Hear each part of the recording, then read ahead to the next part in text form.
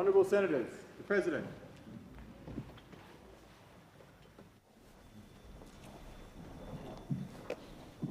I acknowledge the Ngunnawal and Ngambri peoples who are the traditional custodians of the Canberra area and pay respects to the elders past and present of all Australia's Indigenous peoples. Senators, I invite you as I read the prayer to pray or reflect in your own way on your responsibilities to the people of Australia and to future generations.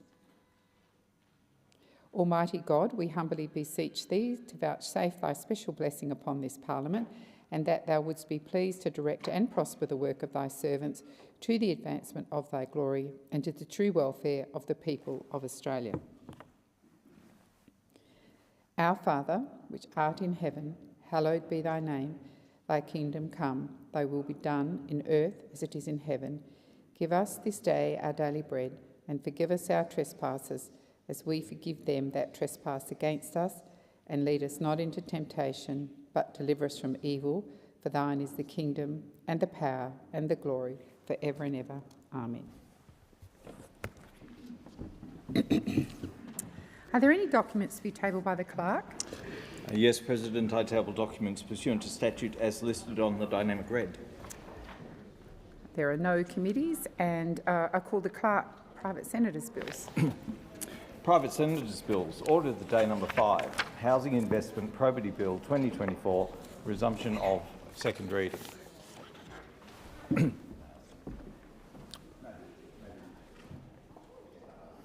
Senator Bragg. Thank you very much, Deputy President.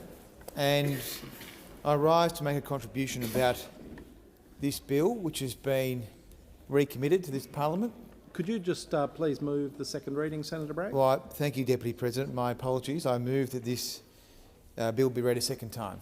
Thank you, Senator Bragg. You can continue. Well, thank you, Deputy President. The reason this bill has been recommitted for debate in this 48th Parliament is because the maladministration, the integrity failures and the performance failures of this housing scheme would be one of the greatest failures of public policy in my lifetime. And this is a fund, this Housing Australia Future Fund, which holds $10 billion of the people's money. So far, the scoreboard from this fund for $10 billion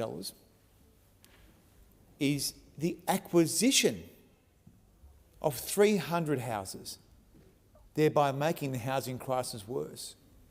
Who could imagine that the government of Australia would be competing with people in a constrained housing market? 300 houses acquired, 17 houses built in the Capital Territory. That's the scoreboard so far for $10 billion. It's not going well. But the broader issue here goes to the integrity of public finances. $10 billion. This integrity bill is designed to ensure that these funds will not be plundered by the criminal mafia elements of the CFMEU and its related party fund, the CBUS organisation. The CFMEU is responsible for a 30% premium on apartment buildings in parts of Australia.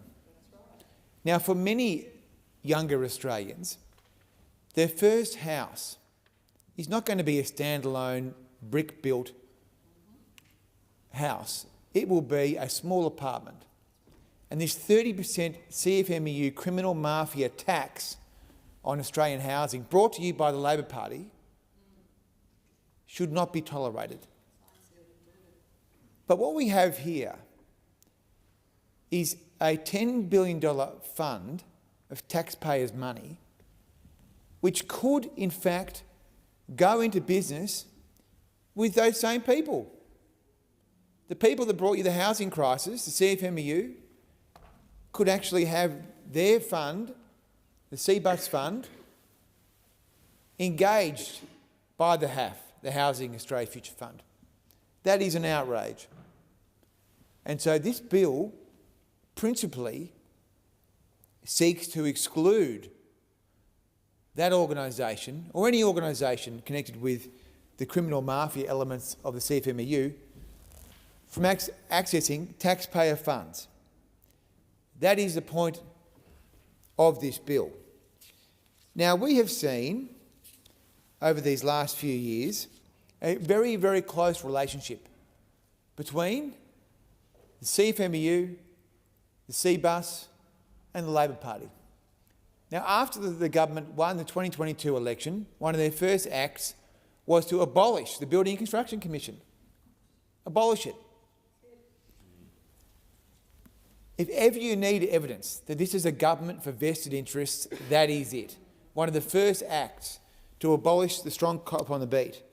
And then we saw throughout the last Parliament very close engagement between the CBUS Super Fund and the government. And in fact, the Treasurer, Mr Chalmers, filed a false public interest immunity claim with this Parliament to protect documents given to him by CBUS, which is chaired by his former boss, Mr Wayne Swan, who's also the President of the Labor Party. Mr Chalmers filed a false public interest immunity claim to protect documents from being exposed to public glare, which were mainly about private lobbying that the CBUS fund was engaging in because it didn't want to disclose certain taxes and fees to its members. very untransparent, and a very large failure of integrity. And so, look, it doesn't surprise me, Deputy President, that in the newspaper today, in the Sydney Morning Herald, there is a headline, "Secretive Albanese government goes backwards on transparency." This government has gone out of its way to obfuscate and block freedom of information requests and to frustrate the Senate's requests for documents. Now, we are paid to do these jobs here in Canberra, to get to the bottom of problems, to expose wrongdoing, and to give the Australian people the transparency that they deserve in a liberal democracy. And this government has gone out of its way to block those processes from being properly undertaken. And all you have to do is go through and look at the OPDs, orders for production of documents, which have been provided to this Senate, which are replete with blackout. There's more blackout than there is text, whether it's an FOI or whether it's an OPD.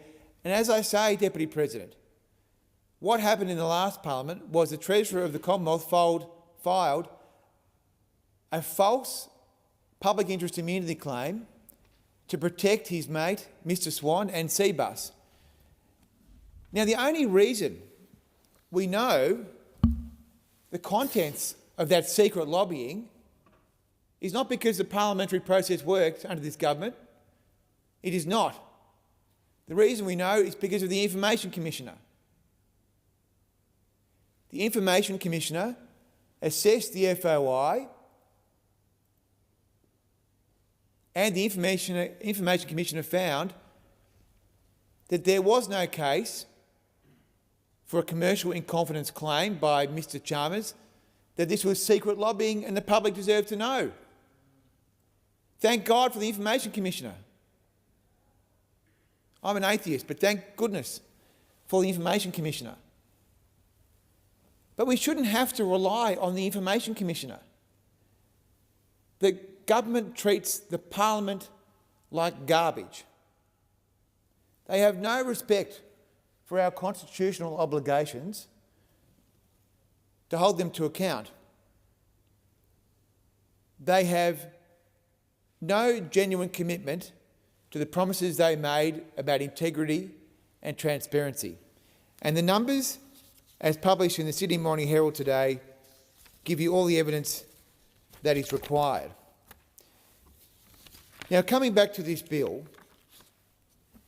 we have been able to, because of a largely blacked out OPD, discover the details of the first round of the Housing Australia Future Fund tender. And in that tender, the government has given significant funds to an organisation called Assemble, which apparently is going to be building houses in Melbourne. Now, the site and the legal description of the buildings are blacked out, of course, top secret. We shouldn't be able to know where taxpayer funds are going to build houses. And also, the funding arrangements through the availability payments, which is how the taxpayer funds are transferred to organisations like Assemble, is also blacked out. So we are not allowed to know how taxpayer funds are being expended in relation to the Housing Australia Future Fund. And the relevance here, Deputy President, between Assemble and the CFMEU and Cbus is that this is a consortium of super funds. This is the government funneling money through the Housing Australia Future Fund to their favourite vested interests at the big super funds that they want to make the perpetual landlords of Australians. The government's agenda in housing is to give money to the super funds so they can own houses that Australians can never own, because the government is more focused on the narrow vested interests of their favourite constituencies of the unions and the super funds and all the other bloodsuckers than they are on the interests of working Australians. They think it's better that a big fund, big institutional fund, could be a super fund, it might be the Qatari sovereign investment fund, which they've given a tax cut to, so they can own build-to-rent houses for 15 years that will never be owned by Australians. They don't care. Their agenda is institutions first and the people last, because they have become the party of organised vested interest, the party of organised capital. And so the reason that this amendment to the housing program is needed is because there can be no place for criminal mafia elements of the CFMEU in the nation's housing program. As bad as this program is, in terms of its failure to deliver, after 2 years of operation, it has delivered 17 houses in the Capital Territory and it has acquired 300 houses, making the housing crisis worse. But surely everyone here would agree taxpayer funds shouldn't be going to the CFMEU and its constituent bodies. And we shouldn't forget that the CFMEU has been put into administration by this Parliament. But the CFMEU still controls a number of board seats on the CBUS fund. It still appoints board members to the super fund, even though it's an administration. And the trust that holds the licence, that owns the CBUS fund, is owned by the CFMEU in part, 21%. So we're living in a country where a union can be put into administration by the Parliament, but it can still own a massive retirement fund. And that retirement fund, which makes distributions back to that union in administration, can apparently participate in a taxpayer-funded housing scheme. So it is very regrettable that we are in this situation, and we want the government to be the best government it can be. But the reason it's failed on housing and has built fewer houses than the last government is because it's put all its faith in Canberra-based bureaucracies, which don't build houses. And it's obsessed over its favourite vested interests. The housing crisis will never be solved by a singular Canberra bureaucracy. The government needs to go out there and talk to the people who are needed to solve this housing crisis. And it may shock you, Deputy President, it may shock you, the Canberra bureaucrats don't build many houses. They shuffle a lot of papers, I'm sure very well, and I'm certain that there are many paper cuts. But the people that build houses are builders, tradespeople, developers. And the government needs to talk to these people to work out how it might actually achieve its target. Because under the last coalition government, on average, there were 200,000 houses built every year. Under this government, we're down to 170,000 houses a year, despite allowing more than 1 million people into the country. They have presided over a massive collapse in housing. They have built bureaucracy and not houses. They've wasted billions of dollars on bureaucracies which don't build many houses. And apparently they are allowed to get into bed with the criminal mafia elements of the CFMEU and the CBUS. So in closing, the government has talked a big game on transparency and integrity. We know that it has failed to deliver on its proper obligations in relation to FOIs and OPDs. It's been the most secretive government in living memory, and it's presided over a disgraceful maladministration of taxpayer funds in relation to the Housing Australia Future Fund. One small change it could make to improve the governance integrity of this scheme is to guarantee the Australian people that taxpayer funds will not be exposed to the people who helped cause the housing crisis, the CFMEU, the same people who added 30% tax onto new apartments, which squeeze the life out of the Australian dream for young people. Young people can't get a first apartment because of the CFMEU's 30% tax brought to you by the Labor Party. These people should not have access to taxpayer funds, and I urge the Senate to look at this clearly and cleanly and to vote for integrity when this comes to a vote. Senator Dominant. Thank you, Deputy President. Well, we might have begun a new parliament, but it seems like nothing much has changed with those opposite. What we see with this bill is the same tired attempt to play politics and ideological attacks on superannuation and unions at a time when Australians are crying out for real action on housing. While the Albanese government is focused on building more homes and delivering more affordable homes across the country, those opposite are once again choosing to waste the time of this Senate with legislation that does nothing to address the actual challenges in front of us. And frankly, we are sick and tired of it. Australians who are struggling to get into the housing market just want action on new homes. Let me state this plainly and simply. This proposed bill reveals a deep misunderstanding or perhaps a deliberate misrepresentation of how both the Housing Australia Future Fund and Australia's superannuation system work. It also repeats a series of misleading claims about CBUS Super and its relationship with the CFMEU, claims that, again, do nothing to further national interest and everything to serve a narrow political agenda. This bill shows Senator Bragg has no idea how the Housing Australia's Future Fund even works. So let's start with some of the facts. CBUS Super is not the CFMEU. CBUS is a profit-to-member industry superannuation fund, one of Australia's best performing funds with more than 900,000 members and $90 billion in funds under management. It exists to deliver strong long-term retirement outcomes for its hard-working members, not bloodsuckers, many of whom have spent decades working on construction sites, in trades, in building and allied industries, building our homes. CBUS has a long-standing commitment and has been a leading fund, in fact, in providing investment capital to deliver affordable and social housing in Australia. In fact, since 2019, CBUS has invested more than $150 million in Housing Australia issued bonds, including at the height of the COVID-19 pandemic, when it provided construction finance for more than 150 apartments being built for a community housing provider.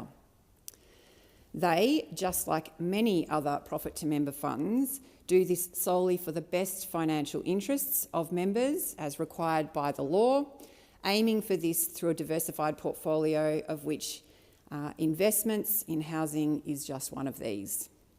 This is not theory and it is not ideology. In the case of their investment in construction finance, it is real, tangible investment that delivers real homes for real people. So to suggest that this bill, as it does, that CBUS is somehow unfit to engage in affordable housing finance is not only wrong, it is offensive to the hard-working Australians whose superannuation savings have helped make these projects possible. I'd also like to draw the Chamber's attention to the former member for Deakin, Michael Sukkar, in his role as the Minister for Housing. In 2020, he issued a media release to announce the pilot program for additional community housing. And in this media release, he acknowledged the important role of CBUS in supporting a joint debt funding package with Housing Australia, formerly National Housing Finance and Investment Corporation, to deliver social and affordable housing in New South Wales. Now I just want to move to the HAF. Really, this bill is built on a flawed assumption that super funds like CBUS are recipients of HAF funding. Let me be clear, they are not. The Housing Australia Future Fund does not distribute taxpayer money to superannuation funds. That is not how the Housing Australia Future Fund works. What actually happens is this. Super funds, who must act in the best financial interest of their members, may choose to provide debt financing to community providers or project proponents. These proponents, in turn, may be applying for support from the HAF. The superannuation fund is not a recipient of HAF money. It is a co-investor, a lender, and external financier. To legislate to prohibit the HAF from supporting any project that happens to have received private financing from a particular superannuation fund as Senator Bragg proposes, is not just bad policy, it would severely limit the pool of investment available to help build social and affordable housing in our country. And as we've already heard time and time again in this place, and just in the last 2 days of the 48th Parliament, this country desperately needs more housing. Yet another example of those opposite, blocking instead of supporting the building of affordable homes for Australians. Blockers, not builders. At a time when Australia is facing a serious housing shortage, when we need all levels of government, all sources of capital and all sectors working together, this bill would drive capital away. It would make it harder to get housing projects off the ground. Blocking, not building. To address housing affordability, it is necessary to tackle issues around supply, and as the Australian population increases, we need to build more dwellings and more infrastructure. This bill would in fact do the opposite of what we are all seeking to do. Now let me turn to CBUS governance. There were some concerns raised about that. Let us also be clear about why this bill has come about. It is because of questions about how CBUS is governed, given its association with the CFMEU. And in some senses, I guess, for those watching in the general public, it is fair to probe this question, given that this government in the last term did act on serious governance concerns of that union. So let's clarify those concerns. CBUS is not run by the CFMEU. The CFMEU does not own CBUS. The fund is overseen by a 14-person trustee board made up of 2 independent directors, 6 employer-nominated directors and 6 union-nominated directors. This is an equal representation model that is long-standing, a bipartisan feature of Australia's superannuation system, which we should all be proud because it has delivered long-term secure returns for retirement for our Australian workers. It ensures both employers and workers have a seat at the table. And all directors of funds must meet the same high standards of governance, integrity and accountability. Under our law, superannuation fund directors are subject to a strict fit and proper person test. They are required to act in the best financial interests of members, not unions, not employers, not government. The Prudential Regulator, APRA, monitors this rigorously. In fact, APRA has recently imposed additional licence conditions on both CBUS and BusQ, requiring them to engage an independent expert to assess whether their governance arrangements meet legal and regulatory standards.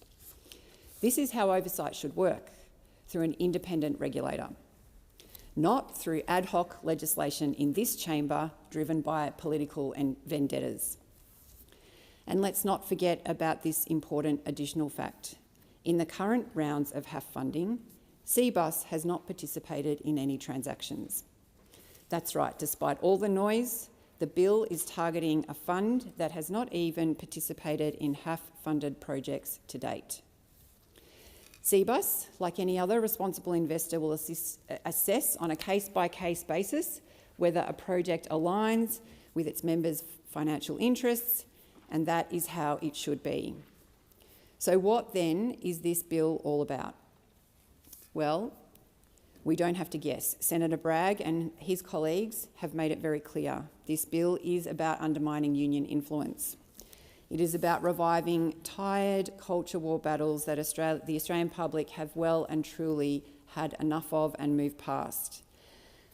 But let's not conflate that process with the operation of our superannuation system or with the Housing Australia Super Fund. They are separate issues and they must be treated as such. To use concerns about union conduct as a pretext for gutting investment in affordable housing is not only unjustified, it is reckless and dangerous, because the stakes here are too high. We are facing a national housing shortage. Australians are struggling to buy their first home. Renters are being squeezed harder than ever. Essential workers, teachers, nurses, early childhood educators are being priced out of the communities that they serve. That is why the Albanese government is doing the hard work to build more homes. We've legislated the $10 billion Housing Australia Future Fund, the single biggest investment in social and affordable housing in more than a decade. We've committed to delivering 30,000 new social and affordable homes in the fund's first 5 years. We're delivering 10,000 affordable rental homes through the National Housing Accord and incentivising the states and territories to match it. We've created the $2 billion Social Housing Accelerator to deliver more homes more quickly. And we've made the single largest investment ever in remote housing for First Nations communities. We're supporting renters through the first back-to-back increase to Commonwealth rent assistance in 30 years. We're backing renters and first home buyers. We've expanded the Home Guarantee Scheme, helping more than 150,000 Australians getting into the housing market sooner. And we've brought together National Cabinet to drive reforms like a better deal for renters so that more than 7 million Australians who rent can have a fairer, more secure experience. That is our focus, not playing political games, not attacking super funds, not dragging the public debate into the weeds of culture wars. We're getting on with the job of reaching our ambitious target of 1.2 million homes by 2029. The Housing Australia Future Fund is not a political process. It is an independent investment vehicle administered by the Board of Housing Australia in accordance with a strict investment mandate. More than 670 applications were received in the first round of the HAF, representing more than 50,000 dwellings. Those applications are being assessed on merit. Funding will go to the most competitive, well-governed and impactful projects. And that's what this bill fundamentally and willfully misunderstands or seeks to undermine. It wants to pick and choose who can participate in building Australia's housing future based on ideology rather than merit. And that is just not how good policy is made.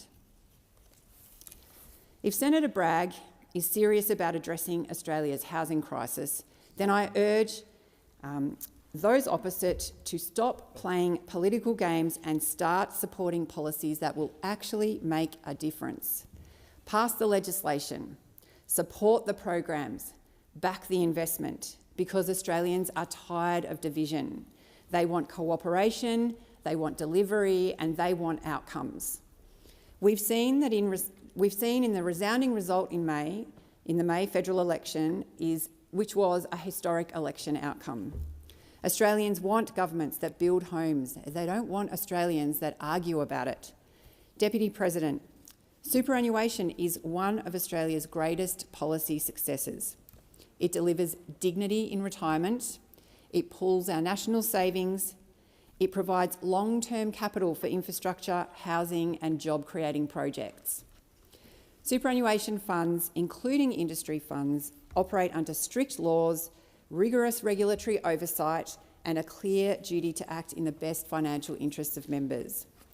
The equal representation model has delivered strong performance and stable governance for decades. We should not be debating whether or not to tear it down based on political expediency and ideology. Let's not waste this Senate's time targeting individual funds for doing their job, investing in Australia, creating homes and supporting workers. Let's call this bill out for what it is, a bad faith attack on a system that works, wrapped in the language of accountability but fuelled by ideology. Let's return our focus to what matters, governing and delivering for Australians, building homes for Australians, and helping Australians find a home that they can live in dignity and retire with security. Thank you. Thank you, Senator Drummond. And I call Senator Barbara Pocock. Thank you, Acting Deputy President. I rise to speak to the Opposition's Housing Investment Probity Bill. The Coalition has a long history of attacking unions and workers' access to and influence over capital. This bill is a thinly veiled extension of this Conservative campaign. The bill would prevent the Housing Australia Future Fund from investing in assets with Cbus Super, the industry fund for construction workers. We are in a housing crisis, and now is not the time to be preventing super funds from investing in housing projects. Both major parties are not taking the scale of this issue seriously enough. They've both entered this parliament with a handful of meek offerings that will do little to challenge the massive problems in our housing market. In a wealthy country like ours, housing should not be something Australians struggle to get access to, and it's shameful, and we need immediate, big and structural reforms. Tinkering at the edges will not cut it.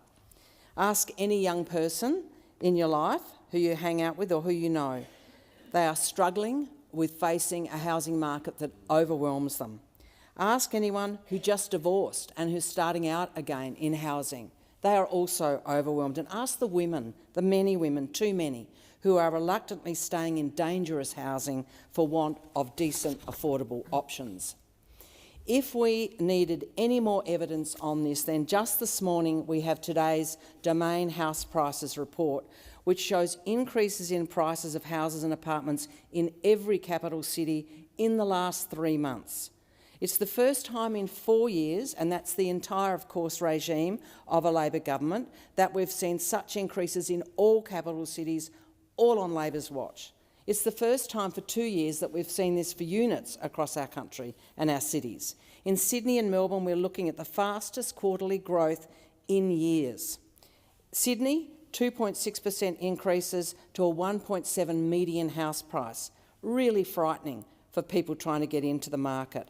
In Melbourne, 2.3% or just over $1 million, a 3-year high.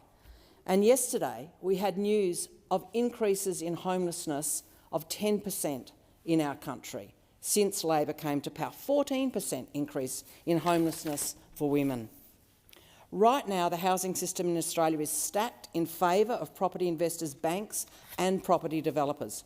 Just look at the tax concessions set to cost the public purse $176 billion over the next decade.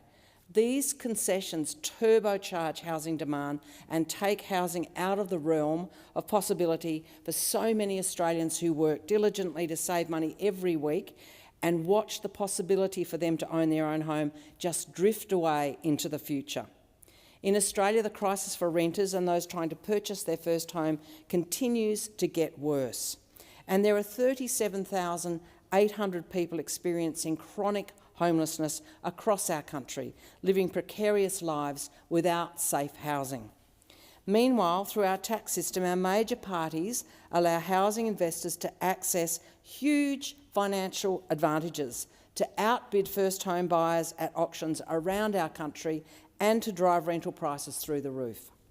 Alarmingly, less than 1% of rental properties are affordable at minimum wage at present.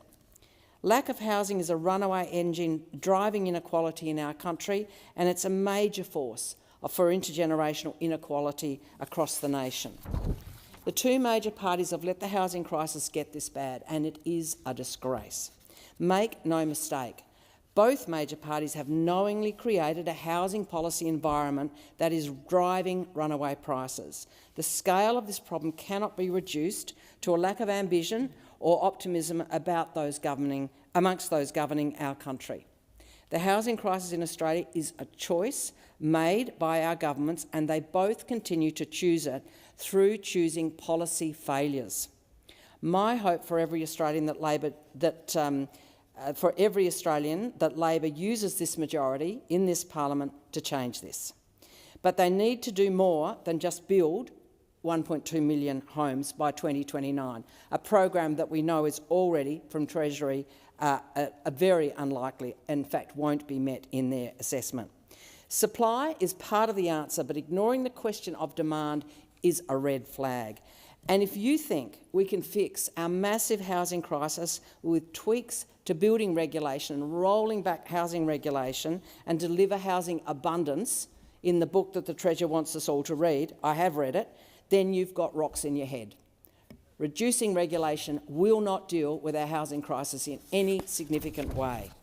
As long as we're giving massive tax breaks to investors, they are significantly advantaged in our housing market, and we are just building homes for them to buy, and not for the first home buyers and the renters in this country who really need a roof over their heads. Labor must reform negative gearing and the capital gains discount to ensure that the 1.2 million homes don't just get hoovered up by investors who'll treat them as assets. Instead, we need hard-working Australians to have access to those homes, and they need to have access to affordable housing. The housing crisis can't be fixed by reforms that will just push up house prices while the key historic drivers of house price growth are overlooked. While the major parties play politics with housing, up here in Canberra, people all over Australia are experiencing the devastating reality of soaring rents, crippling mortgage stress, acute homelessness, increasing homelessness, and a lack of truly affordable homes. So what do we need to do? Well, not this bill. What the major parties offer are tweaks and handouts, and the Greens are clear. Only bold structural reform will return housing to being a right, up to a roof over your head, and not an investment. And three things are critical. Firstly, we want to make housing more affordable for renters. The proportion of the population who are renting has been increasing significantly over recent decades across all age brackets, with growing numbers of Australians now expecting to rent for their entire lives. They face unlimited rent increases, rents that are unaffordable to people on the minimum wage in every one of our capital cities, and we need to cap rents. Tenancy laws in Australia give renters little security or ability to plan for the long term, to feel a sense of control over their home or protection from those unlimited rent increases. And it's essential that Australia strengthens tenancy protections for renters to ensure the growing proportion of people renting long term are not treated as second-class citizens, but are also able to enjoy stable, affordable housing, which we know is so critical to the kids, especially living in those homes. It is essential that we end the prospect of unlimited rent increases. Secondly, we need to make sure that housing becomes a roof over the head proposition, not just an investment prospect, and we particularly need to focus on the question of public housing. The declining role of the state in building housing stock in our country, both for sale to owner-occupiers and for affordable rent through the public housing system, has significantly contributed to the decline in housing affordability, both for renters and for first-home buyers in our housing market. If you look around the world, countries with affordable housing all have one thing in common. That is, they have a large role for public sector in housing. In a housing crisis, the supply of homes cannot be left to private developers, whose profits increase the more that house prices and rents go up. And the third thing we need to do is to phase out tax concessions for wealthy housing investors. Australian Institute research tells us that the supply of new housing in recent times has outstripped population growth in the last decade. In the last 10 years, the population has increased by 15%. Over that same period, the number of dwellings has increased by 19%. Despite the supply of new dwellings growing faster than the population, house prices increased 75% over that period. Building more homes won't alone fix the affordability housing problem in this country. A major driver of house price increases is increasing demand fuelled by the tax treatment of residential property in Australia, and in particular negative gearing and the 50% capital gains tax discount. Since the capital gains tax discount was introduced in Australia, house price growth has rapidly outstripped wage growth. And we know 82% of the benefit of the capital gains discount goes to the top 10% of earners. It is an obscenely unequal tax benefit that delivers to the top end of town, the very top 10% of our income scale. What hope does a hard-working wage earner have to save a deposit and break into that market when they're competing with people with massive tax advantages in their back pocket at that Saturday morning auction? Phasing out these tax concessions would make housing more affordable and equitably distributed in Australia. If we truly want to solve our housing crisis, we have to reform capital gains tax and negative gearing. Productivity and tax reform are on the agenda for this Labor government. Pressure is building for capital gains tax reform to be taken seriously. New South Wales Premier Chris Minns backs taking a fresh look at tax breaks that disadvantage first home buyers. An Essential poll recently found that half of Australians back action to reduce these tax concessions. Support out there is growing, and we know that many members of Labor's own party are supportive of tackling tax concessions too. They know in their heart these are unfair and they must be changed. In 2017, even Jim Chalmers said, quote, "If you're not doing anything meaningful about negative gearing and the capital gains tax, then you're not doing anything meaningful about housing affordability." And he was right. We know he was right, and many people in the Labor Party know that he was right. Housing and homelessness will remain a key campaign and focus of the Greens this parliament. We care about people who are looking for housing to live in rather than as an investment. We care about people for whom rents in so many of our cities, where they can find a rental property, are so high that the cost of living means they are excluded and made incredibly insecure in their housing, and many of them tipped over into homelessness.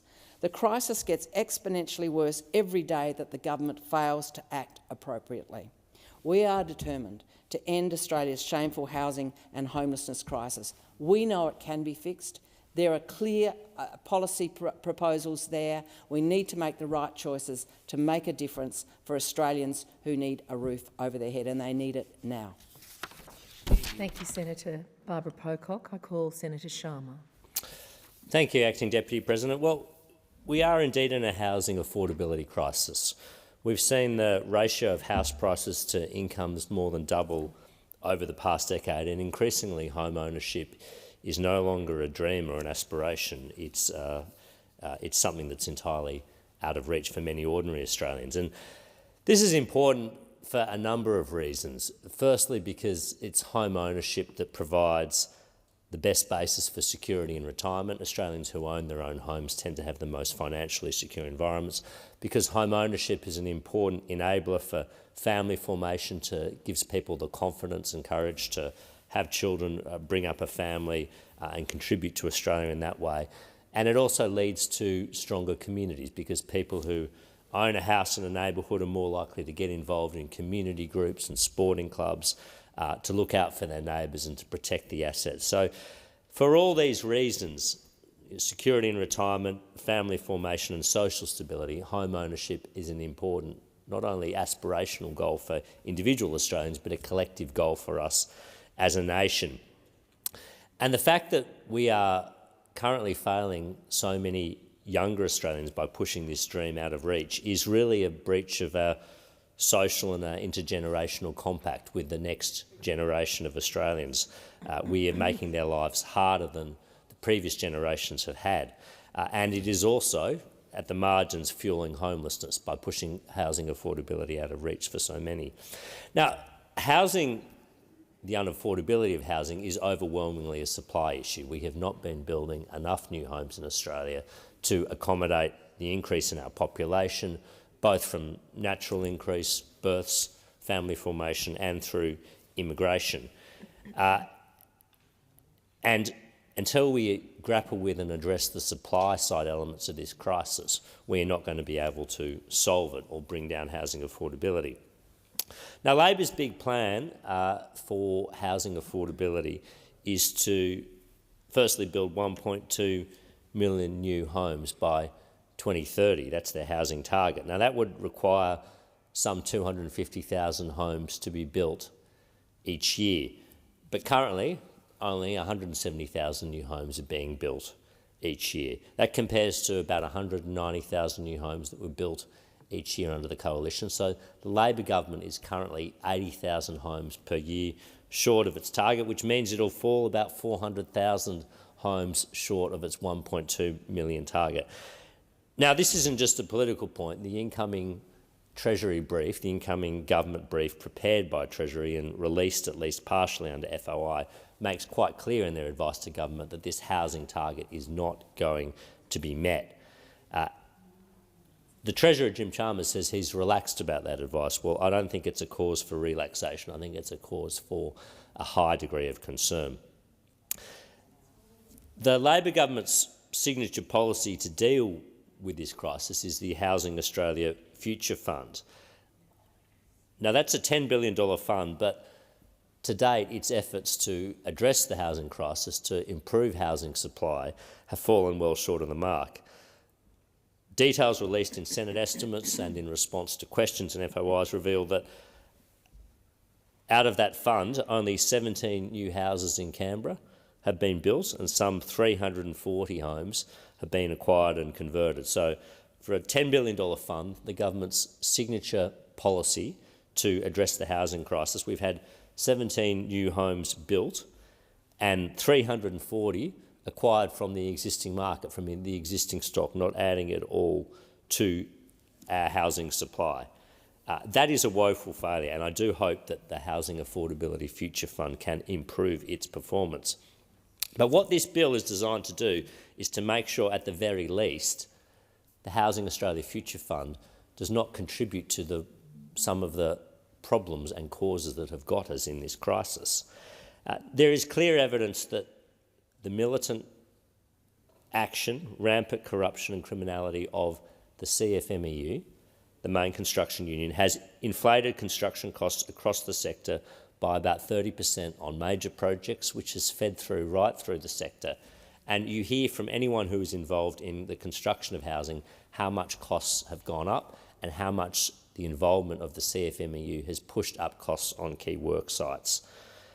Just today, in fact, the front page of the Australian Financial Review, there is another story about CFMEU corruption and criminality, and the administrator, Mark Irving, demanding that the government shift their focus to crime and corruption across the industry. This is the administrator that was appointed reluctantly by the Labor government to take over the CFMEU when public allegations of corruption and criminality became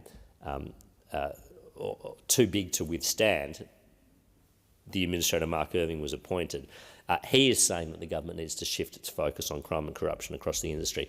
Now, remember that one of the very first acts of this government when it was elected 3 years ago was to abolish the Australian Building and Construction Commission. That was to abolish the independent cop on the beat that was meant to and was doing a good job in clamping down and targeting unlawful, corrupt and criminal behaviour by the CFMEU.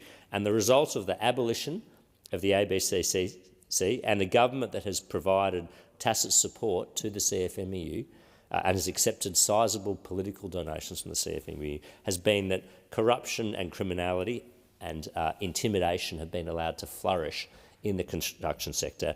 And we are all paying for it, whether as taxpayers in contributing to state government infrastructure projects, whether as consumers of housing, as we all are, by the fact that construction costs have gone up right across the sector. Now, what this bill would do is to prohibit the Housing Australia Future Fund from investing into housing assets or entities that are financed by CBUS Super. And that's to ensure that taxpayer funds are left out of the criminal hands of the CFMEU.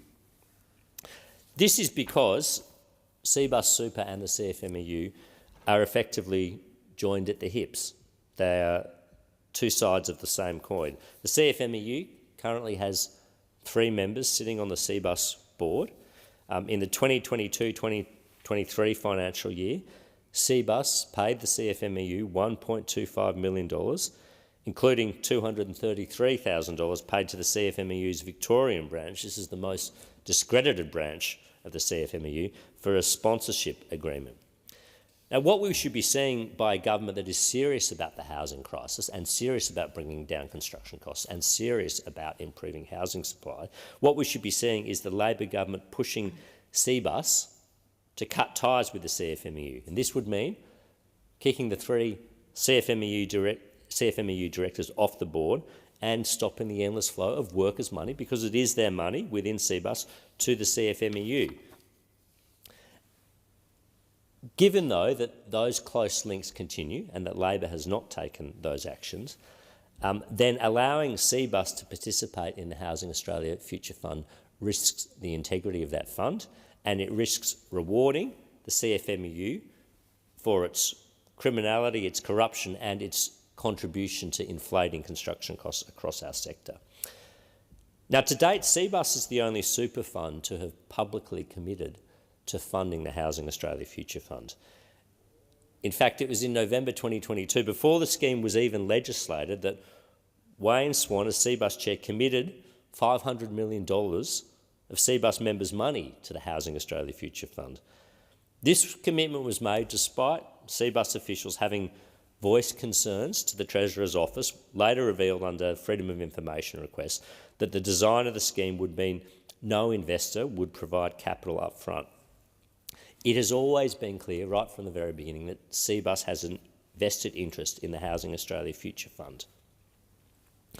Now, as I said earlier, numerous sources, including the Real Estate Institute of Queensland, have highlighted that the conditions of the CFMEU enterprise bargaining agreements are leading to a 30% increase in construction costs across the sector. And the consequence is that the construction of homes we need to fix the supply of housing is higher, and it means that construction happens more slowly. Now, despite purporting and promising to take a hard line against criminality in the CFMEU, Labor has refused to consider deregistering the union. Labor has also refused to consider restarting or recommencing the Australian Building and Construction Commission. In fact, Labor and CBUS have refused to recognise any probity or integrity or ethical issue whatsoever, with CFMEU representatives continuing to sit on the board of a $94 billion fund of workers' money. And CBUS has refused to cut its ties with the CFMEU. Until such time as CBUS cuts its ties with the CFMEU, no longer channels it money, no longer allows CFMEU members to sit on its board, it's an inappropriate party through which to undertake government business, and it's an inappropriate entity for the Housing Australia Future Fund to be funding. And that's why, if Labor is indeed serious about stamping out corruption in the construction sector, if Labor is indeed serious about addressing the very grave allegations of criminality and corruption by the CFMEU, then Labor should support this bill. Labor should agree with us that CBUS should not be receiving any funding through the Housing Australia Future Fund, to ensure at least that further money does not fall into the corrupt and criminal hands of the CFMEU. Now, until Labor takes these steps, either to deal with the serious issues in the construction sector, to put the CFMEU into administration, to compel CBUS Super to remove CFMEU members from its board, to stop the continued funding of the CFMEU by CBUS, then we cannot take its commitment to housing seriously. It's hard to begin with, because the Housing Australia Future Fund, a $10 billion fund, is well behind schedule. They are not dispersing the money that has been allocated to them. We don't know yet. The latest update we had was that only 17 new homes have been built for a $10 billion fund. The government is refusing to address the Treasury's publicly stated concerns that the housing targets will not be met. The government does not have a plan to increase the housing supply in Australia. And if the government does not have a plan to increase the housing supply in Australia, if the government is not prepared to grapple with some of the causes of the housing crisis in Australia, including the rampant and criminal activities of the CFMEU, then they're not fair dinkum about addressing the housing crisis. Just having a fund and saying you've got a $10 billion fund, and just having a piece of legislation and just putting out press releases is not going to fix the housing crisis. Building 17 new homes in Canberra is not going to fix the housing crisis. Acquiring 340 existing homes and rebadging them and saying that these are now Housing Australia Future Fund homes is not going to fix the housing affordability crisis. So that is why I commend this bill to the House. I doubt very much that those opposite will support it, because they have been reluctant condemners of the CFMEU's activities. But if they are fair dinkum about wanting to improve housing affordability, if they are fair dinkum about wanting to bring construction costs down, if they are fair dinkum about wanting to improve housing supply, then they will recognise that there is a serious governance, integrity, probity and effectiveness issue in allowing the Housing Australia Future Fund to work with CBUS because of its close links to the CFMEU. So I urge those opposite to put the interests of Australians first in this instance, to put the interests of the great numbers of Australians who wish to own a home but cannot afford to own a home, put those interests first rather than the CFMEU and CBUS Super's interests. Thank you. Thank you, Senator Sharma. I call Senator Sterle. Thank you, Madam Acting Deputy President. And Senator Sharma, I listened intently to your comments there, and I really respected you in your previous life. You were a magnificent ambassador for Australia, but by crikey, you've been dealt a dud on this one, mate. But anyway, I still hold high respect for you, Senator Sharma, but I have to challenge some of your comments. On saying that, the bill before us today is yet, Madam Acting Deputy President, another classic example of the crisis facing those opposite. Every time the government comes forward with a proposal that facilitates the constructions of more home for Australians that desperately need somewhere to live, somewhere to sleep at night, those opposite can't help themselves. The last 3 years, they couldn't help themselves. And here we are in the first week, and they still can't help themselves. Their first response is to resort to their deeply held ideology that is opposed to both social housing and industry super funds. And boy, oh boy, haven't we seen that in this chamber, Madam Acting Deputy President. We have witnessed it every time they stood up, every time every single one of them was tapped on the shoulder to make a contribution. Here's your speaking lines. The ideological hate of social housing, the ideological hate towards unions. And I do want to say this, I am proudly a member of a super fund that is an industry fund. I have been a member of that industry fund, it used to be called TWU Super, since 1986. And when I came into the Senate in 2005, I was offered the government one, to which I kindly or respectfully said, no thank you, I want to stay on my industry super fund. You know why? Because I knew all the directors on the super fund, because it was made up of half union, half industry. So there was this full trust working together to implement the best outcomes for young transport workers when finally they would find the need to have and seek a decent and respectful retirement. So Senator Sharma, I challenge you on some of those statements you make. And I also challenge that I know a couple of the directors of the CFMEU Super Fund, and I'll tell you now, I'd back Dave Noonan in any day before any one of that lot on that side. If he was looking after my super fund, I could tell you. Those opposite really are, Madam Acting Deputy President, in a mess when it comes to superannuation and housing. On the one hand, they want young Australians to be able to empty out their retirement income account to cover the deposit on a house. But on the other hand, they actively seek to prevent industry super funds from investing in badly needed social housing. And I grew up in social housing, and I have a soft spot for social housing. Well, I hate to tell them, but someone has to. You just can't have it both ways. It's not even 3 months, less than 3 months since the last election, and an election that I can proudly say endorsed the government's measures that will increase the amount of social and other housing available to Australians that can't find somewhere to live. It's almost, Madam Acting Deputy President, like the election on the May 3rd didn't happen. And I say to those opposite respectfully, have you seriously learnt nothing? Australians want the housing challenges addressed, and they want action now. They didn't vote for those opposite to stand in the way of building more houses.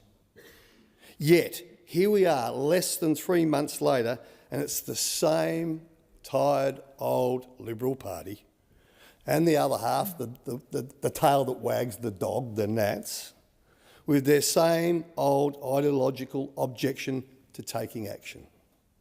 Those opposite seriously have form, bad form. During the last Parliament, they spent months opposing each and every measure the government introduced to tackle the housing crisis. Who can forget how they stood in the way of the Albanese government's Help to Buy program, remember that, during the last Parliament?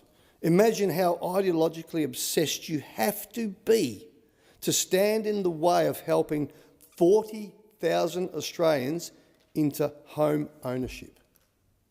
It's hard to believe, isn't it? But unfortunately, this is what we've had.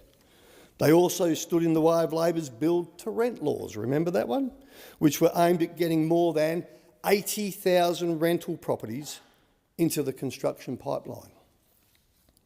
And if that wasn't enough, Madam Acting Deputy President, they also fought to block the Albanese government's $10 billion Housing Australia Future Fund.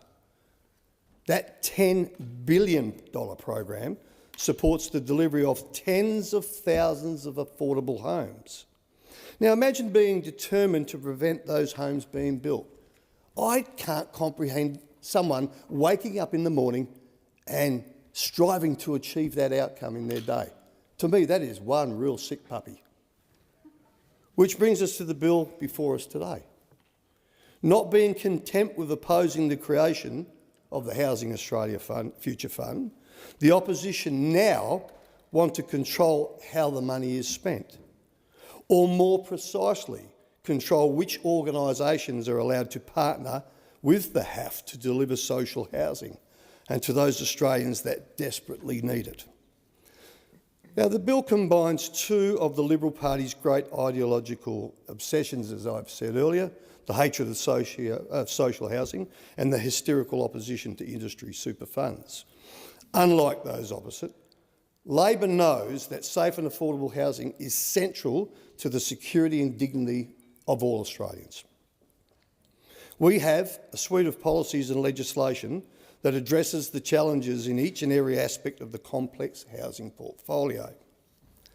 For a generation of Australians, home ownership feels far too away, and being a renter feels too insecure. And may I say, it was the Howard government that started creating this mess 20 years ago. The Howard government, their hero. For a generation, as I said, feeling this, a generation, not the last couple of months. It is such a disappointment, not just for those of us on this side, but also for hard-working Australians chasing the dream of home ownership, that after 3 years, no from those opposite, Senator Bragg and the opposition have gone straight back to form. It's disappointing, Madam Acting Deputy President, that after an election in which Australians resoundingly rejected the politics of delay and destruction, the kind of politics peddled by those opposite relentlessly, Senator Bragg is once again trying to stand in the way of real progress on housing. But I should say, I suppose, old habits die hard. If only the Housing Investment Probity Bill did what it says on the lid. Senator Bragg's bill does nothing for housing. It does nothing for investment. And oddly enough, it does nothing for probity either. Shouldn't be surprised. Because his one-page housing agenda, yet one page, will do only one thing, and that's stand in the way.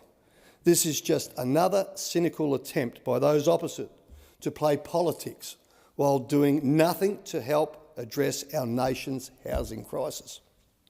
While we're focused on building more homes and tackling housing crisis, the opposition would rather waste time on a madcap anti-superannuation campaign that lets Senator Bragg hit all his favourite words on his housing bingo card. Phrases like contingent liability, availability payments and bondoogle, a particular favourite, or boondoogle, I apologise. Now, while Senator Bragg is showing us all the nifty jargon he picked up working in the finance sector, flicking through his thesaurus hoping he might hit on a new housing policy, do you know what we're doing on this side of the chamber? We're building homes. We're building homes everywhere, from Blacktown to Bassendean, no matter what Senator Bragg makes up over there. In his own state of New South Wales, we, the Albanese government, is delivering more than 3,000 social and affordable homes, thanks to the first round of the Housing Australia Future Fund he so despises.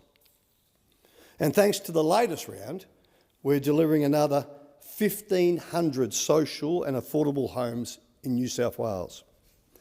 And here's the best bit, Senator Bragg and you mob over there, we're going to keep doing it.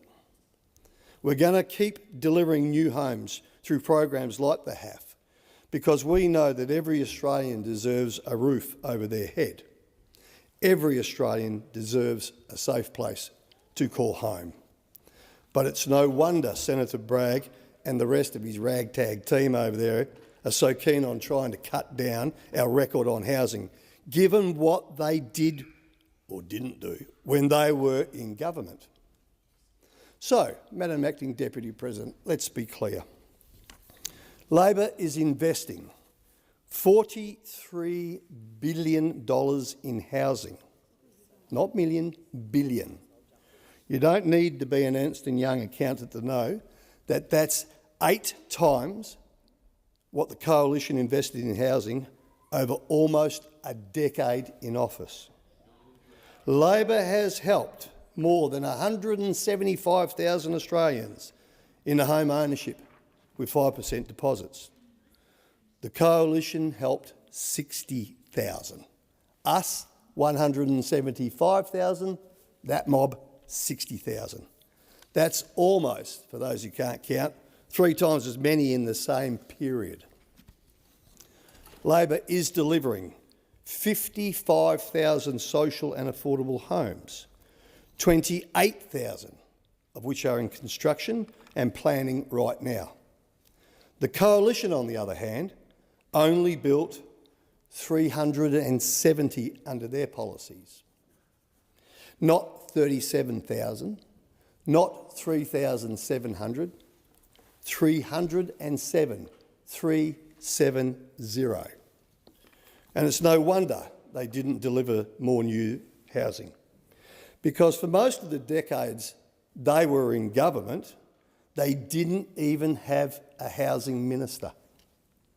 So instead of introducing a bill today that will actually deliver more homes, or a bill that has some resemblance to a housing policy, Senator Bragg is seeking to pull apart Labor's Housing Australia Future Fund and have a crack at superannuation funds for daring to invest in social and affordable housing that Australians desperately need. Now, I know that this is an ideological obsession of those opposite, sadly. I know it's terrifying to them that Australian workers might be able to build themselves up for retirement thanks to Aussie superannuation funds. What's even more terrifying to them is that working people might have a voice in how their superannuation funds are invested and managed. But we've made it very clear all along. Superannuation funds are required to comply with strict governance standards. They are made to act in the best financial interests of members. The Australian Prudential Regulation Authority engages with superannuation funds on their governance arrangements and ensures that their boards meet the necessary and appropriate standards. But the model that Senator Bragg is trying to target here, the equal representation model that superannuation boards have equal number of employer representatives and member representatives, it's not new. I just talked about it. This is a long-standing feature of the superannuation system, and it means that the perspectives of both employers and working people are represented. Shock horror. As I'm sure Senator Bragg is aware, all superannuation fund trustee boards have to ensure themselves that their directors meet the necessary standards required of them, including the fitness and propriety test. Now, APRA has already imposed additional licence conditions on the trustees for CBUS, requiring them to engage an independent expert to assess whether governance requirements are being met. This is proper work of the independent prudential regulator.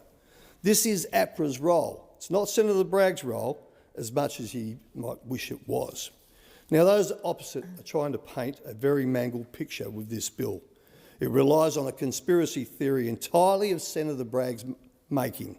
But disappointingly for the senator opposite, the funding of social and affordable housing under the Housing Australia Future Fund is not a political process. The Housing Australia Future Fund is managed not by the government today, but by Housing Australia. Housing Australia is an independent statutory authority with an independent and expert board. Funding decisions are taken independently by Housing Australia Board, consistent with their legislated investment mandate. So while Senator Bragg is off on his campaign against superannuation, off on his campaign against social and affordable housing, we, the Albanese government, are getting on with the job. Thank you very much, Senator Stirl. This debate concludes at 12 minutes past 10, which is now. The time for the debate has expired, and I call the clerk. Government business, orders of the day number 1, Health Legislation Amendment, Improved Medicare Integrity and Other Measures Bill 2025, second reading debate. Call Senator Ruston. Very much, Acting Deputy President. So I rise today to speak on the Health Legislation Amendment, Improved Medicare Integrity and Other Measures Bill 2024. I do so, and the opposition will support this bill because the bill seeks to implement a suite of measures designed to protect the integrity of Medicare, strengthen the regulation of goods under the Therapeutic Goods Act, and introduce minor but necessary amendments to the Tobacco Act. These changes form part of the government's response to the independent review of Medicare integrity and compliance undertaken by Dr. Pradeep Philip. Dr. Philip's review revealed serious issues in the administration of our health benefit scheme, particularly in the ability to detect, investigate, respond to and deter fraud, misconduct and non-compliance within Medicare and associated schemes. The bill takes some practical steps to improve that situation. It seeks to provide the department with the tools necessary to carry out timely, efficient and effective compliance activities, measures that are essential to maintaining the public's trust and confidence in the Medicare system and ensuring taxpayers' funds are spent and used appropriately and wisely. I note the Senate inquiry into this bill, which reported during the recent caretaker mode, has recommended the passage of this bill, and for these reasons the Coalition will be supporting those recommendations. Because we've long championed the need for strong and fair compliance within Medicare and other critical programs like the Pharmaceutical Benefit Scheme and the Child Dental Benefit Scheme. We believe that preserving the integrity of these systems is fundamental in delivering a sustainable and equitable healthcare system for all Australians. However, while we support this bill and the improvements that it seeks to deliver, we must also confront the broader and deeply concerning reality of Medicare under the Albanese Labor government. Labor promised at the last election in 2022 that they would strengthen Medicare, but since they came to power at that time, we have seen the complete opposite. Bulk billing rates have collapsed. When we left government and Labor was elected in 2022, it was in excess of 88% of appointments were bulk billed. In just 3 years, that amount had dropped by 11% to 77% under the first term of the Albanese Labor government. An 11% decline is quite a staggering thing. And it's meant that we've seen 40 million fewer bulk billed GP visits last year alone.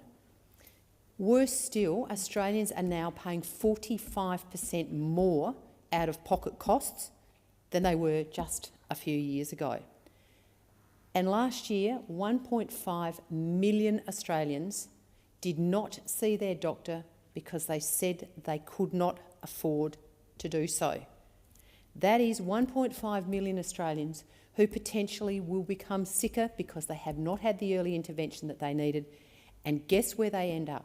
They end up in the emergency departments of our hospitals, which are already overburdened, with ramping some of the worst that has ever been seen on record and continuing to get worse in just about every state and territory in this country. And these just aren't abstract figures that are being put out here by the opposition. These facts and figures are actually contained in the reports of the government itself. But more importantly, these facts and figures and these statistics actually relate to real families. They relate to real people, real Australians, who are having to make the difficult decision, often about the decision between putting food on the table or going to see their doctor. And as I said, these figures come from the government's very own national accounts. This is a crisis in our primary care system that has occurred under the watch of the Labor government, the Albanese Labor government, in the last 3 years. But what do we see the Prime Minister do when he turns up at the election in 2025? What do we see from this Prime Minister? We see him waving his Medicare card around and telling Australians, using it as a political prop, a disingenuous stunt to try and distract Australians away from his track record whilst they have been in government for the last 3 years. This is not leadership. This is absolutely not leadership.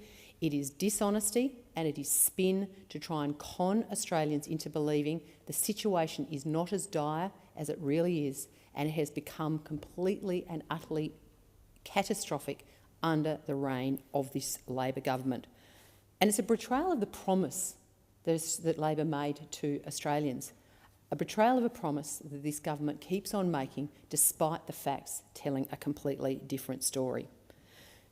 The Coalition, on the other hand, is absolutely committed, totally and utterly committed, in making sure that Australians get affordable and timely access to healthcare. That should be fundamentally the thing that underpins our healthcare system in Australia. And that principle is what guided us the whole time that we were in government. It guided us when we were continuing listing new medicines on the PBS, 2,900 new or amended listings when we were in government. The last time the Labor Party were in government, back in between 2007 and 2013, they stopped listing medicines because they ran out of money. In the last government, the Labor government in the last term, decided that they were actually going to put a cap on the number of medicines that were listed under the PBS, a sneaky way to stop listing medicines on the PBS. So as I said, the Coalition is absolutely committed to Australians getting access to timely and affordable quality healthcare. It guided us when our time in government, and it will continue to guide us in opposition.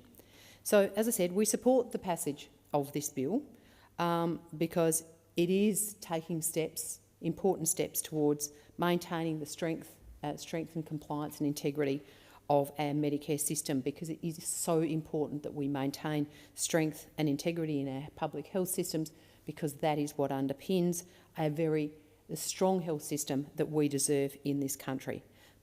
But let's be clear, this bill alone does not fix the mess that this government has created in Medicare. It does not address the affordability crisis that is making Australians pay ever more out-of-pocket costs every time they go to see the doctor. This bill does nothing to try and meet the promises that have been made by this Prime Minister at successive elections about Australians being able to get access to affordable and timely healthcare, and it does not address the fact that he told Australians that their healthcare, the only card that they would need when they went to the doctor, was their Medicare card. Because let's be clear, Australians know that that's not the case, because they feel it every time they go to see the doctor. They feel it in their hip pocket. They don't just hand over their Medicare card, they have to hand over their credit card as well. So despite what the Prime Minister might say, the truth of what is actually happening out on the ground is something that Australians are feeling every day. So as I said, whilst this bill does very little to address the broader issues that are facing our healthcare system in this country as we stand here, we will support this bill because it does go some way to improving issues around the integrity and strength of our Medicare system. So we will continue to scrutinise every piece of legislation that comes in here in relation to health. We will make sure we hold the government to account for the promises that it has made to the Australian public, promises that sadly we don't believe they will be able to deliver, even though we would love to see a situation where Australians actually are getting affordable and timely access to healthcare. So we'll hold them to account, and we will continue to speak up for the millions and millions and millions of Australians who have been let down by this government, who are paying the highest out-of-pocket costs that they've ever paid before. The millions of Australians who are having trouble getting access even to get in to see the GP. The millions of Australians who are ramped at the moment or are having to attend our emergency departments because they simply can't afford to see a GP. We will continue to fight on their behalf because we believe that they deserve affordable and timely access to healthcare. Thank you, Senator Rustin. I call Senator Anandaraja. Thank you, Deputy President. As you know, Deputy President, this is not my first speech. Deputy President, I rise to speak on the health legislation amendments, and I welcome the bipartisan approach taken by the Coalition in restoring integrity and maintaining the sustainability of Medicare. As you know, Deputy President, Medicare is our most important safety net. It is our most important safety net. It doesn't matter how many zeros you have in your bank account or what your postcode is. Once you have a health scare, it tends to level the field. It levels the field. And all Australians, irrespective of their background, require a strong health system that can catch them in their moment of need. And I know that acutely. I have looked after thousands of patients in my near 30-year career, and all backgrounds, rich, poor, everything in between. And a public health system is the cornerstone of our health system. Yes, 55% of Australians are now have private health insurance, but the private health system tends to be a high throughput system, which tends to look after slightly lower acuity patients. If you have serious health problems, you will need the public system, because that's where the complex medicine occurs. And I am also aware, and I was distressed by reports in the media of a spate of allegations regarding Medicare fraud.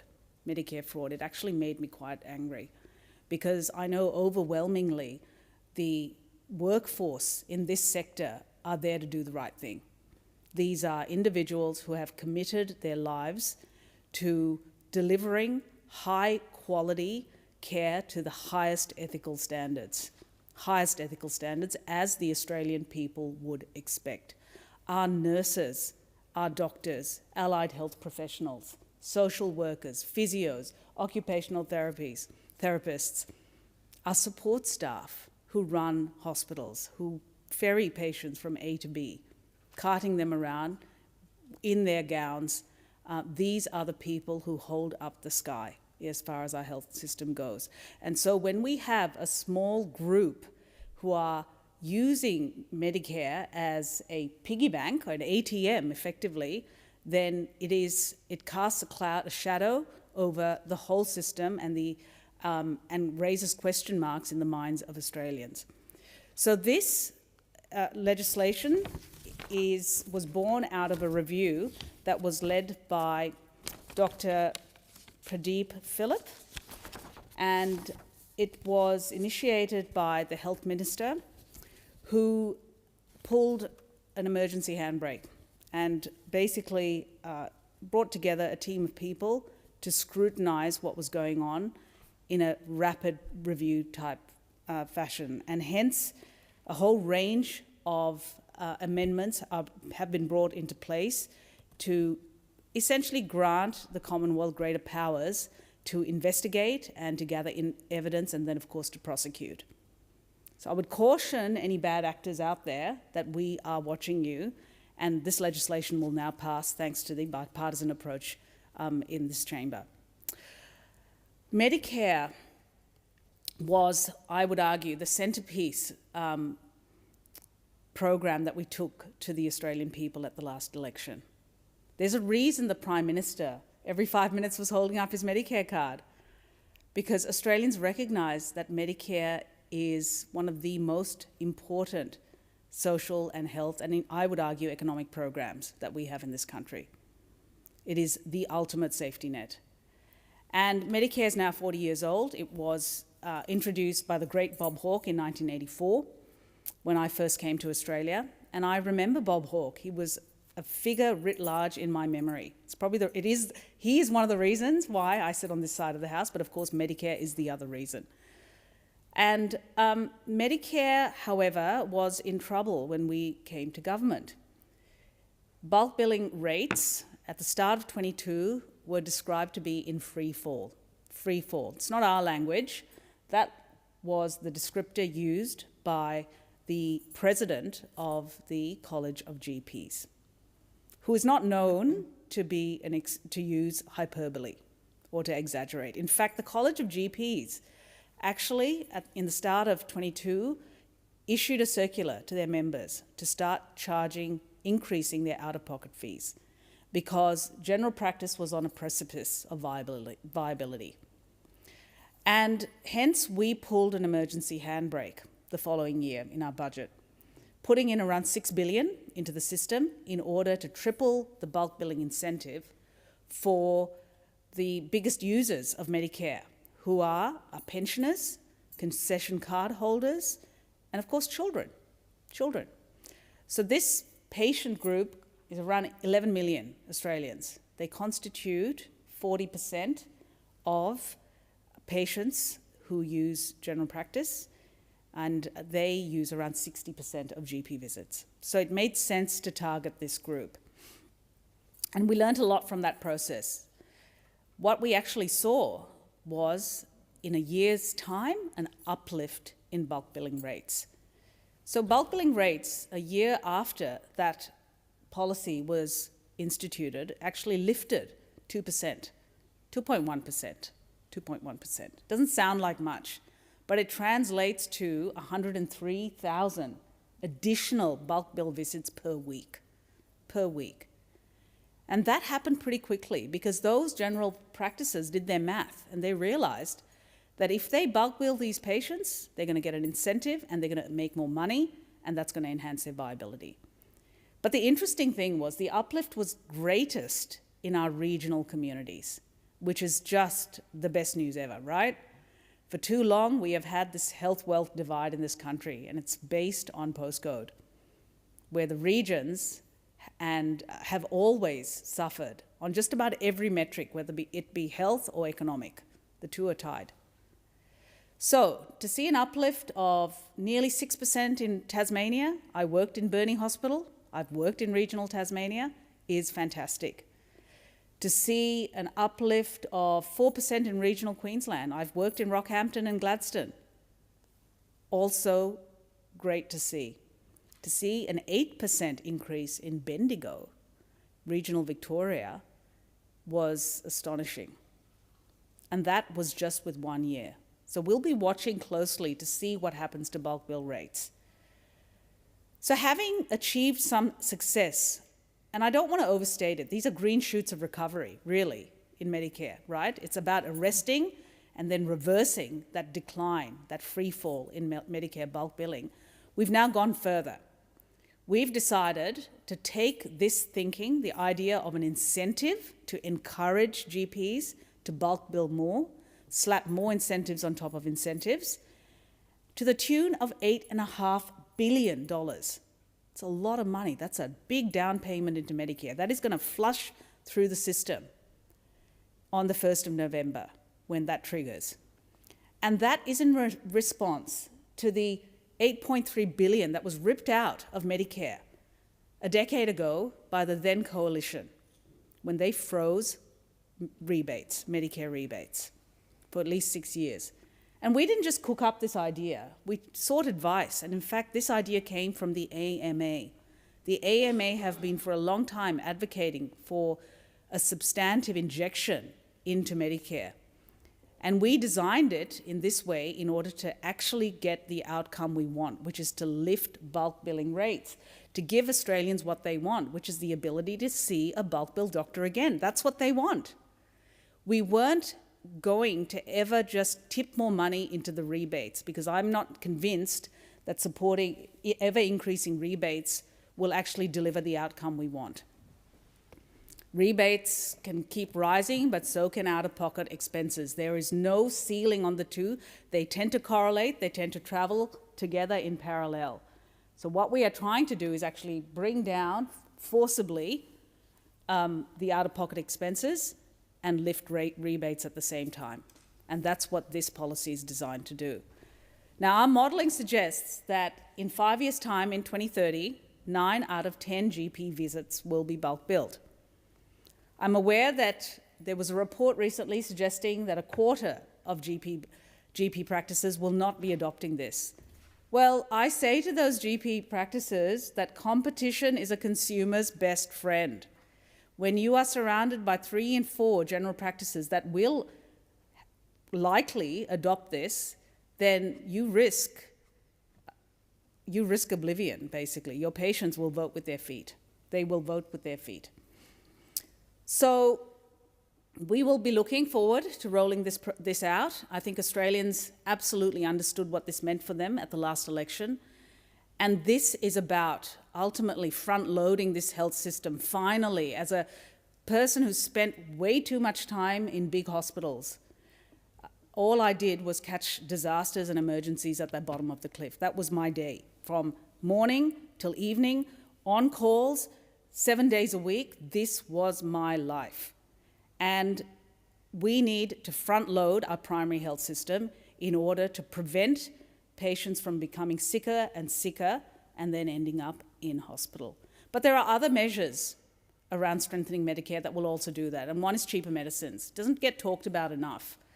Cheaper medicines are incredibly important for patients with chronic disease, and 1 in 2 Australians have chronic diseases. 1 in 2. That's 50% of the population. Everything from heart disease to hypertension to diabetes to hyperlipidemia to a range of other rare diseases that affect a large proportion of our population. And these require medications that they will be taking chronically for years. Not weeks, years. And it costs money. So, what did we do? When we came to government, the general script was around $42. We slashed that to $31. Biggest cut in the PBS in about 20 years. And then we've gone further at this election by cutting that to $25, which will start on the 1st of January. Now that's good news for the 3 million Australian women who are aged between 45 and 64, like me, my vintage, who are struggling with perimenopause and menopausal symptoms. We are the sandwich generation, Australian women. We are the sandwich generation. We've been caught between raising children and then dealing with aged parents. And the last thing we need is another whammy, the triple whammy of dealing with the symptoms of menopause and perimenopause when we're trying to balance so much else in our lives and maintain our physical health, which is not easy when you enter your 50s. So what we have done with menopause has been an absolute game changer for women.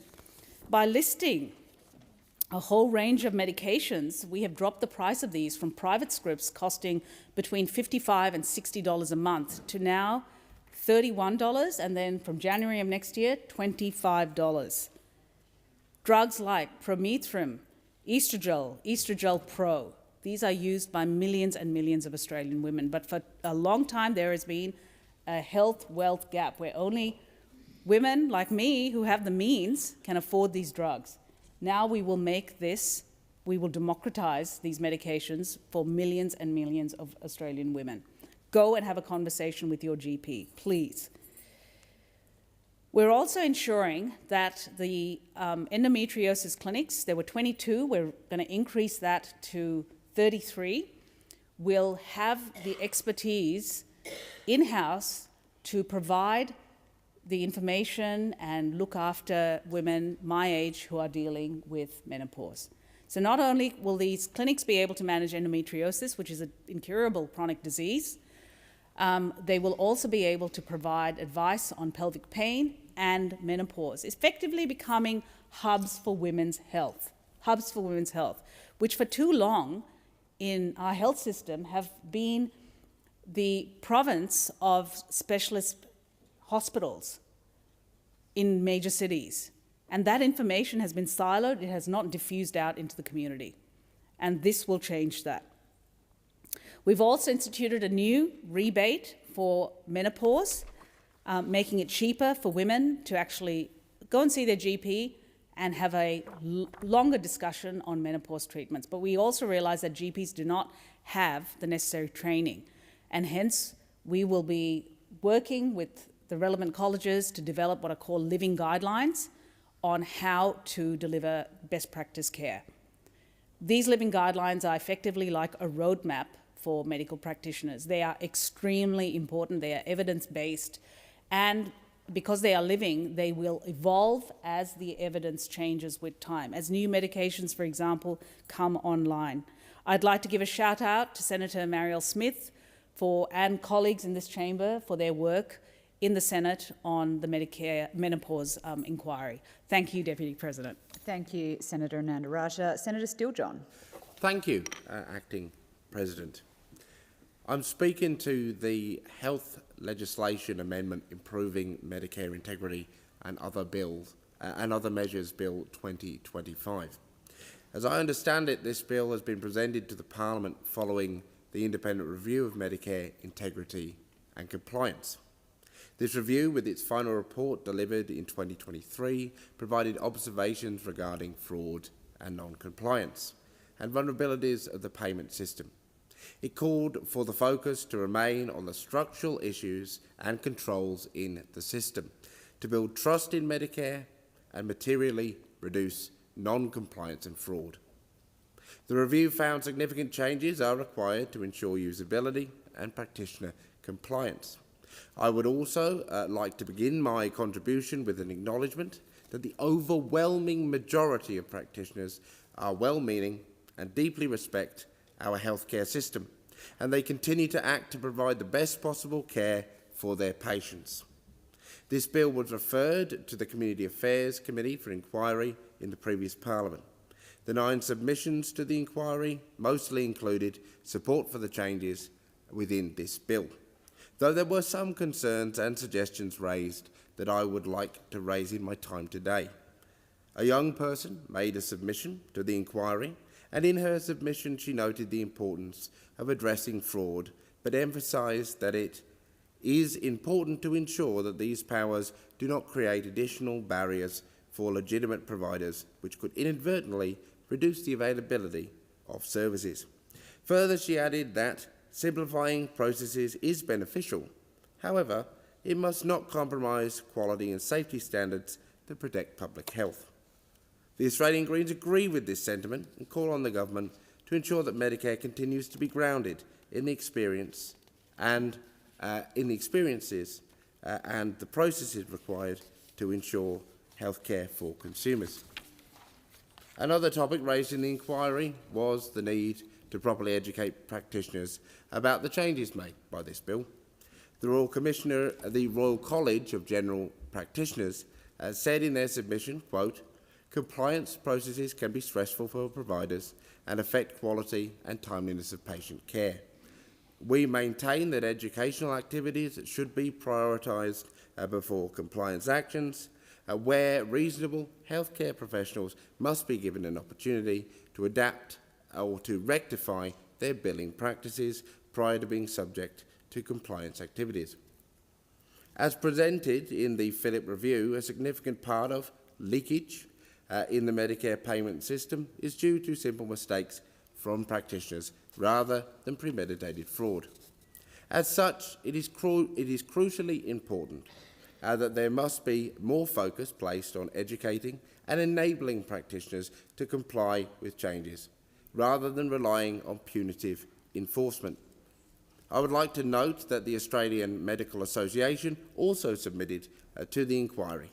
They said the proposed amendments aim to broaden and update investigative powers to ensure consistent and effective use across healthcare benefit schemes, and to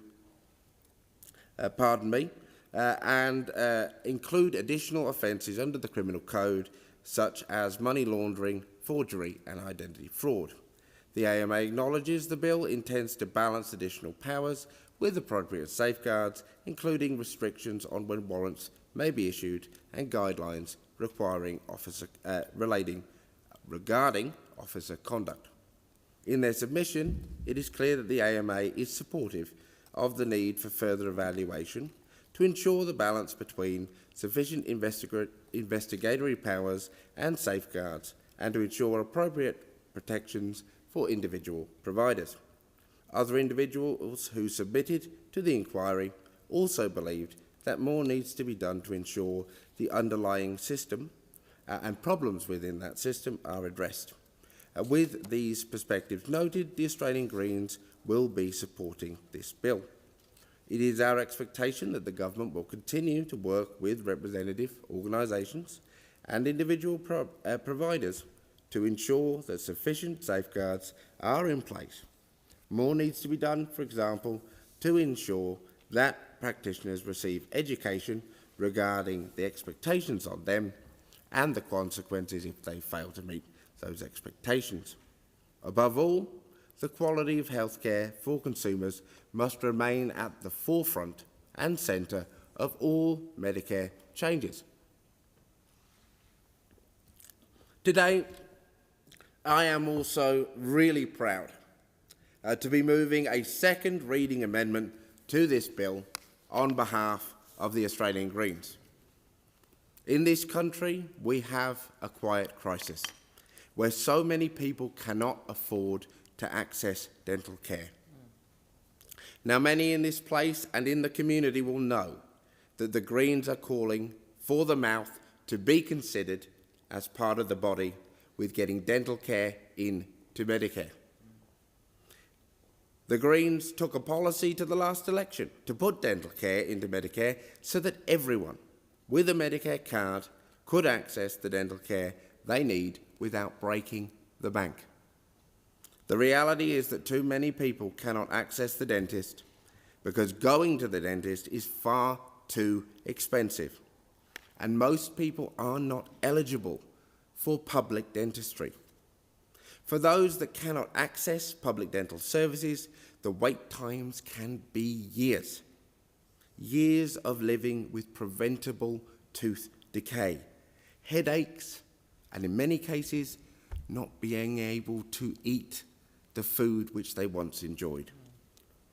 My amendment today calls on the government to fully fund and implement a seniors dental benefit scheme.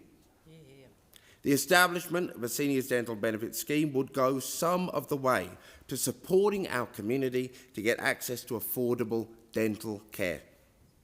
Now, this idea of a seniors dental benefit scheme is not new. The community and the sector have been calling for this for years.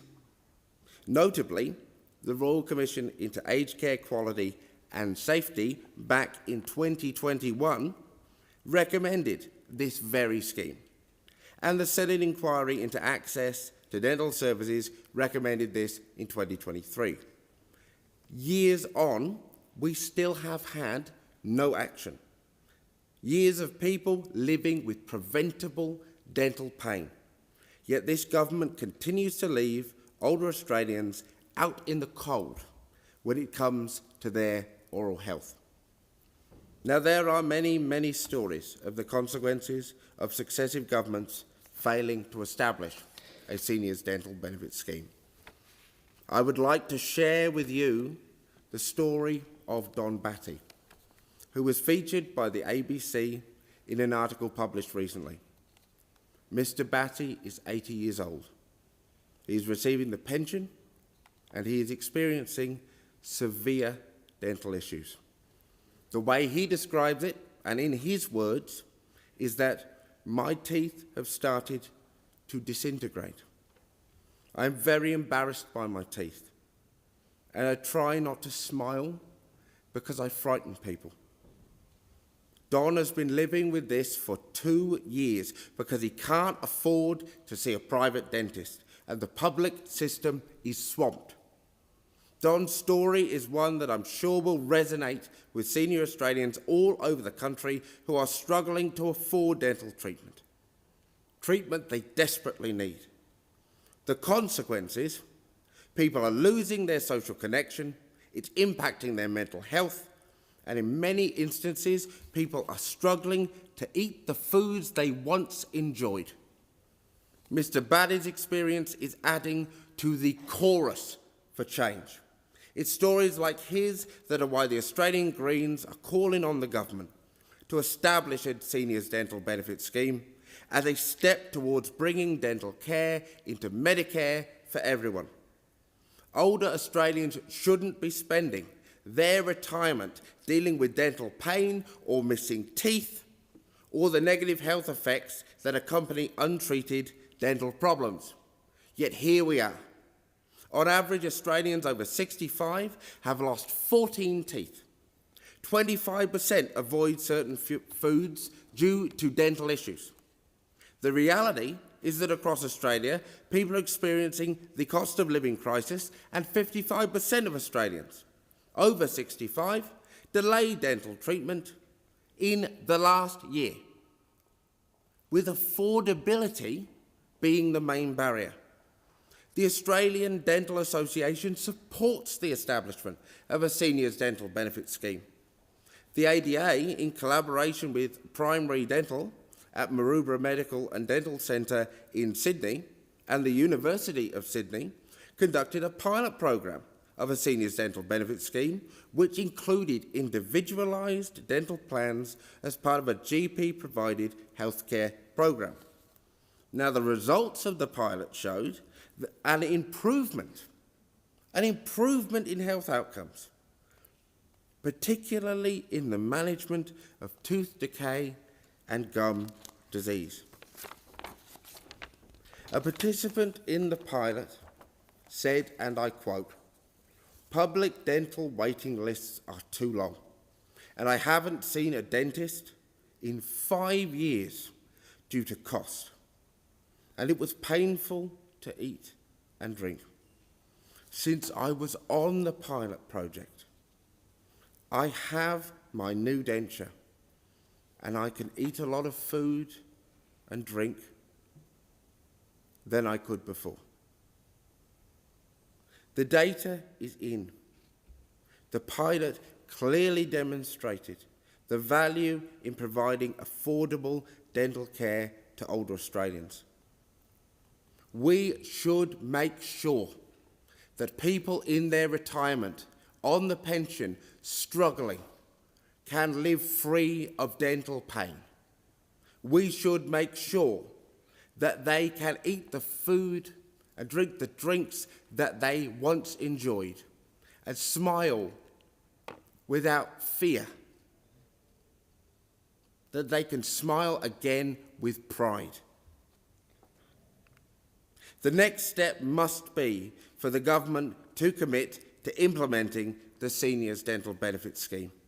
I call on everyone in this place to support our Greens amendment, to support in principle the establishment of a Seniors Dental Benefit Scheme. And while this amendment today will not establish a Seniors Dental Benefit Scheme, it sends a clear message to the Australian community, especially our older Australians, that we are going to get this done in this term of government. Otherwise, it is clear that the only party here who are committed to considering the mouth as part of the body and getting dental into Medicare is the Greens. And I foreshadow this second reading amendment as listed on sheet number 3360. Let us work together to bring dental care into Medicare. Let us begin by helping our seniors who are living in dental pain, who are losing their social connection, their mobility and their health due to this unacceptable gap in our health system. It will take work together. It will take time and consultation and collaboration. But let us now begin. Thank you. Senator Steele-John, before I go to the next speaker, given you foreshadowed your second reading amendment, would you like to move it now? Thank you, Senator Steele-John. Senator Colbeck. Thank you, Acting Deputy President, and I rise to make my contribution to the Health Legislation Amendment Improved Medicare Integrity and Other Measures Bill 2024. As I commence, I note that this bill is in response to a review that was the Phillip Review that identified a range of issues that needed to be addressed to ensure the effective operation of the Medicare system. As someone who's been in this place for a while now, I can very confidently assert the Coalition's support for a strong Medicare system, and one that serves the Australian people well, and one that seeks to provide efficient service and good access to health services for the Australian people, and in that context stand by the Coalition's record in respect of ensuring that Medicare does continue to do that despite what you might hear from some of those opposite, particularly when it comes to election times and the Prime Minister decides to spend his time wandering around the country waving a Medicare card and suggesting that the Coalition might be doing something negative in the context of Medicare, when if you look at the actual performance of the government, the Labor Party, in compared to the Coalition with respect to Medicare, it's actually quite the other way around. If you go to the provision of primary care services, for example, you see that since this government came to government in 2022, the bulk billing rate has plummeted from 88% to 77%, an 11% reduction. And yet the Prime Minister has the gall to go around the country suggesting that Medicare will be stronger under Labor. Now, we welcome the arrangements that are being put in place through this piece of legislation. It's obviously, as I said, backed by the Phillip Review, but also a Senate inquiry that reported during caretaker, and so we will be supporting the legislation. But what we are not going to tolerate is a continuation of the fabrications that are being put out by Labor with respect to our performance under in government with respect to Medicare. And if you look at the facts, as opposed to the rhetoric and the BS that's put out there by the Prime Minister, the fact that funding for Medicare increased from $18.6 billion under Labor in 2012-13 to more than $30 billion in 21-22 under the Coalition, it demonstrates that there has been an increase in funding for Medicare, including Medicare bulk billing funding, was higher under the Coalition. We're funding more services. Bulk billing continuously rose under our entire term of government. The Labor Party cannot say that about what has happened during their time in government. It rose to 86% before the pandemic, and it was a record high of 88% when we left government. It's now 77%. In the Coalition's last year, 167.2 million free GP services were delivered, an increase of 61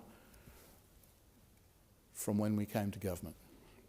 We have a very strong record with respect to support of the Australian people.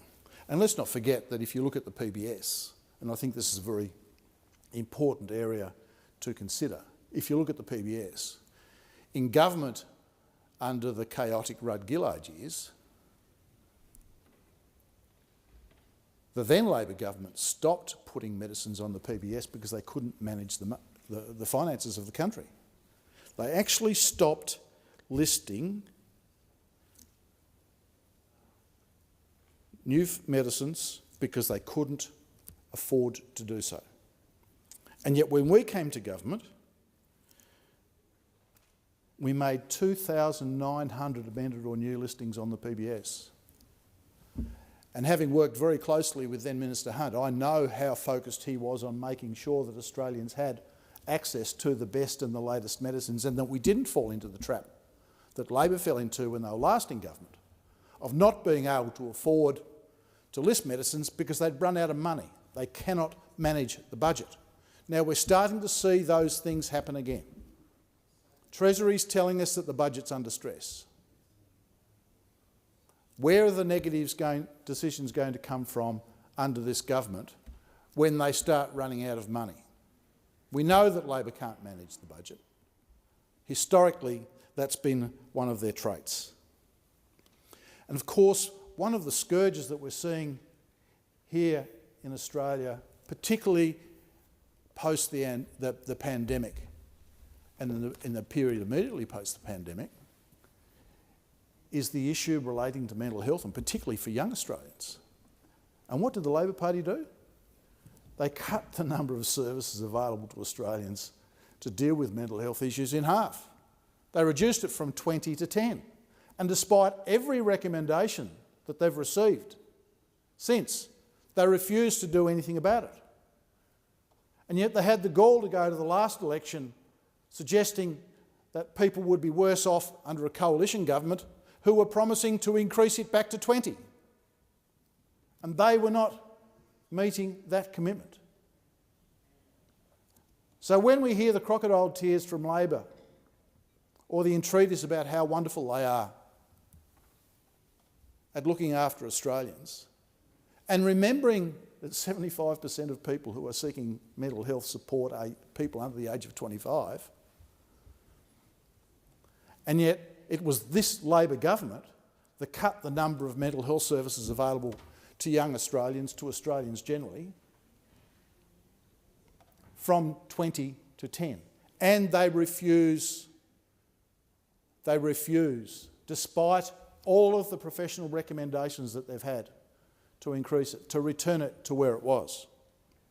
And then they have the gall to run their fourth straight Medicare campaign. Which leads me to a point that I made yesterday in this place. You cannot believe what the Labor Party are telling you. We all remember the promise for a $275 reduction in power prices. We all remember that. We know that it will never be delivered. We know that they promised a lower cost of living and they promised higher real wages.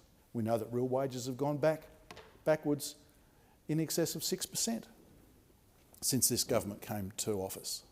They promised us cheaper housing. How's that going? It's not. Housing is getting more expensive, and the things that the government are doing are actually making it more expensive. Their refusal to bring organisations like the CFMEU properly to heel are exacerbating cost issues in the housing industry. And then they have the gall to go to the election for the fourth time in a row running a Medicare campaign. The Australian people cannot believe what the Prime Minister is telling them. It has been proven so many times now, that he will say one thing, particularly in the lead up to an election, and then that will disappear.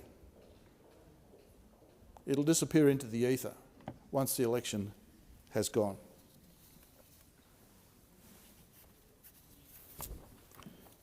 And so we will not tolerate the myths that Labor continues to put in front of the Australian people. And he did it again at the last election when he stood up in front of the Australian people, and I don't know how many times he did it, suggesting that the only thing that you would need when you went to the GP was your Medicare card. Now, we know that that's not true, and we know that that will be never be true. And that promise will go exactly the same place that the promise for a $275 reduction in energy bills went. It will never be delivered. Never be delivered. And we cannot believe what the Prime Minister says in respect of that. And not even the Labor Party, not even members of the Labor Party believe what the Prime Minister said.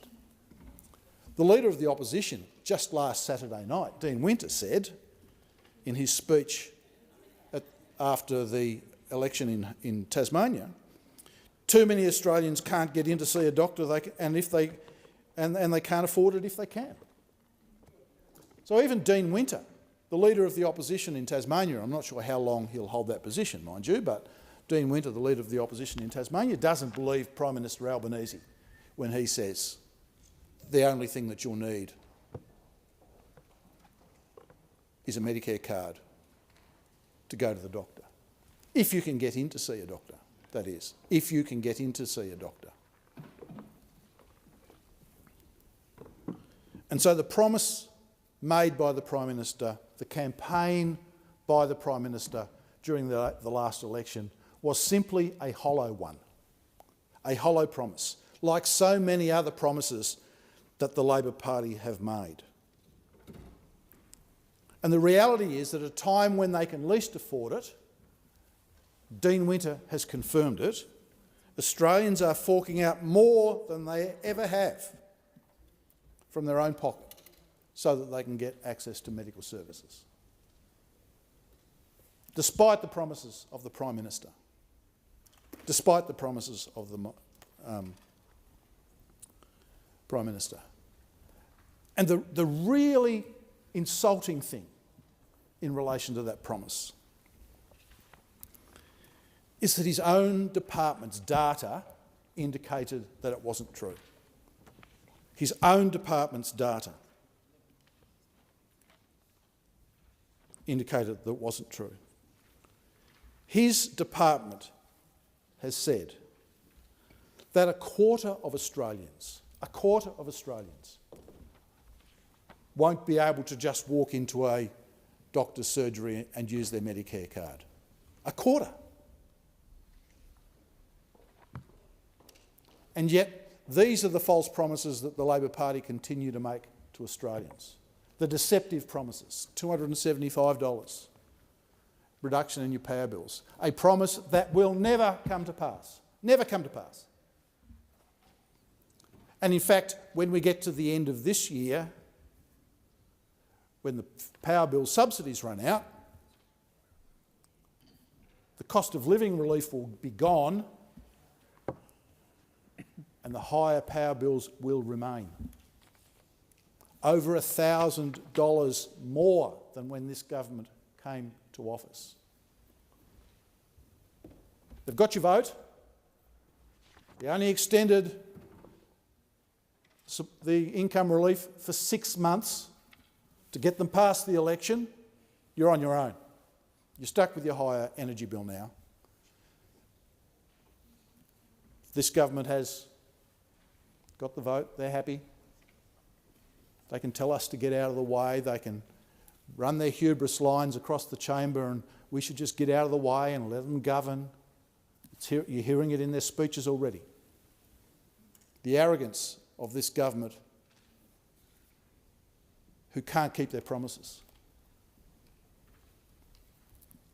Well, we are going to hold the government to their promises and we're going to remind the Australian people every day of the broken promises. The $275 promise will never go away. And the 23%, quarter of Australians who can't just walk into a doctor's surgery and use their Medicare card will be reminded every day as well that they were promised by the Prime Minister last May that all you would need to go to the GP was your Medicare card, not your credit card.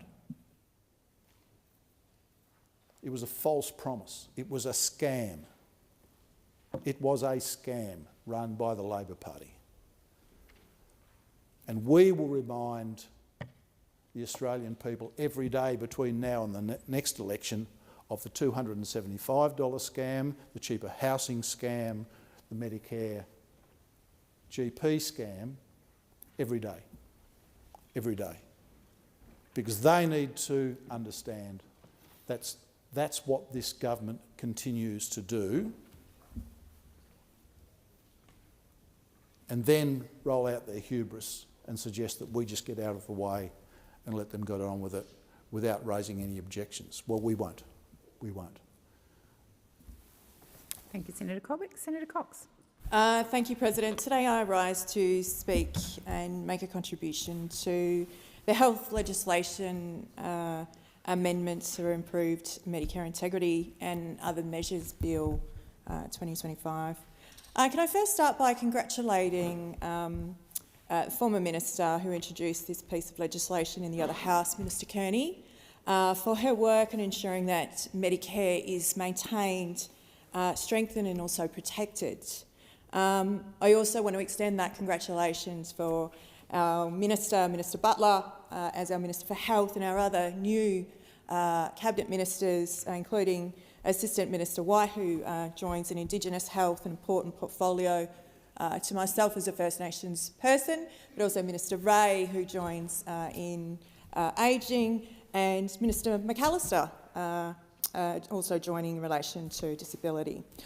I'm really grateful to have the opportunity to be a member of the Community Affairs Senate Committee, and I'll be joined by my colleague, Senator Ananda Raja, who spoke before others in this chamber, who brings an immense amount of her personal knowledge, her professional knowledge to this work. And I'm sure that our work as a government in ensuring that health, ageing, disability are at the forefront of what Australians see as centrepieces. This is important work. And as a proud West Australian senator, just like yourself, President, that we want to make sure that we ensure that our home state's issues are also presented and showcased for the good practice that we are doing in our work with our state Labor government and the great investments that are working around federal Labor's contributions and investments, particularly in Medicare.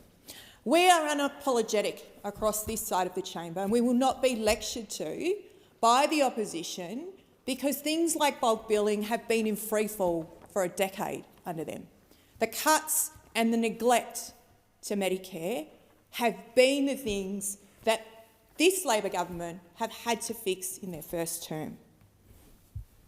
Australians see Medicare that sits at the heart of our community. So whether you live in regional areas, within the metropolitan, it universally benefits all Australians, including our most vulnerable Australians. And that's why strengthening Medicare was a key focus of this Labor government's election platform. The Albanese government continue to be committed to protecting and strengthening Medicare as part of improving that compliance framework and ensures the integrity of rebates that are made under that scheme. This bill, as others in this chamber have already articulated, is in direct response to the consultation with stakeholders, but also of the Phillip Review. It was commissioned by this government to respond to some of those concerns about the operations of the Medicare system.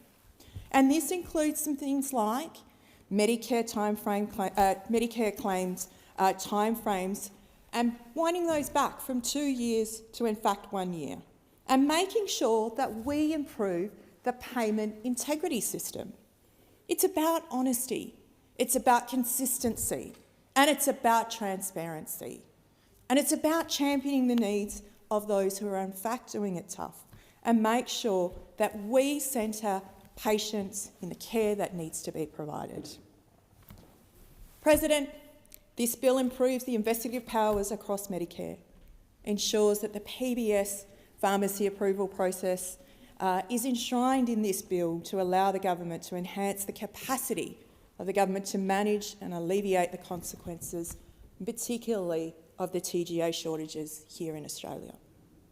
It also supports the very important vaping reforms that were introduced by this government in our last term of Parliament. It centres on the importance of harmonising the approach of advertising provisions and adding clarity to that with its interactions with the TGA. Now, that is an important measure because what we know through the Cancer Council's recent research or latest research is in fact that children and young Australians now, as part of the reforms introduced by this government, that the latest Generation Vape study talks about a reduction or a decline in relation to our 14 to 17-year-old Australians who vaped. These are important measures, and we know that.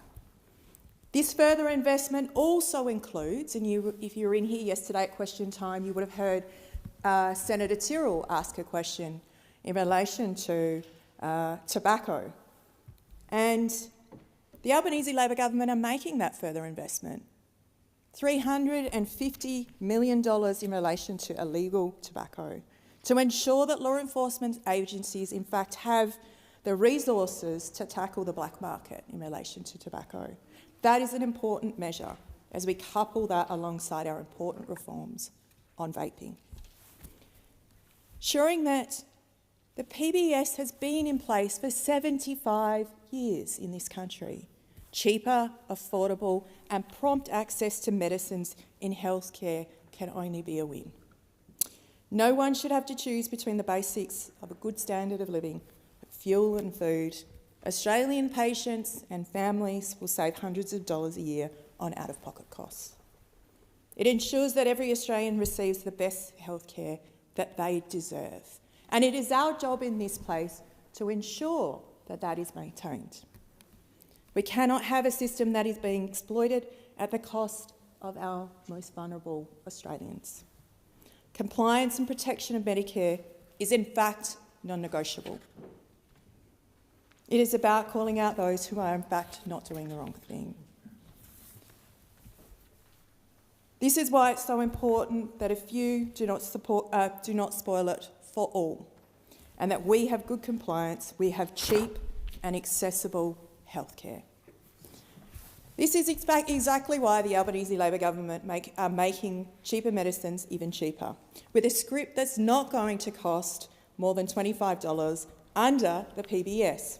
And these are critical for Australians who may have some additional challenges or, in fact, that are affected by cost of living due to their circumstances. This is, in fact, why the Albanese government is investing in ways to alleviate these pressures. And these are part of a range of measures that this government have introduced. So I want to take a moment to reflect on my own memories and my own experiences of the importance of Medicare. I was a child who grew up where my family, who were hard-working parents in Western Australia, in Perth, in fact, my dad was a truck driver and my mum was a tea lady. And when I was in primary school, I have a very vivid memory of going to the local GP and the receptionist being able to use one of those old credit card systems that you wind across to, that's in triplicate. And in the 80s, when Medicare first came in, they were my experiences, they were my memories. And I was a kid who had some presenting health issues. I have a hereditary hearing impairment, so my parents were constantly taking me for ear, nose and throat issues. It also meant that the access to affordable medications and a Medicare system made a difference. It also shaped my worldview in relation to healthcare. If this wasn't in fact the case and Medicare didn't exist, then I might not be standing in front of you here in this chamber today. I also, like many parents across Australia, have taken my kids who have been unwell and distressed at night to an emergency department and sat for hours waiting for my child to be seen. One of the most recent times was when my daughter fell off her scooter and she was in so much pain and aching, throbbing wrists that she'd landed on. We saw a medic on site at the event we were at, but as a concerned mum and the need to ease my mind and also to settle her and reassure her that she hadn't broken anything, I took her off to an emergency department. Now, I see the benefit in investing that previous Labor governments have invested and built Medicare for our families and communities, because over the life cycle, my life cycle, I have used the healthcare system. Senator Cox, we're at the hard marker. You'll be in continuation. Thank you. We'll now move to motions. Are there any notices of motion to be given for another day? There being none, is there a report from the Selection of Bills Committee? Senator Grogan. Thank you, President. I present the third report of 2025 of the Selection of Bills Committee, and I seek leave to have the report incorporated into Hansard. Is leave granted? Leave is granted. Senator Grogan. I move that the report be adopted. Senator McGrath, were you seeking the call? Oh, Senator Shoebridge. Thanks, President. On behalf of Senator McKim, I move at the end of the motion the addition in the form circulated. But it is in respect of the ASIO Amendment Bill number 2, that the provisions of that bill be referred immediately to the Legal and Constitutional Affairs Legislation Committee rather than the PJCIS. And President, the reason the Greens are moving this amendment is because We have already been contacted by multiple stakeholders who are deeply concerned about the expansion of Howard-era secret interrogation powers, which the sun was meant to set on in 2005, but in regard to which the sunset keeps being renewed and renewed and renewed and renewed. And these Howard-era secret interrogation powers that have been given to ASIO are now proposed to be expanded by the Albanese Labor government to cover a raft of fairly broadly defined additional activities. And the proposal that's come from the club, the sort of, the dark smoke-filled room club of Labor and the coalition when it comes to the national security or ASIO's powers, secret detention powers, the club has decided that this bill should be reviewed by the secretive, normally sitting in secret PJCIS, which has never seen a security power that it doesn't want to grab with both hands and double down on. That is it's the secret committee for secret powers, which loves to whack them on steroids. And of course, what has the government and the coalition decided to do with this proposed expansion of ASIO's powers? Send it off to a secret committee that's loved every single expansion of ASIO's powers, and then say to the public, oh, but don't you worry about it, it'll be fine. John Howard got it right, and we just want to increase John Howard's laws. We want to double down on John Howard's secrecy provisions and the ability to secretly interrogate people about a whole raft of matters. Literally pull people off the street. Pull people off the street, take them to a secret interrogation place, interrogate them in secret, give them basically no rights, and expand the basis upon which they can do that from the existing raft of espionage and sabotage, and expand it very significantly, with very woolly terms that aren't properly defined. Concerns about the promotion of communal violence can have you pulled off the street and interrogated in secret under this bill. Concerns about the Australia's territorial and border integrity can have you pulled off the street and interrogated in secret under this bill. I mean, what does border integrity mean? If someone's got a concern about border integrity, which might be perceived by ASIO as a serious threat, does that involve organising a protest at a detention centre? Would that be enough to get you pulled off the streets by ASIO, put into a secret detention facility and questioned in secret with basically no rights? Is that what's proposed? Issues about the promotion of communal violence. Of course we're opposed to communal violence, but is ASIO going to be the determiner of that? If they don't like the fact that somebody is calling for the end of a genocide, would the club come together to punish somebody who's calling for the end of a genocide, have them pulled off the streets and interrogated in secret? Well, the recent experience would suggest that the Labor Coalition Club would be quite comfortable with actually punishing people for seeking to end a genocide. So we say again to the Albanese government, why do you keep playing John Howard's games? Why do you keep dealing with the coalition and massively expanding secrecy provisions, massively expanding the security state, expanding the ability of organisations like ASIO to pull people off the street and interrogate them in secret? Why don't you, if you're going to play that game, why aren't you willing to do it in public? And why aren't you willing to expose these powers and this inquiry to a proper public inquiry before the Legal and Constitutional Committee, rather than send it off to the secret club to secretly expand these secret powers yet again? That's why we move this amendment, and that's why we look to other members in this chamber to have the courage to say these kinds of powers need close public scrutiny. Thank you, Senator Shoebridge. If there are no other contributions, I intend to put the amendment. So the question is, the amendment to the Selection of Bills Committee report as moved by Senator Kim be agreed to. Those of that opinion say aye. Against? No. I believe the noes have it. Division required. Ring the bells for 4 minutes.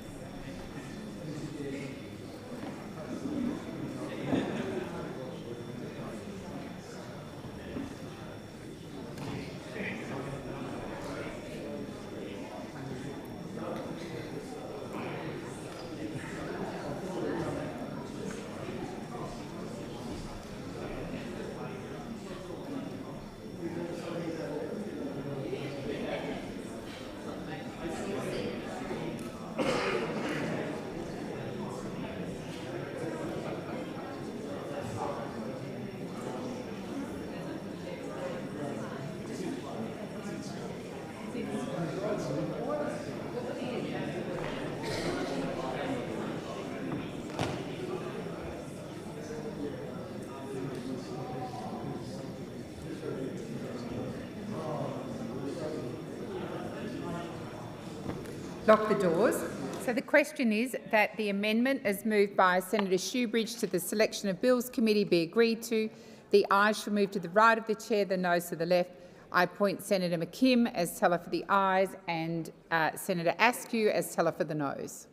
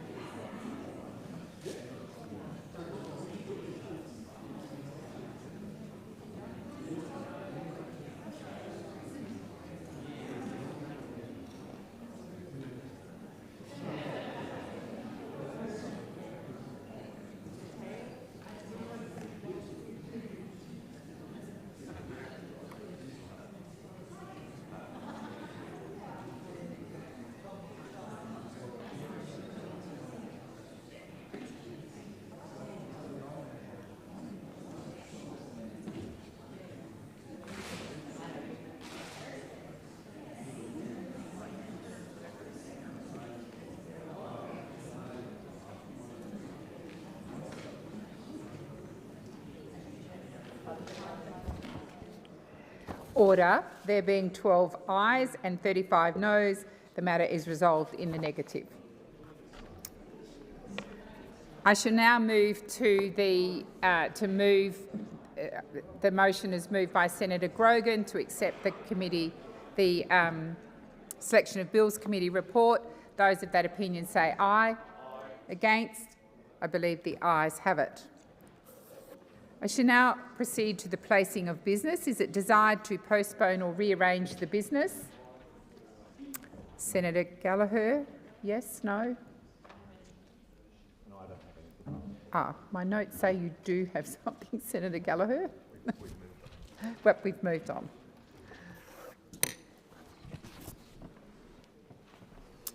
Senators, it is with deep regret that I inform the Senate of the death of 3 former members of the House of Representatives. On the 4th of April 2025, of Petro Giorgio, AO, a former member for the division of Kooyong, Victoria, from 1994 to 2010. On the 5th of May 2025, the Honourable Dr Charles Race Thorson Matthews, a former member for the division of Casey, Victoria, from 1972 to 1975. And on the 24th of May 2025, of Elizabeth Robin Truman, a former member for the division of Hawker, South Australia, from 1987 to 1990. Thank you, Senators. I shall now proceed to the discovery of formal business, and I will go to general business number 26, standing in the name of Senator Orman Payne. Is that you, Senator Orman Payne? Thank you, President. I ask that general business notice of motion number 26 be taken as a formal motion. Is there any objection to this motion being taken as formal? There being none, I call Senator Orman Payne. I move the motion. So the question is that general business notice of motion number 26, standing in the name of Senator Orman Payne, be agreed to. Those of that opinion say aye. Against? I believe the ayes have it. I now move to general business notice of motion number 27, standing in the name of Senator Bragg. Is Senator Askew? On behalf of Senator Bragg, I ask that general business notice of motion number 27 be taken as a formal motion. Is there any objection to this motion being taken as formal? There being none, I call Senator Askew. I move the motion. So the question is that general business notice of motion standing in the name of Senator Bragg and moved by Senator Askew be agreed to. Those of that opinion say aye. Against? No. I believe the ayes have it. I'll now move to general business notice of motion number 28, also in the name of Senator Bragg. Senator Askew. On behalf of Senator Bragg, I ask that general business notice of motion number 28 be taken as a formal motion. Is there any objection to this motion being taken as formal? There being none, I call Senator Askew. I move the motion. So the question is that general business notice of motion number 28, standing in the name of Senator Bragg and moved by Senator Askew, be agreed to. Those of that opinion say aye. Against? No. I believe the ayes have it. Senator Payman. Thank you, President. I seek leave to have business of the Senate notice of motion number 1 and general business notices of motion numbers 1 to 5 and 18 considered during formal business today. Is leave granted? Leave is not granted, Senator Payman. I'm now going to move to a deferred vote. I remind senators that yesterday, after 6:30 p.m, a division was called on the motion of Senator Hanson-Young, proposing an order for the production of documents relating to the North West Shelf extension. I understand it suits the convenience of the Senate for the deferred vote to be held now. I put the question that that motion be agreed to. Those of that opinion say aye. Against? I believe the noes have it. Division required. Ring the bells for 4 minutes.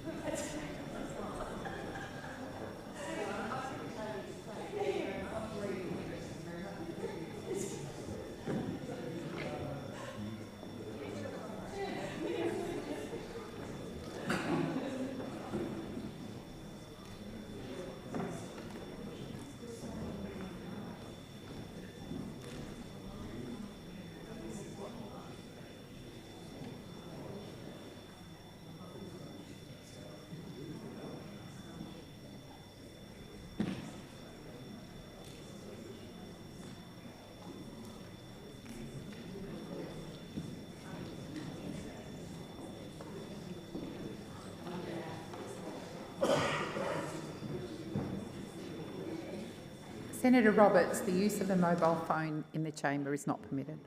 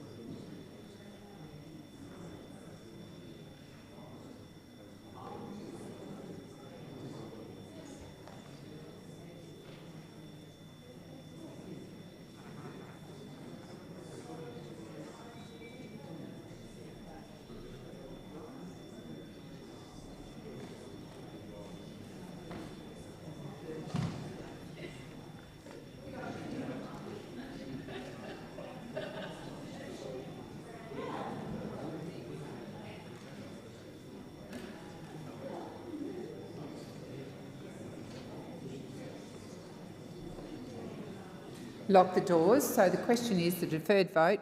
It's moved last night by Senator Hanson-Young be agreed to. The ayes shall move to the right of the chair, the noes to the left. I appoint Senator Kim as teller for the ayes and Senator Askew as teller for the noes.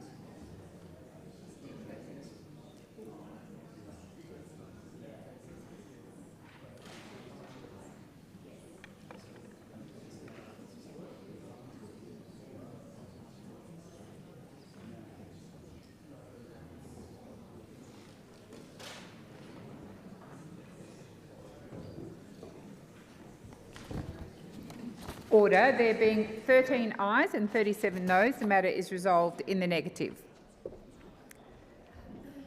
I'll now move to committee memberships.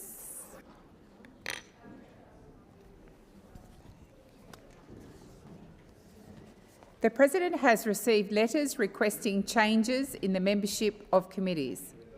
I draw the Senate's attention to there being a nomination for a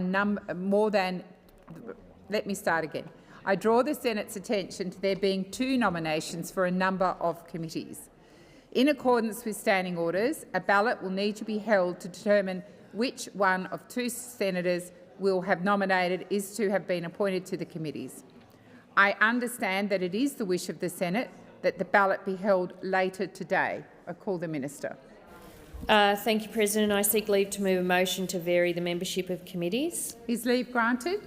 Leave is granted, Minister. Thank you. I move that senators be discharged from and appointed to committees as set out in the document available in the chamber and listed on the dynamic red. So the question is, Senator Cash. I do apologise. You can speak to the motion. It's Oh, fine. could I seek clarification first on exactly what this is doing? There just has been a lot of. It's not. Yeah, that's what I was. So, which committee is this? I do apologise. With the list, but it's not anything controversial. It's the ones as agreed. No. It's the normal. It's the normal agreed discharges and putting on. It's not the contested one. Thank you. All good. So the question is, the motion is moved by the Minister be agreed to. Those of that opinion say aye. Against? I believe the ayes have it. Messages from the... Oh, beg your pardon. The President has received a letter nominating a senator to be a member of the National Archives of Australia Advisory Council. Order, senators. Senators, you either need to be in a seat or not in the chamber. Minister. Thank you. I seek leave to move a motion to appoint a senator to the National Archives of Australia Advisory Council. Is leave granted? Thank you. And I move, and I can't think of a better senator for this position, that in accordance with the provisions of the Archives Act 1983, the Senate elect Senator Dean Smith to be a member of the National Archives of Australia Advisory Council for a period of 3 years on and from today. So the With his very fastidious eye for detail, that's an excellent appointment. Thank you. So the question is, the motion is moved by Senator Gallagher be agreed to. Those of that opinion say aye. Against? I believe the ayes have it. And congratulations to Senator Dean Smith. Messages from the House. Messages have been received. Order.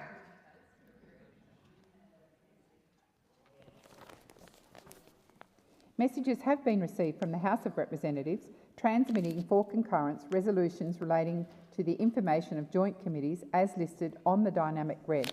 Minister. Thank you. I seek leave to have the messages considered immediately. Is leave granted? I believe leave is granted. Thank you. I move that the Senate concurs with the resolution of the House of Representatives contained in messages numbers 1 to 16. So the question is, the motion is moved by the Minister be agreed to. Those of that opinion say aye. Against? I believe the ayes have it.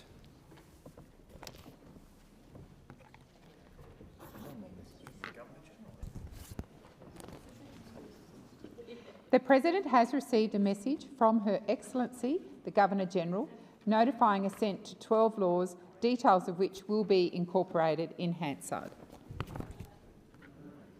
I call the clerk.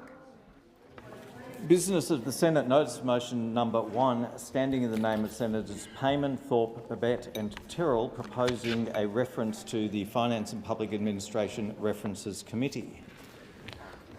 Senator Payman. Thank you, President. I move the motion. So the question is that... Senator Scarr, were you seeking the call? President, I was seeking leave to move an amendment to the motion, if I could, as you circulated don't need in leave, the you chamber. just move the amendment. Okay, I move the amendment then. Has the amendment been circulated? Yes? So the question is that the amendment, as moved by Senator Scarr to the motion put by Senator Payman and others, be agreed to. Those of that opinion say aye. Aye. Against? No. The ayes have it. So, just Senator Roberts. I move an amendment to the motion as circulated in the chamber. Just hang on a minute, Senator Roberts. We'll just catch up. The Senator Scarr amendment has been agreed to. Today, I think it's just about the reporting date. Okay, Senator. President, changes the reporting date from 27 October to 29 August. Okay, so that's now, but I'm just going to, there's been a division needed to be called for this amendment as moved by Senator Scarr, so I'm going to call a division. Division required. Ring the bells for 4 minutes.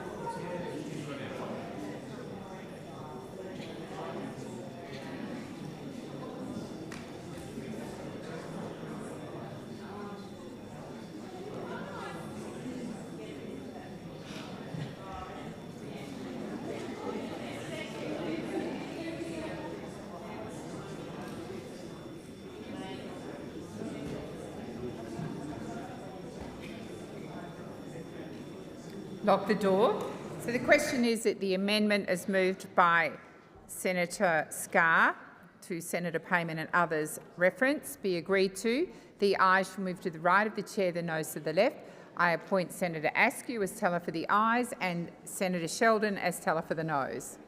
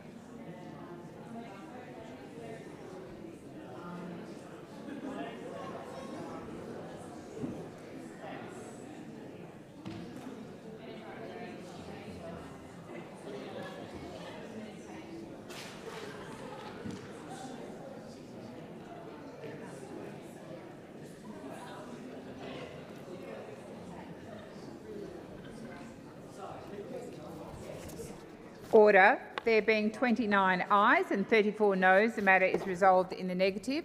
Senator Roberts, I believe you had an amendment to Senator Payman's reference.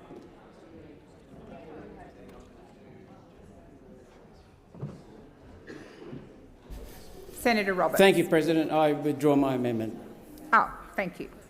So the question now... Oh, Senator Cash. And I will move that the question now be put. Thank you. So the question is that the motion is moved by Senator Payman and others be agreed to. Those of that opinion say aye. Oh, beg your pardon, sorry. So the question is that the question be put. Those of that opinion say aye. Against? I believe the ayes have it. So the question now is that the motion as moved by Senator Payman and others be agreed to. Those of that opinion say aye. Aye. Against? No. I believe the ayes have it. Division required. Ring the bells for 1 minute. 1 minute.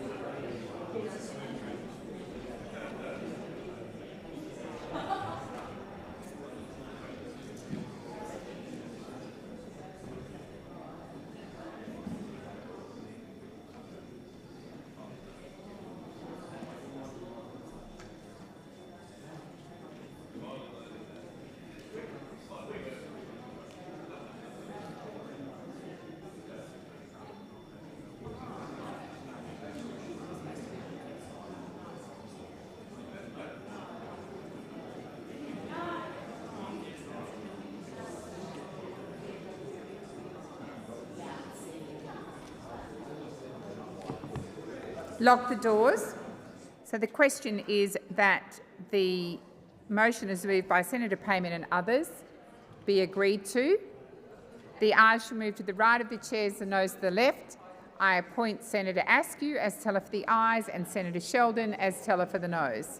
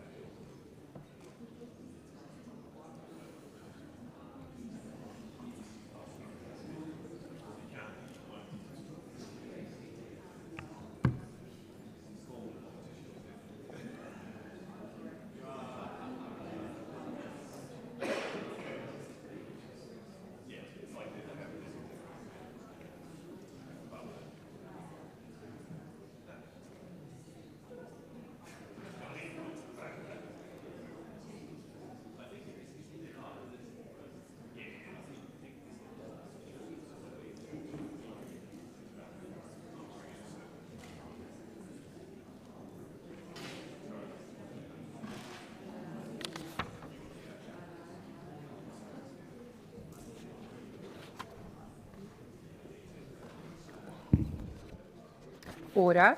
There being 29 ayes and 34 noes, the matter is resolved in the negative. I call the clerk. Government business order of the day number 1, Health Legislation Amendment, Improved Medicare Integrity and Other Measures Bill 2025, resumption of debate on the second reading and on the amendment moved by Senator Steele John. And Senator Cox, I believe you're in continuation.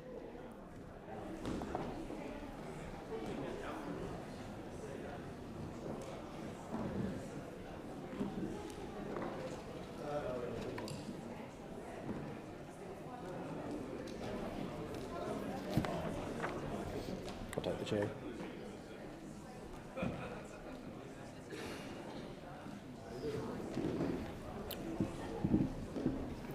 Could senators who are not planning to participate in the debate please exit the chamber quietly? Senator Cox, you're in continuation. Thank you, Deputy President. To continue the reflection of my experience of Medicare, I was mid-story talking about having my young daughter, fell off her scooter, whisked off to an emergency department, and the importance of preserving, protecting and strengthening our Medicare system has been important for mums like me and for people like me who through my life cycle have had the joy of experiencing and having the support of Medicare. And so to feel so proud to continue to be part of a government that are delivering and ensuring that we protect Medicare. Also, that importance of urgent care clinics, and the Albanese Labor government will continue to build on their investment of the first term of urgent care clinics. Now, urgent care clinics are obviously critical to our health system, and I also have a personal experience taking my young nephew who was clearly distressed after a bit of a faceplant in a playground into an urgent care clinic. Seen within 20 minutes, had an ice pack, nice and reassured, and they're the joys of being able to do that, Acting Deputy President, is to make sure that our families remain central to the things that we do in healthcare, having cheaper medicines and making sure that that 75-year history of the PBS and the continuation of making sure that the cost of living pressures for all Australians and the billions of dollars that they will save on prescriptions continues under our government. There's strong action on vaping, and I talked a little bit about that in my speech, and more funding for public hospitals. The Albanese Labor government is delivering on an additional $1.8 billion for public hospitals and health services next year. That one-year agreement also means that Australians will benefit from having better funded public hospitals in cooperation. This builds on a long-term health system reform that we in the government are committed to. The total Commonwealth contribution to state-run public hospitals will reach a record $33.91 billion in 25-26, and you will see year-on growth in Commonwealth funding for state and territory public hospitals to that of 12%. This is in stark contrast, and I know that those in opposition don't like to hear this, but they were responsible for cutting $50 billion out of public hospitals, out of that health budget. And that's a really, really important stark contrast to what the investment is that the Albanese Labor government will continue to work in collaboration and cooperation with states and territories to deliver on 5-year agreements for our public health system. Acting Deputy President, it is so important the work that the Albanese Labor government are continuing to commit to. We believe that no one should be left behind, that no one should be getting below par health care in this country, and that is why we continue to invest, strengthen and protect Medicare. It was built by a Labor government. It will continue to be protected by Labor governments now and in the future. And over here in the government, we are unapologetic about that. And the funding and the contributions that we are making into healthcare will absolutely improve the quality of life for all Australians. It will tackle and address the cost of living pressures and challenges that are being faced by Australians across our country. And these are important measures. These single investments, the protection of ensuring that fraud and other issues within the integrity of our payment systems are critical. We want to make sure that we are protecting Australians, and this bill, Acting Deputy President, absolutely does that. Senator McGrath. Thank you, Acting Deputy President. The Health Legislation Amendment Improved Medicare Integrity and Other Measures Bill 2024 implements a number of public health measures intended to protect the integrity of Medicare, enhance the regulation of goods under Therapeutic Goods Act, and make minor amendments to the Tobacco Act. This bill forms part of the response of the recommendations of the independent review of Medicare integrity and compliance undertaken by Dr. Pradeep Philip. The Philip review identified a range of issues that affect the effective administration of health benefit schemes, in particular the power to detect, respond to, investigate, disclose and deter misconduct, fraud and non-compliance. As such, the bill seeks to address a range of issues that are inhibiting the ability of the Department to conduct efficient, timely and effective compliance activities. We, in the opposition, also note that the Senate inquiry into the bill reported back during the caretaker period advising that the bill should be passed. As such, the Coalition supports the measures in this bill to strengthen the effective administration of Australia's important health benefit schemes. We have a long-standing commitment to protecting the integrity of our health benefit schemes, such as Medicare and the PBS, and this bill is in line with that commitment. We have long championed the need for strong and fair compliance within Medicare and other critical programs like the Pharmaceutical Benefit Scheme and the Child Dental Benefit Schedule. We believe that the preserving of the integrity of these systems is fundamental to delivering a sustainable and equitable healthcare system for all Australians. However, Mr Acting Deputy President, while we support this bill and the improvements it delivers, we must also confront the broader and deeply concerning reality of Medicare under the Albanese Labor government. The government's own national accounts confirm this growing affordability crisis in our primary healthcare system. And yet, what do we see from the Prime Minister?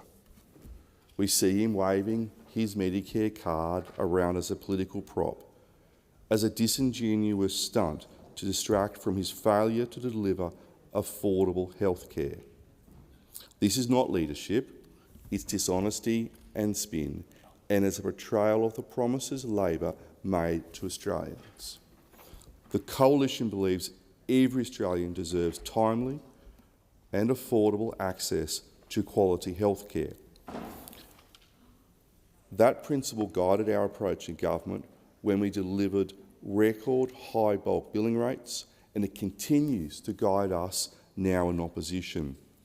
So, Mr Acting Deputy President, we support the passage of this bill. It is an important step in strengthening compliance and improving integrity in our public health systems. But let us be clear, this bill alone will not fix Medicare. It does not address the affordability crisis facing Australian families right now. The Coalition will continue to scrutinise this government, and we will hold them to their promises on Medicare. We will continue to speak up for the millions of Australians who are currently paying the highest out-of-pocket costs on record when they get to the GP reception desk because of this government's failures. The Coalition is incredibly concerned by the Albanese Labor government's disingenuous rhetoric about Medicare and the current state of bulk billing. Labor promised to strengthen Medicare, but has only been weakened since they were elected. Medicare bulk billing has fallen by 11% under Labor. And I'll repeat that. Bulk billing under Labor has fallen by 11%. GP bulk billing has fallen from 88% to 77% under the Albanese Labor government. And there have been 40 million less bulk billed visits to the GP in the past year alone. Australians are now paying 45% more of the cost to see a GP from their own pocket, and out-of-pocket costs have literally reached the highest on record. This data from the government's own national accounts shows that more Australians are having to use their credit card along with their Medicare card, and they are being charged the highest amount of out-of-pocket costs on record. And yet it was the Labor Party who had the cheek to, during the recent election campaign, to run another outrageous Medicare campaign when they are the ones who have been damaging the health system in Australia. This is the sad reality of our healthcare system under Labor, and it has forced more than 1.5 million Australians to avoid seeing their GP last year because they cannot afford to see their doctor. This is the reality of the healthcare system in Australia under Labor. Instead of being honest with Australians about this concerning situation, Anthony Albanese continues to wave his Medicare card around as a stunt to try and distract Australians away from Labor's failures and his failures in the healthcare system. The Prime Minister is completely out of touch with reality of the pressures that Australians are facing, including the rising unaffordability of healthcare over the past 3 years because of the actions of his Labor government. And while the Prime Minister is focused on not telling the truth to Australians about Medicare, the Coalition is focused on ensuring struggling families have timely and affordable access to a doctor. Now, during the recent election campaign, the Prime Minister continually failed to tell the truth about Medicare. The Prime Minister continually failed to tell the truth to Australians about the state of the healthcare system. He said on numerous occasions, under Labor, all you'll need is your Medicare card, not your credit card. This, Mr Acting Deputy President, is an untruth and is not the reality that Australians are facing because of the actions of his government. Because the Department of Health's incoming government brief, released under Freedom of Information, estimates that a quarter of GP clinics across Australia will not bulk bill despite all of the promises of the Albanese Labor government. So that is 1 in 4 doctors' surgeries across the country will not be bulk billing, despite the Prime Minister, during the recent campaign, promising, while waving that Medicare card around, that all Australians and all doctor surgeries will ensure that people will have access to a bulk bill doctor. This data from the Health Department shows that millions of Australians will still need their credit card as well as their Medicare card when they go to see a doctor. And the worst part is that their credit card is currently being charged the highest out-of-pocket costs on record under Labor. So at a time when they can at least afford it, Australians are forking out more than they ever have before from their own pocket to access essential health care. It is damning, it is appalling that this government is willing to lie to Australians about their access to health care. It is a damning indictment of the Prime Minister that he is refusing to tell the truth to Australians even after the election campaign. During the election campaign, the Prime Minister led a disgraceful campaign accusing the Coalition of wanting to do all sorts of things to the health system, when in fact it is due to the Prime Minister's negligence and to the Labor Party government's negligence that bulk billing rates have decreased and that Australians are being hit in their purses and their wallets and in their pockets because of the Labor government's failure to adequately manage our healthcare system. Clearly the Prime Minister would have known about the Health Department's data before he waived his Medicare card around telling all Australians that they can visit their doctor for free. The Coalition will be watching the situation closely to ensure the Prime Minister keeps the promises he made to the Australian public.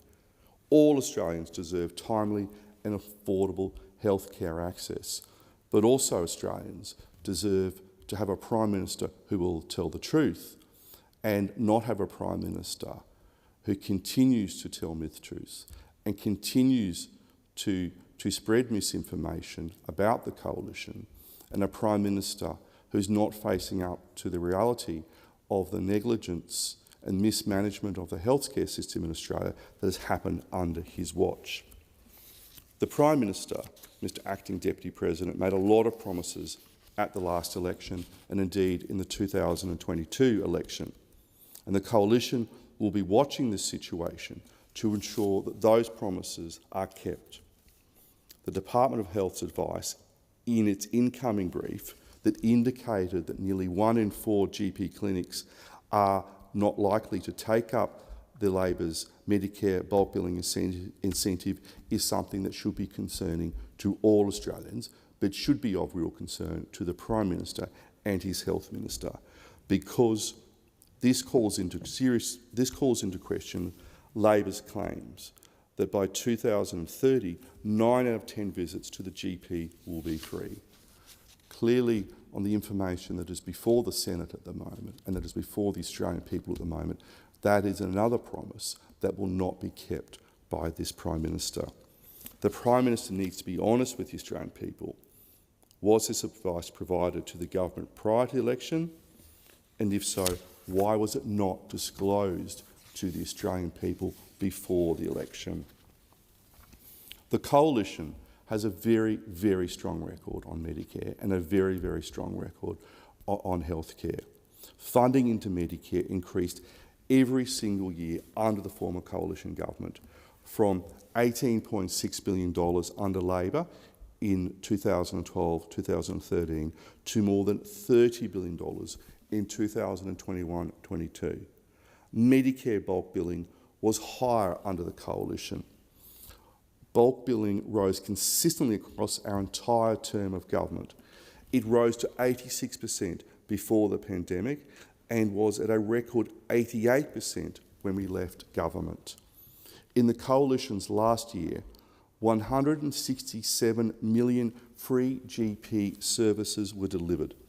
That is 61 million more than the previous Labor government. The Coalition also has a very strong record when it comes to supporting a strong PBS in Australia. In government, we made 2,900 new or amended listings on the PBS to expand access to cheaper medicines. In stark contrast, Labor has a very poor record on the PBS. Last time they were in government, they had to stop listing new medicines on the PBS because they just simply couldn't afford it, because they could not manage the nation's finances. They repeated history last term when they capped the number of new medicines that could be considered for listing on the PBS, creating unacceptable delays for patients whose lives could depend on them. The Coalition, Mr Acting Deputy President, is also very focused on mental health and suicide prevention, unlike Labor, who has cut Medicare funding for mental health support in half. When Labor ripped away Medicare mental health sessions from 372,000 vulnerable Australians, they went against the advice of their own review and all of Australia's peak mental health experts. It has only gone backwards since this cruel cut. Data from the Productivity Commission shows that access to Medicare mental health support has fallen to the lowest point in at least 10 years, at a time when we know demand is skyrocketing. Because under Labor, mental health has been completely neglected. They have cut Medicare subsidised mental health sessions in half. They abolished the National Mental Health Commission, and the chair of the Mental Health Australia even resigned out of frustration because of the Prime Minister's neglect of mental health and the refusal of the Prime Minister to meet with him. The Coalition will always defend Medicare and will always fund Medicare, unlike the Labor Party, who we've seen bulk billing reduced because of their mismanagement, Mr Deputy President. Senator Whittaker. Thank you, Acting Deputy President. Medicare is one of Labor's proudest achievements, one of Australia's proudest achievements. It's a reflection of our values, that no matter where you live, what you earn, or who you are, you should be able to access the healthcare you need. That access should depend on your Medicare card, not your credit card. But we also know that for Medicare to keep doing what it was designed to do, we've got to protect it. Not just from ideological attacks, but from inefficiencies, from non-compliance and fraud that quietly drains public money away from the patients who need it most. Because when billions of dollars of Medicare payments go missing, whether by mistake or misuse, that's money that doesn't go to a patient waiting for diagnosis. It's a consultation missed, care delayed.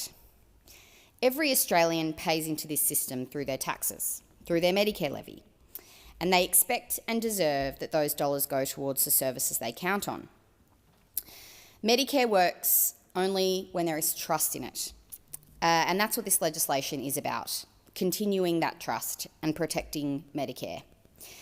We're making sure that Medicare is not only at its strongest, but that it's also sustainable for future generations.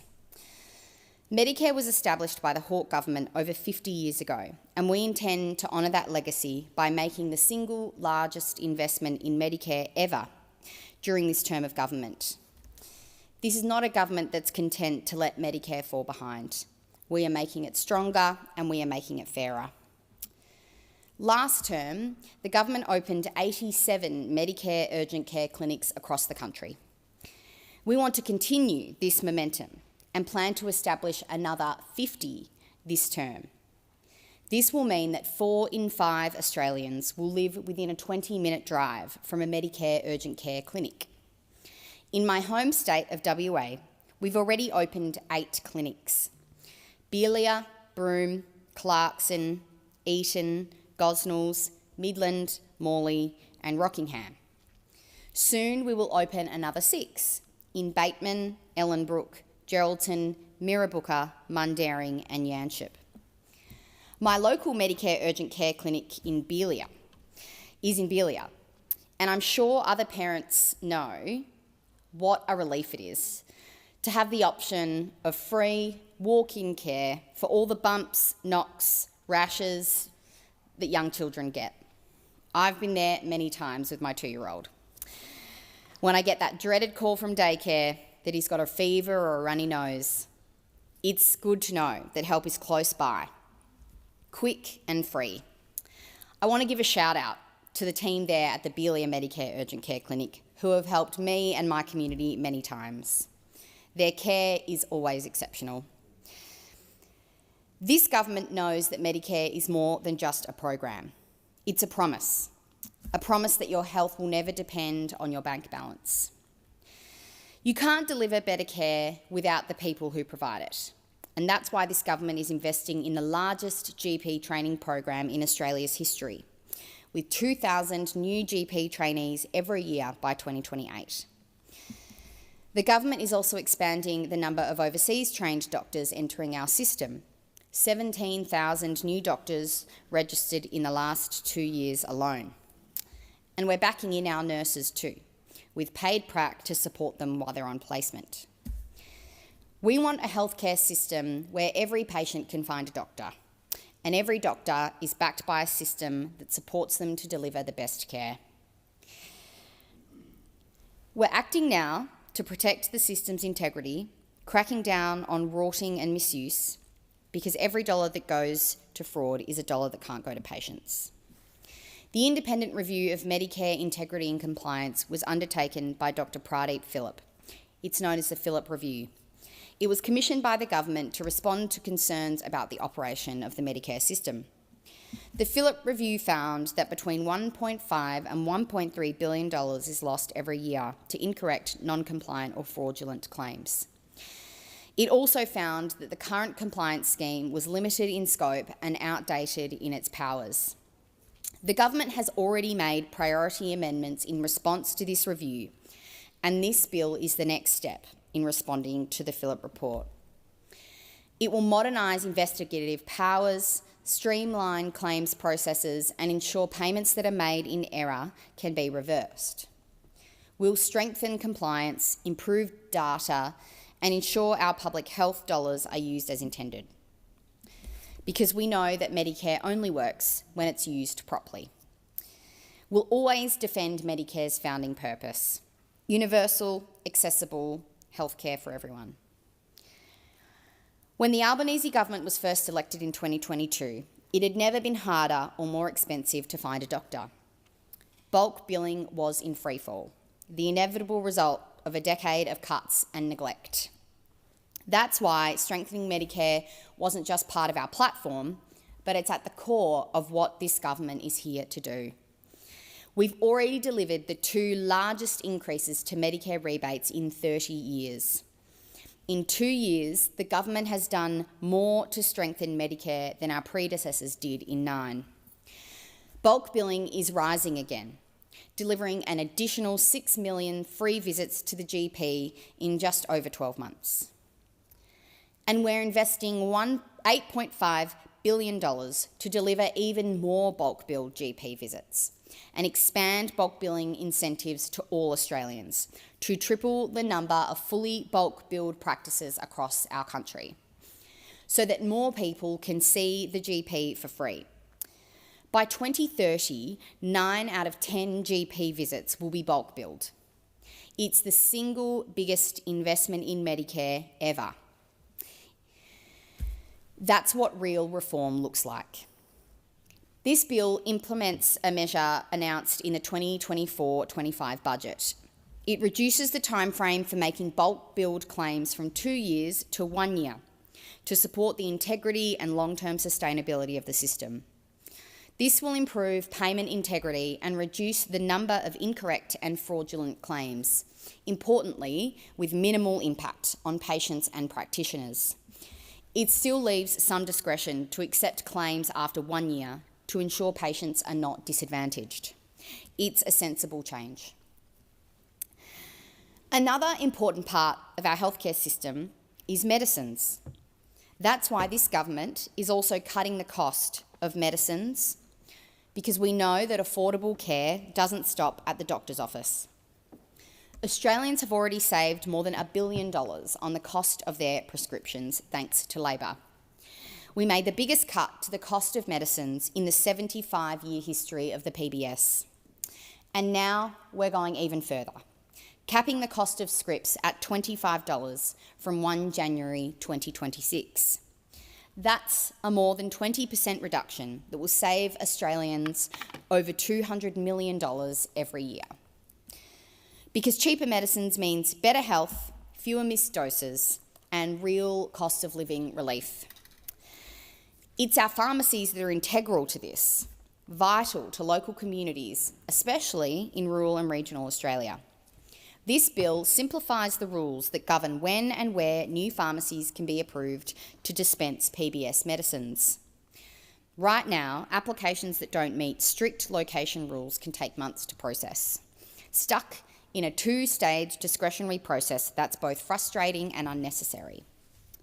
We're replacing that with a faster, single-stage process that delivers quicker decisions and better access. Making smart changes to reduce administrative burden just makes sense. This bill also expands existing mechanisms in the Therapeutic Goods Act to help deal with shortages in medicines, biologicals and medical devices that are approved for supply in Australia. The Secretary of the Department will be able to approve the importation or supply to substitutable unapproved products from overseas if they are satisfied that an approved medicine, biological or medical device may become unavailable in the foreseeable future. This is a change because currently they can only do so if they are already unavailable, which for obvious reasons is too late. This is more sensible reform that ensures medicines are available for the people who need them. The bill also supports compliance and enforcement as it relates to unlawful and dangerous products, including unapproved therapeutic goods and illegal vapes. This government is taking action to protect the next generation. Our world-leading vaping reforms are already delivering results, with vaping rates amongst 14 to 17-year-olds now in decline. We're also cracking down on the black market in tobacco, with over $350 million invested in enforcement and disruption.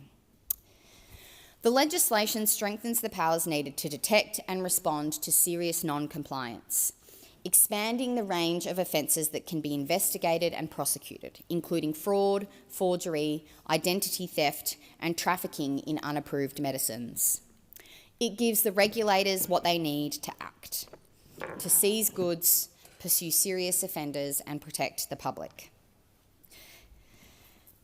The government is also backing our hospitals, with an additional $1.8 billion for public hospitals and health services in the next year alone. Because when people are at their most vulnerable, in pain, in crisis, in hospital, they need to know that the care will be there. This legislation strengthens Medicare. It makes oversight smarter and delivers more timely care in more places, protecting public money and ensuring it's used where it matters the most. Helping patients. That's what Australians expect, and it's what Labor will deliver. We are not just repairing a system that we inherited from the former government. We are building something better. Investing in care, protecting Medicare's legacy, and making the system stronger. This is what practical reform looks like. Cutting bureaucracy, supporting services, and delivering real outcomes. I'm thrilled that the government has brought this bill to the Senate, and I look forward to seeing the work that the government will continue to do to invest in Medicare over the next term. Thank you. Thank you, Senator Whittaker. Senator Kovacic. Thank you. The Coalition supports the measures in this bill to strengthen the effective administration of Australia's important health benefits schemes. We have a long-standing commitment to protecting the integrity of our health benefits schemes, such as Medicare and the PBS, and this bill is in line with that commitment. It implements a suite of measures designed to protect the integrity of Medicare, strengthen the regulations of goods under the TGA, and introduce minor but necessary amendments to the Tobacco Act. It's important for us to be clear about the fact that we have long championed the need for strong and fair compliance within Medicare and other critical programs like the PBS and Child Dental Benefit Schedule. And we believe that preserving the integrity of these systems is fundamental to providing sustainable health care to Australians, to all Australians, not just Australians that can afford health care. However, while we support this bill and the improvements it delivers, we also need to understand and acknowledge that there are some deficiencies here and the deeply concerning reality of Medicare under this Labor government. I think all of us saw through the last election campaign, and I witnessed it personally, our Prime Minister standing there with his Medicare card saying, "This is all you need to go to the doctor." That is not a reality for most Australians. I spoke to many people throughout the election campaign, many women who said they couldn't afford to go to the doctor themselves because they had to prioritise taking their children to the doctor because they needed more than their Medicare card to get medical treatment for their family. I note Senator Whittaker said that the government is looking at 9 out of 10 medical appointments being bulk billed by 2030. In 2022, when the Coalition left government, 88% was already being bulk billed. So it's going to take us another 5 years to get effectively where we were in 2022. That's something to have a think about. The government's own national accounts confirm that there is a growing affordability crisis in our primary healthcare system, and that is reinforced by the many people that I spoke to throughout the campaign. And all we have really seen from the Prime Minister is him waving around his Medicare card, which I believe is a disingenuous stunt to distract from the failure to provide Australians with affordable primary health care. That's not leadership. Australians deserve better than that. and Australian families shouldn't have to worry about which one of them can afford to go to the doctor that week. If you have 3 children sick that week, you should be able to take all 3 children to the doctor. You shouldn't have to determine which one it's going to be. And that's because the Coalition believes that every Australian deserves timely and affordable access to the health care that they need. And that is a principle which guided our approach in government when we delivered record high bulk billing rates, and it continues to guide us now in opposition. So we will support the passage of this bill. It is an important step in strengthening compliance and improving integrity in our public health systems. But let's be clear, this bill alone will not fix Medicare. It does not address the affordability crisis that I have spoken about. So we are going to continue to hold this government to account and to scrutinise this government in relation to their promises in relation to Medicare. The promise that you don't need your credit card, that you only need your Medicare card when you go to the doctor, because that is not the lived reality of Australians today. We will speak up for the millions of Australians who are currently paying the highest out-of-pocket costs on record when they get to the GP reception desk because of this government's failures. It is also one of the reasons that we have record ramping across our states, because people can't afford to go to the doctor, so they go to the hospital, they go to emergency. That's not how this should work, and that is a reflection of the outcomes that have been delivered by this government. The Coalition is incredibly concerned by the Albanese Labor government's disingenuous rhetoric about Medicare and the current state of bulk billing. So let me reinforce this again. When this government came into office, we handed them bulk billing rates of 88%. Today, they stand at 77%. You don't need a calculator, it's an 11% variance, down. Not better, worse. So this government promised to strengthen Medicare, but it has only been weakened since they were elected. And that 11% that I talk about, that means 40 million less bulk billed GP visits in the past year alone. Let's have a think about that.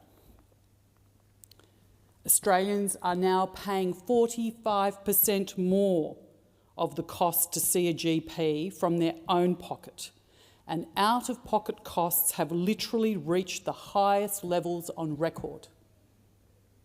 That's not a good outcome, that's a bad outcome. And this data has come from the government's own national accounts. It shows that more Australians are having to use their credit card along with their Medicare card. And they are being charged the highest amount out of pocket on record. So let's stop and look at that again. The Prime Minister during campaigning has said, you don't need your credit card, you just need your Medicare card.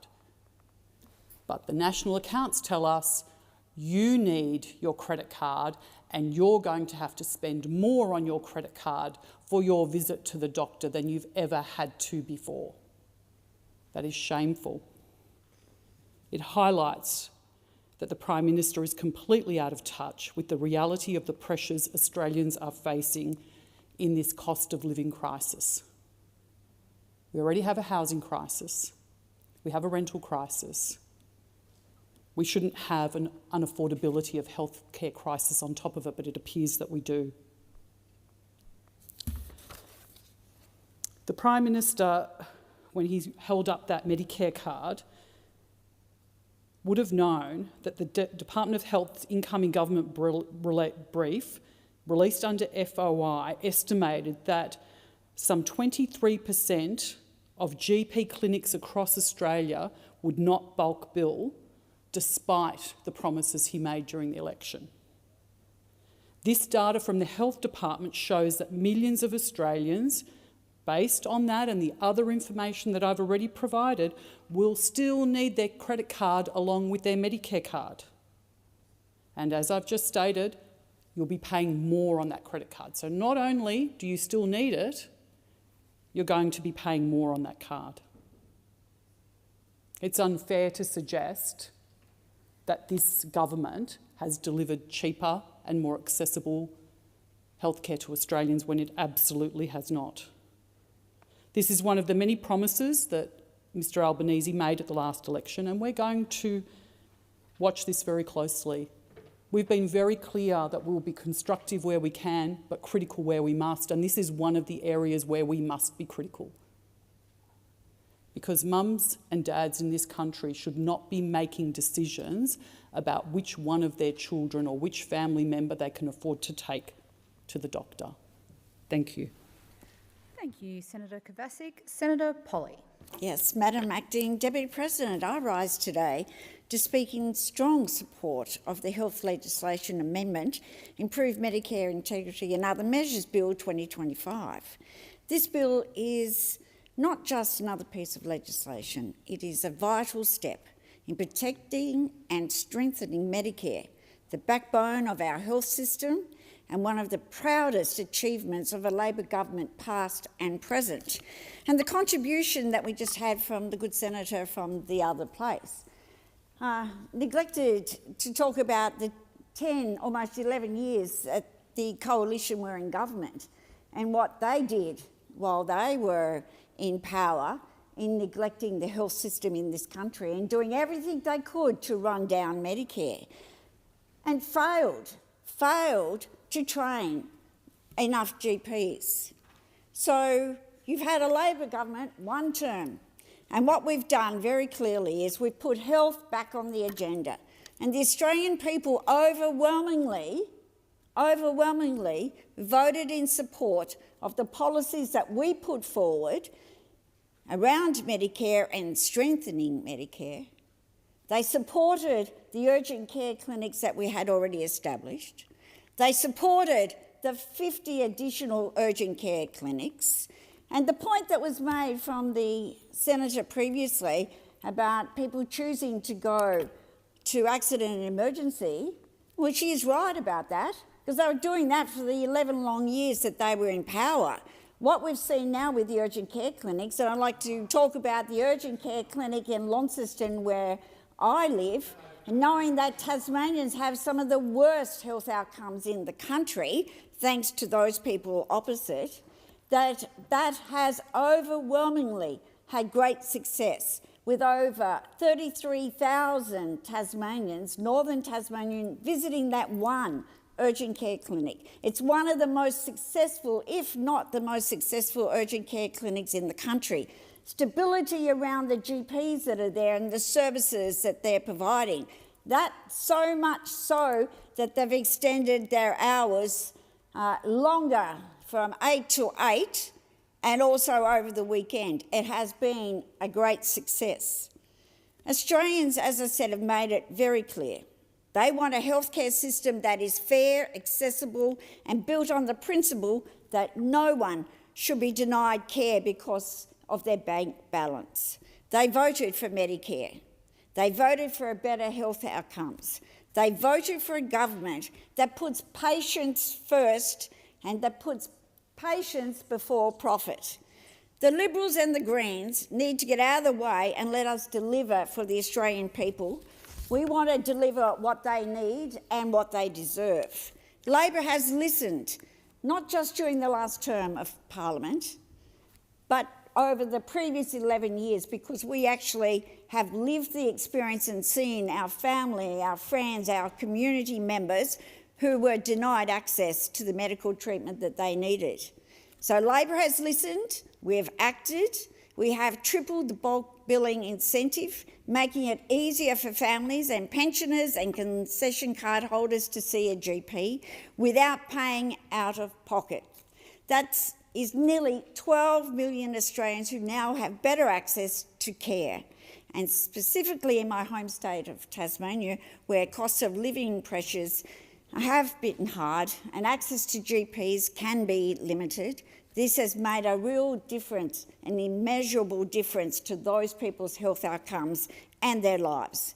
We have also made medicines cheaper, thanks to Labor. Australians can now get 2 months' worth of medicines for the price of one prescription. Those same people on that side, when they were in government, they bowed to the Pharmaceutical Guild when they were advised by the department to do exactly that, to make it easier so you go to the GP less often and it costs you less money. So they come in here now and want to rewrite history and pretend that they actually care about Australians' health. Australians always see through the fakeness because we know, as the Australian people do, it's in their DNA to destroy Medicare. They don't believe in universal care. If they believed in universal care and Medicare, they would have done more when they were in government for 11 long years. But what did we see during the election campaign from Mr Dutton and those opposite? They wanted to bring American politics, the Trump philosophy here to Australia. Another reason why they were rejected. Another reason, because they know that Americans have to pay for their own medication, have to pay to see a doctor. They do not have universal health care. We don't want it. The Australian people said no. Now, the fact that you can actually get 2 months' worth of your prescription in your medication is actually saving Australians money. $1.5 billion will be saved over 4 years. People managing chronic conditions like diabetes, heart attack or arthritis. This means fewer trips to the pharmacy, fewer gaps in treatment and more money in your pocket. Again in Tasmania, where we have one of the oldest and fastest ageing population, some of the highest rates of chronic illness in this country, this reform is not just helpful, it was essential. And we have not stopped there. We have rolled out urgent care clinics across the country, including in Tasmania. These clinics, as I said before, take pressure off emergency departments and give people somewhere to go when they need care fast but don't need to be in hospital. It's like when your child, your grandchild falls off their bike, breaks their arm, you go to an urgent care clinic. You don't have to spend 5 or 6 hours in the emergency department to get an X-ray and then get a cast put on. This is less stressful for the child and certainly less stressful for the parent or their carer. Now, these are practical things that have real impact on people's quality of life, and Australians were crying out for this, and that's why they voted for Labor. This bill builds on that record. It strengthens Medicare, its integrity by cracking down on fraud and misuse. It streamlines processes so our doctors and nurses can spend less time on paperwork and more time with patients. It gives the department the tools it needs to manage shortages of essential medicines and therapeutic goods. And it supports our vaping reforms to protect young people from harmful, unregulated products. These are not abstract reforms. They are real, tangible improvements that will help real people, especially in communities like mine in Tasmania, but right around our country. But let's be very clear. We cannot take Medicare for granted. We have seen what happens when the Liberals are in charge. A decade of neglect, bulk billing rates plummeted, out-of-pocket costs soared, regional health services were gutted, mental health services were left to languish, and every time they had the chance to invest in Medicare, they chose not to. They chose not to. Why? Because destroying Medicare is in their DNA. It's what they believe in their heart of heart. They do not believe in universal health care. They do not believe in equality. They do not believe in equity. They believe in a system where the size of your wallet determines the quality of your care. That is not the Australia I believe in, and it's not the Tasmania I fight for. Madam Acting Deputy President, while this bill enjoys broad support, I want to send a clear message to the Greens and others in this chamber. Don't stand in the way of progress. We have seen them block or delay reforms in housing, energy, migration and more. And while they may do so in the name of principle, the result is the same. Australians are left waiting. We cannot afford delays here. This bill is about protecting Medicare. Blocking it or dragging out debate will mean leaving our health system exposed. It will mean letting inefficiencies persist. It will mean failing the millions of Australians who rely on Medicare every single day. I've just been upstairs to a function talking about chronic pain and the fact that we still don't have enough in the medical fraternity who actually recognises and supports people who live with chronic pain.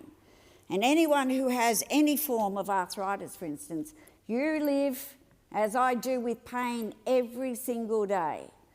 So the fact that you can go and get 2 months' worth of scripts for the cost of one makes a big difference, not only to your hip pocket, but for too many people who put off getting their scripts refilled and don't have the pain medication that they need.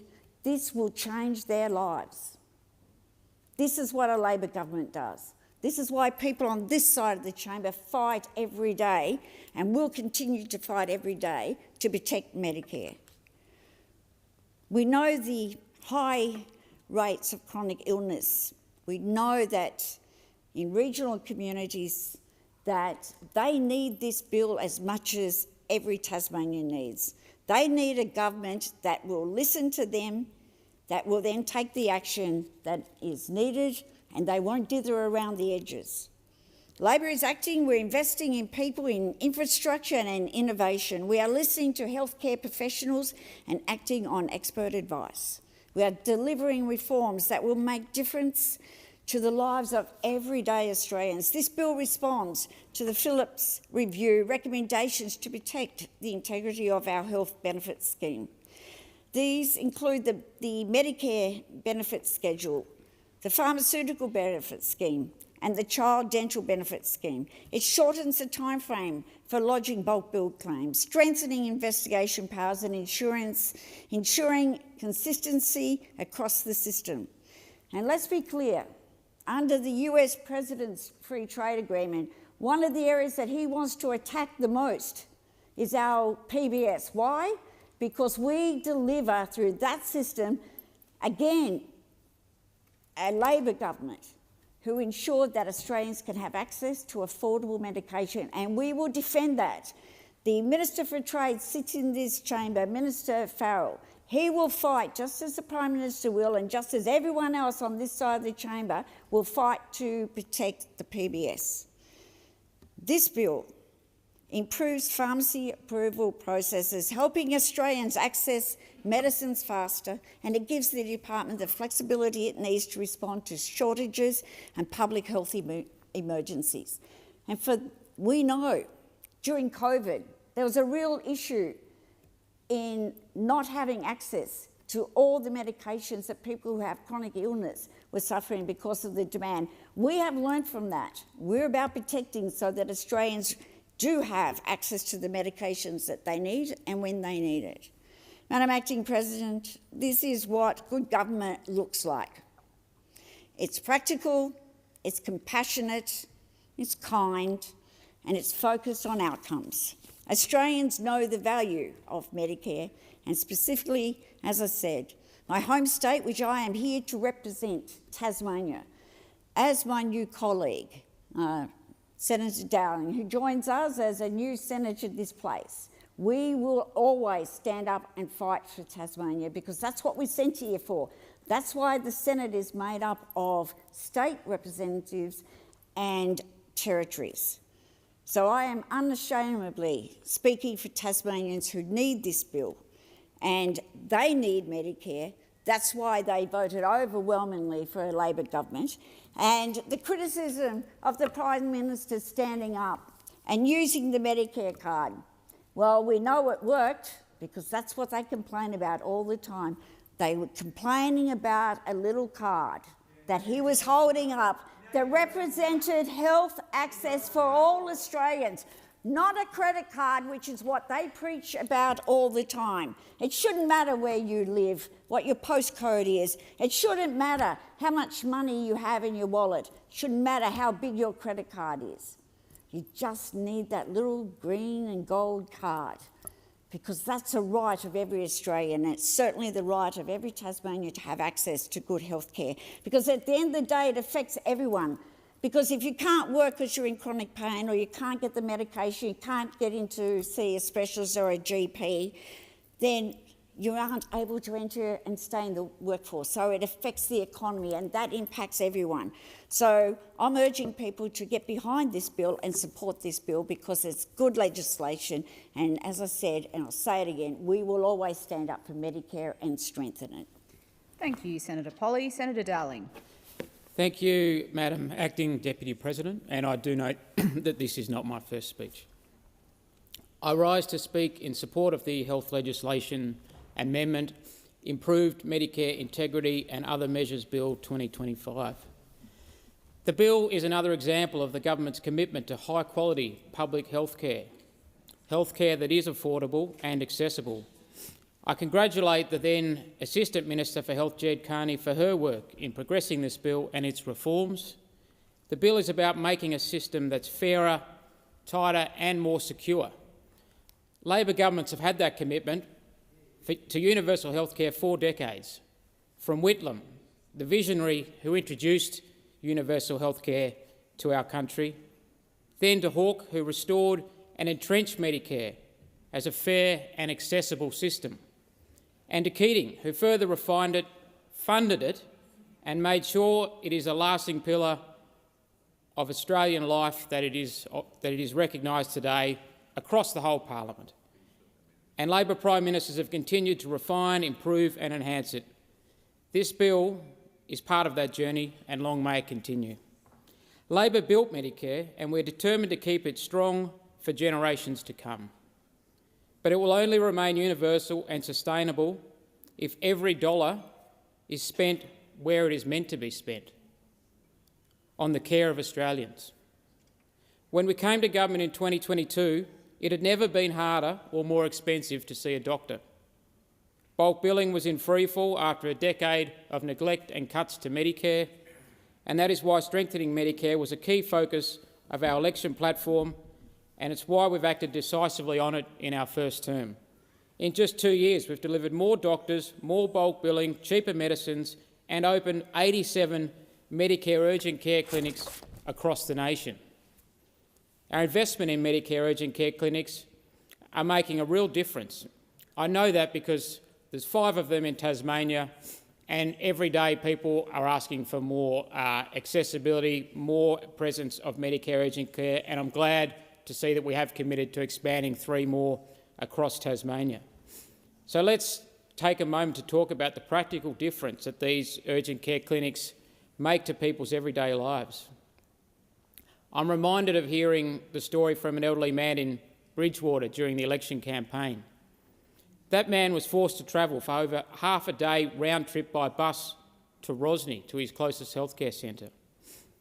Now, with an urgent care clinic opened in Bridgewater, he can walk to get the healthcare he needs and deserves, completely free, no appointment required.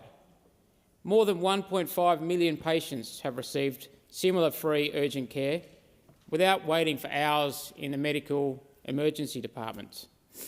These clinics are open 7 days a week with extended hours, no credit card required, just the Medicare card. Exactly how it should be. Your healthcare shouldn't depend on the limit of your credit card. That's why investing in Medicare is so important. And the bill in front of the chamber today is another step to improving the integrity of it. And that is so critical, that we know that when we allocate such a large proportion of taxpayer money, public funds, that it is going to the intended purposes.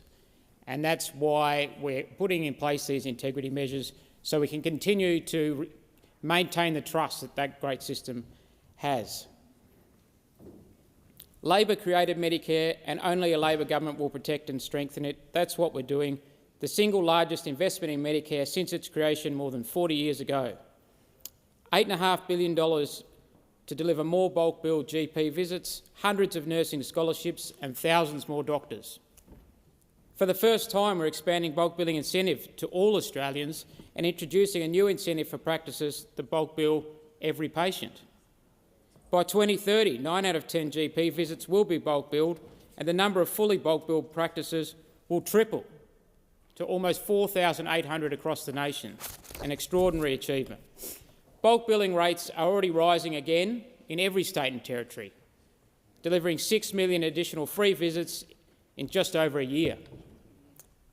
We know regular GP care prevents serious illness and reduces pressure on our hospitals. That's the beauty of this measure. We're seeing hospitals are always going to be under pressure, but by trying to keep people out of the emergency departments, getting the care they need, whether it's through the urgent care clinics, getting that advice and staying out of emergency departments, it's systemic reform. It's not just making healthcare accessible, affordable, taking pressure off cost of living, it's systemic reform. That's why we're also investing $662 million in workforce package to expand the largest GP training program in our history.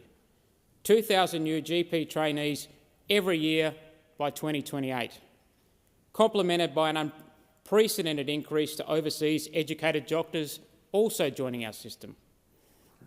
We're delivering cheaper medicines. The cost of a PBS script capped at $25, the largest cut to medicine prices in the history of the PBS. And, you know, we've seen discussion recently about our PBS around the world in trade discussions, and I think we hold it up as a source of pride. It'll be something that we will never compromise on. And there's much to admire about the American healthcare systems in terms of some of the great innovation that they produce, but certainly in terms of what they spend in terms of healthcare outcomes, it's not something we would ever seek to replicate. They spend about twice the amount per capita than Australia does, and they produce worse outcomes. So I think investing and protecting our great system that is admired around the world is something that we should continue to celebrate. Australians have already saved more than $1 billion on their prescriptions under this government. We've made around 300 medicines available on 60-day prescriptions and lowered the PBS safety net threshold. Again, real cost of living relief. The bill in front of this chamber helps crack down on serious non-compliance and fraud more effectively, because we know that every dollar we stop from being misused is a dollar that stays in the system for the care of Australians, including families in regional communities like mine in Tasmania. We're also taking strong action on vaping and illegal tobacco, protecting young Australians and cracking down on organised crime. We're investing $1.8 billion in public hospitals next year, taking Commonwealth funding to a record for hospitals of $33.91 billion in 2025-26 and delivering year-on-year growth of 12%. 12%. A stark contrast to the $50 billion cut to hospitals from those opposite, which is not mentioned very often anymore, but it's there in the budget papers. Colleagues, these numbers represent real improvement in the lives of everyday Australians.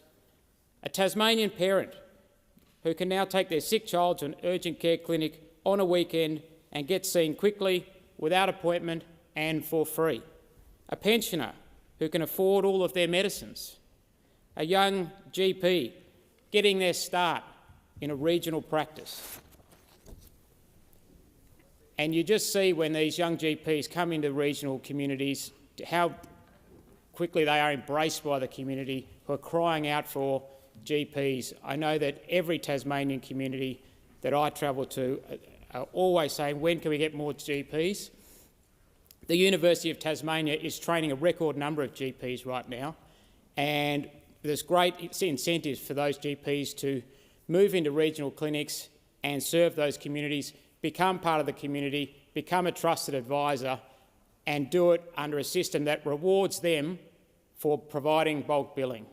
And that's what some of Labor's reforms are all about, improving the incentives in the system so that patients get seen more quickly, with more accessibility and more affordable, ideally bulk billed, which is the target for 2030, 9 out of 10 Australians will be bulk billed. Labor's record is clear.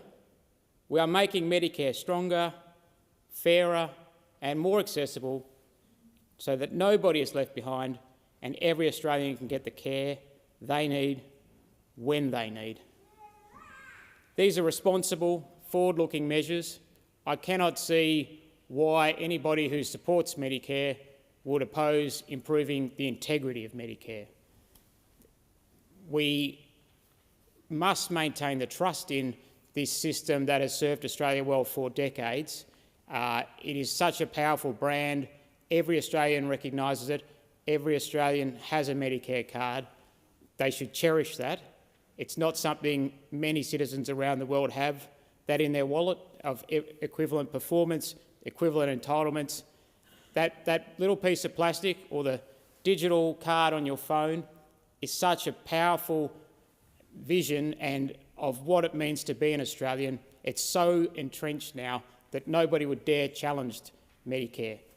But to protect it, we must continue to ensure every dollar spent and invested towards it goes back to Australian citizens, to patients, to delivering them quality health care through the system, right from GPs through the rest of the system. And that's what this integrity process is all about, restoring and continuing to keep trust in our system where we know that those dollars will flow to patient outcomes. These are responsible forward-looking measures. They protect Medicare, protect public funds and protect every Australian. And that's something that I want for every Australian. Finally, I do commend the work. This wasn't just a policy process that happened overnight. The integrity measures were part of the independent review of Medicare integrity and compliance undertaken by Dr Pradeep Philip, who is a respected policy official, been around for decades in various government agencies. He knows what he's talking about. And the government's ongoing investment and improvement to Medicare will see the system continue to go from strength to strength. Future generations, you know, there's a lot of discussion about intergenerational equity at the moment, and young people probably in many respects, such as housing, not having things as good as previous generations did. But one gift that previous generations will be giving to future generations is a universal Medicare system. Imagine being born today in Australia under a system of universal health care. You're very lucky. You've won the birth lottery in that sense, in terms of growing up in a country that gives you universal health care. Your parents will be supported through the Medicare system. Your mum, your dad, whatever your family makeup, will be supported right from your birth. It will support you as you grow up in the ages. You'll be printed your name on the family Medicare card. Then when you turn into adulthood, you'll have your own Medicare card. And I hope that we never let people forget how critical that system is. It didn't just come around by accident, and it was opposed for a long, long time. It was Whitlam's bravery to put it up, at the time a radical idea that really was before its time. And he fought on with that. Then it was sort of repealed in many respects, and it took Hawke and Keating to double down on it. And today, no one dare challenge the system of Medicare. And as I said, there are people around the world who yearn to have a similar system that delivers such great outcomes for our country, for our constituents. And I don't think anybody takes that little bit of green plastic for granted. So I do commend the work of the review panel. I commend the work of the Albanese government in making Medicare a centrepiece of its election agenda. And as the Prime Minister's made very clear, this term is all about delivery. So while there'll be lots of cries around to distract, focus on this issue of the day, there's something happening overseas, we will never be distracted from what we promised in the last election and making sure that we actually deliver, because Australians put their trust in the Albanese Labor government, and every one of us know, particularly new members and senators, we know we're here in large part because people trusted us to deliver. And this measure around Medicare, what we're seeing in terms of backing it up with funding, is part of that delivery process. So I do commend the bill. Thank you, Acting Deputy President. Thank you, Senator Dowling. Senator O'Neill. Thank you very much, Acting Deputy President. I just want to talk about a couple of colours, green and gold. Our national colours, worn by the Wallabies, worn by the Matildas, worn with pride because they symbolise who we are as a nation. Our belief in freedom, our belief in respect, fairness, equality of opportunity and mateship, looking after one another. And that's why it's very appropriate that those green and gold colours are the colours of another national icon, our Medicare card. Each one of us in this chamber, whether on the floor or in the gallery or people who might be listening across this great country or watching on television, every single one of us carries one of these. And we know what it stands for. This little card represents the freedom to access high-quality healthcare when we need it, without fear of crippling costs. It embodies the respect and dignity afforded to us at our most vulnerable moments. It enshrines the principle of fairness, that all of us, regardless of wealth, postcode or background, are entitled to the same essential care. And above all, it speaks to the opportunity, equality of opportunity to access healthcare, because a sick child in regional New South Wales, the great state that I represent, deserves the same chance as an Australian child in the city.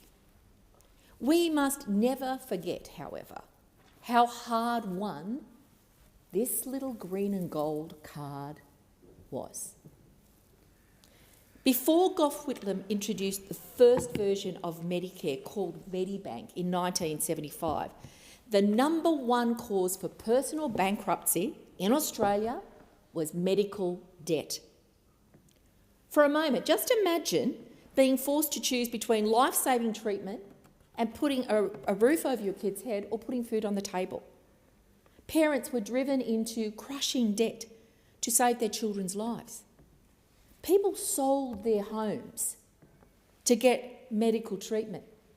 And when it failed, they left families in debt, homeless, and in deep grief. It wasn't good enough for us as Australians, so Prime Minister Whitlam, a Labor Prime Minister, found a way, a better way, enrolling 90% of Australians into public health insurance. But those on the opposite side can run from the truth, but they can't undo their history. It was Malcolm Fraser's government that dismantled and privatised Medibank, and it took another Labor government under Bob Hawke to restore it. And this time, in that name that we now all recognise, that green and gold lettered Medicare card. Since then, Medicare has been under constant threat from those opposite, the Liberal National parties in coalition. When Tony Abbott in 2013 brought down his first budget, he slashed tens of billions of dollars from the health budget, from Medicare and from the hospital funding. He froze the bulk billing rebate, which was effectively a punishing regime against our GPs and their businesses, and he just didn't care. He didn't want to uphold our belief in the green and gold values. And the party that says it's all about business all the time knocked out of business hundreds of GP surgeries around this country because they can't help but muck around with Medicare. Time and time again, they've done it. Now, during that particular period of time, I chaired the Health Committee. We travelled the country holding hearings in every state and territory. We saw that our values and respect for that green and gold was completely disappearing. We found people waiting longer in hospitals. We found people paying more for GP visits, and we found people struggling to get the care that they deserved. And that's why, in government, Labor has acted decisively to strengthen Medicare, and it's why we remain committed to doing even more in this term of Parliament. In 1975, when Whitlam imagined a country where no one would go broke to see a doctor, he was followed up in recovering that vision by Bob Hawke, who made it real. Labor governments have defended Medicare ever since, and it's Labor, under Prime Minister Anthony Albanese, that will protect your Medicare card, strengthen your Medicare access, give you a chance to get the bulk billing that you need and deserve, because that is the vision for all Australians that began with Labor and will be reinstituted with Labor. In our first term, we tripled the bulk billing incentive. It was frozen for years under the Coalition. But we didn't just stop there, and that was the incentive to get the doctors to begin to bulk bill again, particularly for children, the aged, and people who just needed a bit of a hand. We reduced the cost of PBS medicines. And for pensioners, just $7.70 for them to be able to get the medical attention that they need and the ongoing medical care of proper medication. Importantly, we prioritised women's health for the first time with a new network of 22 endometriosis and pelvic pain clinics, and we'll increase that to 33. And I want to acknowledge the great work of my colleague here in the chamber, Senator Marielle Smith from South Australia, for her leadership on matters medical, particularly for women in the last period of time we were in government here, in the period between 22 and 25. Hard work so that we could get a plan to make sure Medicare works better for all Australians, including women, who are too often left out and cut out by the policy decisions of the Liberal National Party. And you can understand why. While there's a smattering of women here in the Senate, there's barely a woman for the Liberal National Party in the House. As duty senator for much of the country west of the Great Dividing Range in my great state of New South Wales, I've seen the damage that coalition cuts inflicted. But I've also seen the differences that Labor reforms are making. In Wagga Wagga and Bathurst, and across this vast country, there are 61 Medicare mental health centres that are coming into being, changing lives, bringing a judgment-free, cost-free mental health care to the regions. And I want to congratulate my good friend in the other place, the Minister for Mental Health, Emma McBride, member for Dobell, for her incredible policy leadership and bringing that to bear. And going out and visiting those sites is giving me incredible confidence that people who need mental health care right across this country, region or city, finally can walk through the door when they need the care and get the care that they need. Now, the rollout also of 87 urgent care centres. These clinics are easing pressure on emergency departments. And they're helping Australians get free, fast care where and when they need it. Now, my good friend and colleague, Dr Gordon Reid, is the member for Robertson in the Terrigal, Erina, Gosford region of New South Wales, where I happen to live. And he got one of these urgent care centres established at Yamina. Now, in the community that I live in, when they were coming to vote, people were telling me how much this changed their access to a doctor. And I know that where I live, 18,908 of my fellow citizens in the electorate in which I live have now been able to access the health care they needed, and all they had to do was show up with their Medicare card to get the care they needed. There were no urgent care centres when Labor came to government in 2022. Zero, zip, none. We brought them into being, and it's affecting, in a very positive way, millions of lives across this country.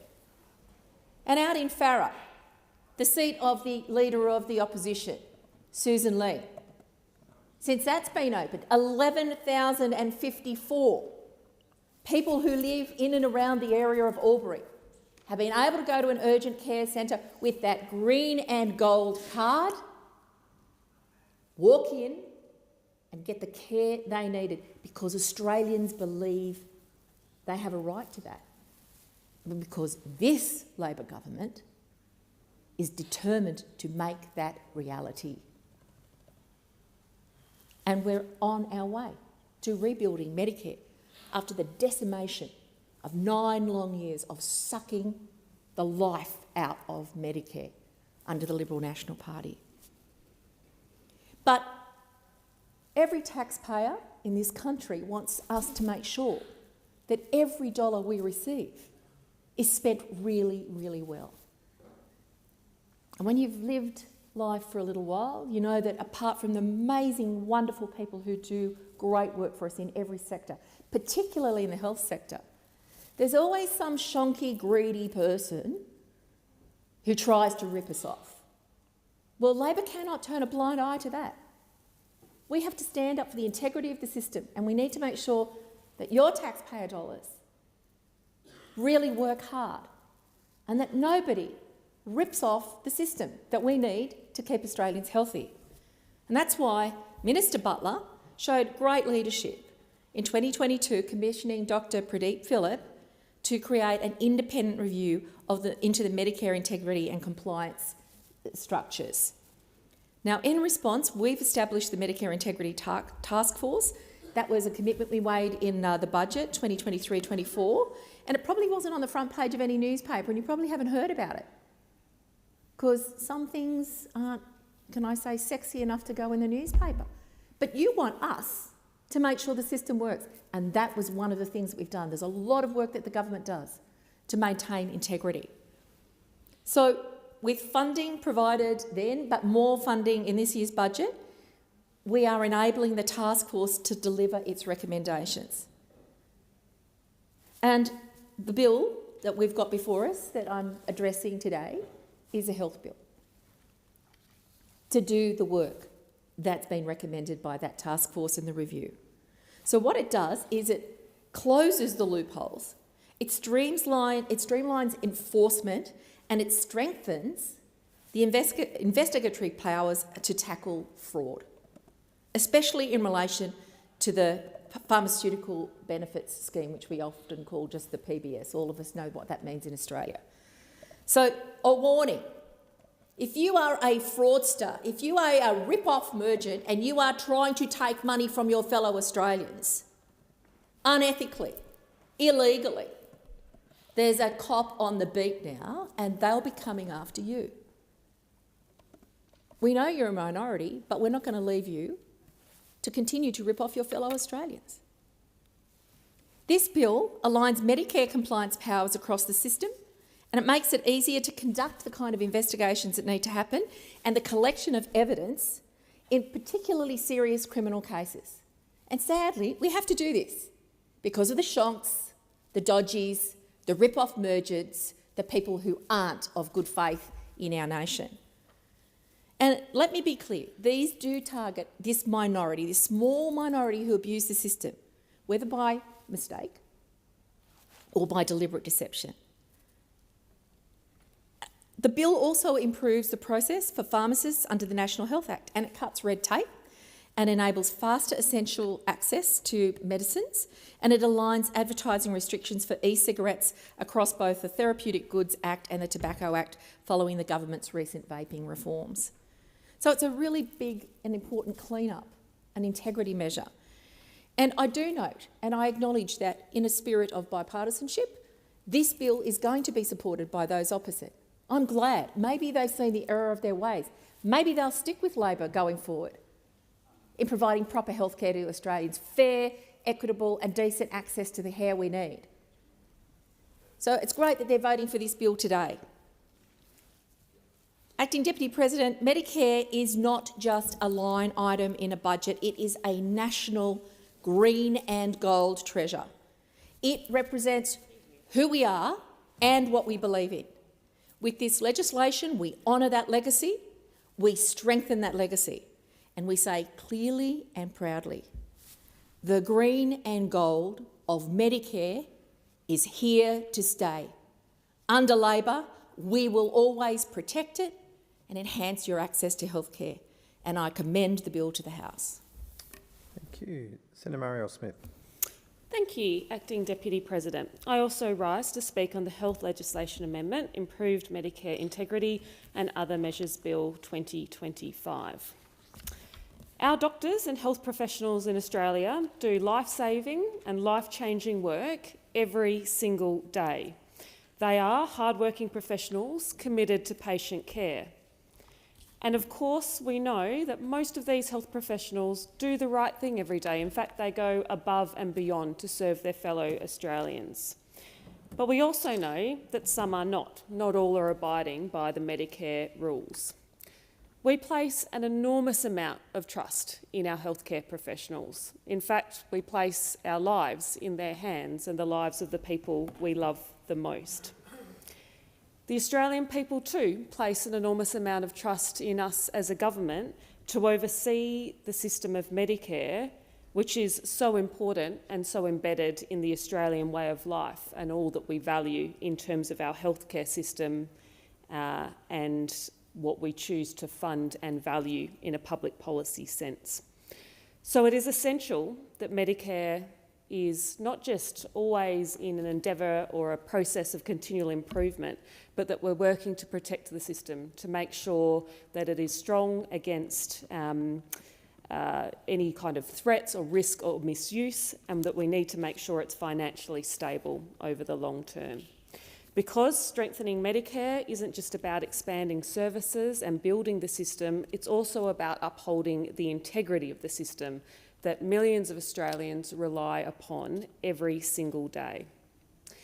In November 2022, our Health Minister, Mark Butler, commissioned health economist Dr Pradeep Philip to lead an independent review of Medicare integrity and compliance. The findings of that review were clear, that while most practitioners are doing the right thing, our systems need strengthening to better detect and prevent fraud, errors and misuse.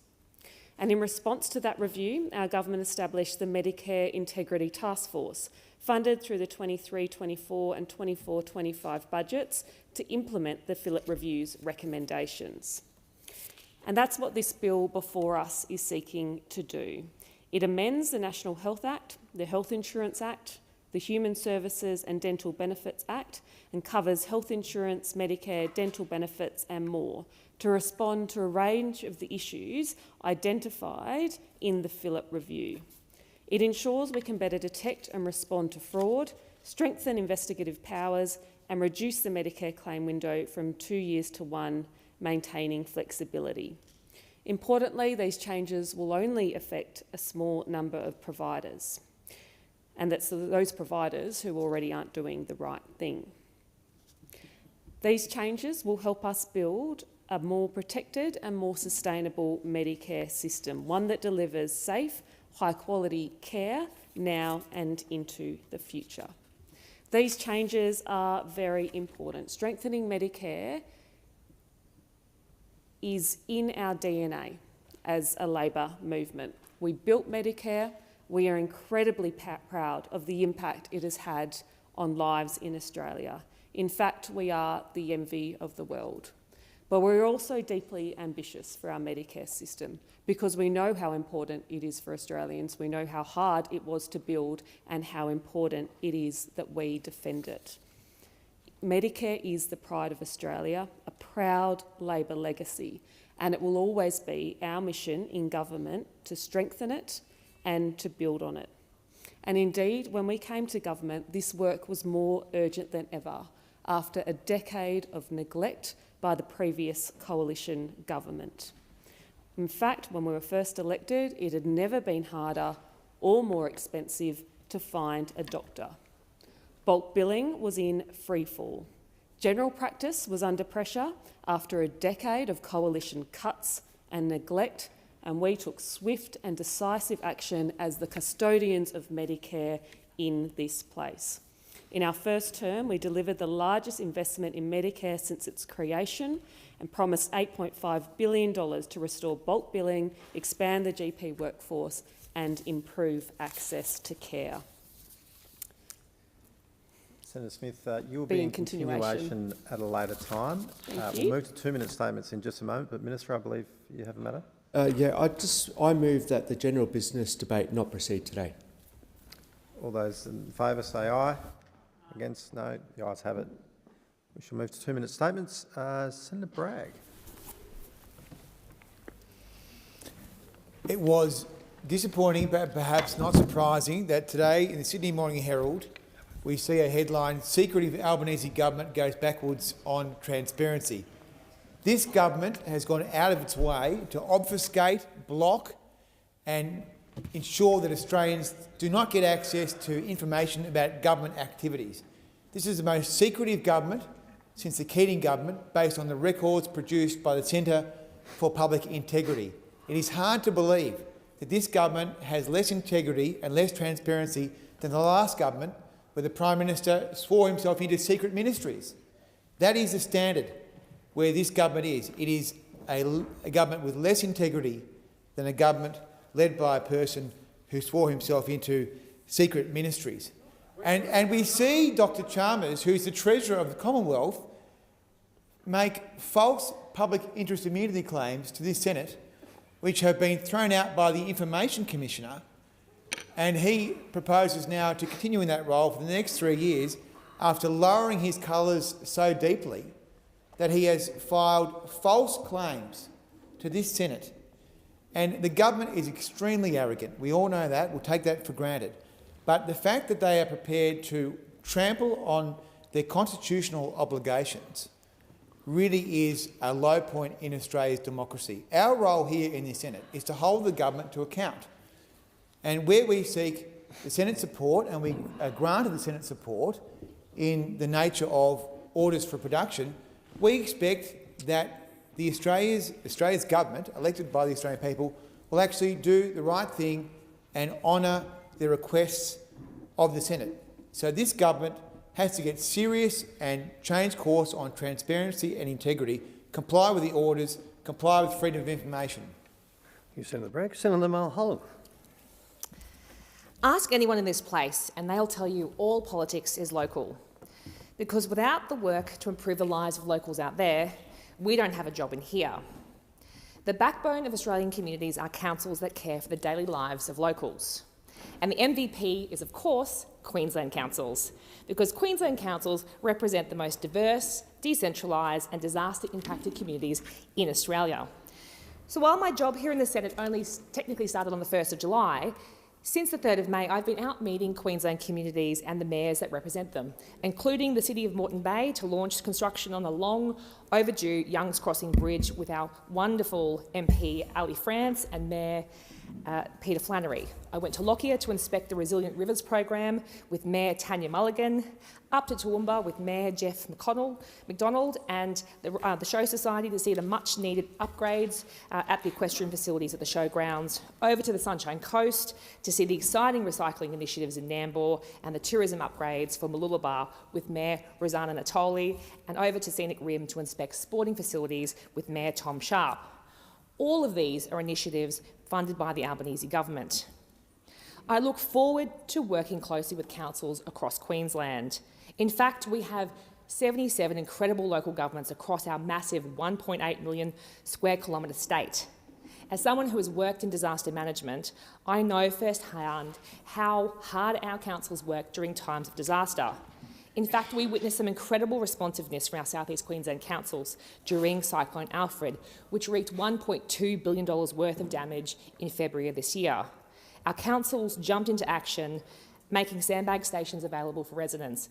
I was there sandbagging at my local station along with hard-working council workers who are working overtime to protect their local communities, and I'm looking forward to working very closely with our local councils. Thank you, Senator Mulholland. Senator McKim. I'm proud to have been named the Australian Greens LGBTIQA+ spokesperson. I take on this role at a time of great challenge for the community. To quote Alistair Laurie, a hugely Respected advocate, there's been a disturbing rise in anti-LGBTIQ prejudice, including hate speech, as well as threats of intimidation and violence. As Alistair notes, the Commonwealth Government has been missing in action on anti-LGBTIQ extremism. One example of that is its failure to appoint an LGBTIQA+ Human Rights Commissioner. While Labor speaks a lot about support for social cohesion and has rightly spent tens of millions of dollars on the safety of faith communities in Australia, it's been silent on extremist attacks on LGBTIQA events and failed to invest the same kind of money protecting the safety of LGBTIQA+ people. It's also failed to keep its promise to prohibit discrimination against LGBTIQA+ people by faith-based schools and services, a decision that sends a message that mistreating LGBTIQA+ Australians is okay. After marriage equality, LGBTIQA+ Australians and their allies had the legitimate hope that things would get better. They have not, and in my new role, I'll work to restore that hope. Tasmania was the last state to decriminalise homosexuality, but now has some of the best LGBTIQA+ laws and policies in the world. We face the challenge of anti-LGBTIQA+ discrimination head-on, and Tasmania is a far better place for having done so. I'm going to bring that Tasmanian spirit to my new role and work to finally end discrimination against queer folks and right some of the egregious wrongs of the past. Thank you, Senator McKim. Senator Canavan. Thank you, Acting Deputy President. Today we have learnt that Fortescue has officially sounded a death knell for its Gladstone hydrogen project after tens of millions of government funds have been wasted on a pipe dream. A few weeks ago I travelled to the facility at Aldoga, west of Gladstone, with the local member Colin Boyce, and $90 million of state and federal money went towards the promise of a hydrogen hub in Gladstone. Just less than a year ago, the Labor Party were up in Gladstone saying it's okay that we're going to shut down your coal industry because you're going to have all these hydrogen jobs. That has turned out to be a completely false promise. At this site, where $90 million was spent, there's a wonderful shed, a massive shed, there. It looks fantastic. We spoke to the security guard there. Now only 2 or 3 people work there, with 90 people being sacked a few months ago because this project could not work. I don't know what we're going to do with the shed in the future. Fortescue says they're going to repurpose it. Possibly would make an excellent site for Bunnings, but really I think we could have done that for a lot less than $90 million of government funds. Worse though, is the other money that's been spent there that has been somewhat hidden. There at the site, there are massive transmission towers, huge transmission towers that have been built by a state government agency, Powerlink, that run from this shed out to various proposed wind and solar factories that were to be built to feed the hydrogen production. We don't know what the cost of those are. That's an additional cost on top of the $90 million. There is a water pipeline from Rockhampton that was built to bring water down to make hydrogen. That was $1 billion cost. Now, hopefully that can be repurposed, but $1 billion cost for something that's not going ahead. There has to be a proper inquiry into how much government money has been wasted on this ridiculous rubbish for no jobs in return. Your time has expired. Senator Stewart. Thank you, Acting Deputy President. Truth-telling is the foundation of trust, integrity and meaningful relationships. It paves the way for accountability and healing. In my home state of Victoria, the Yuruk Justice Commission recently handed down its final report, marking the end of Australia's first formal truth-telling process. Yuruk was set up by agreement between the First Peoples Assembly of Victoria and the Victorian Government, but it operates independently of both.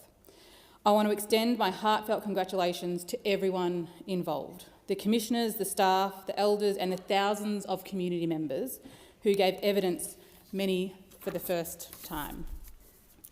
The testimonies recorded in the report added critical truths to our state's public record.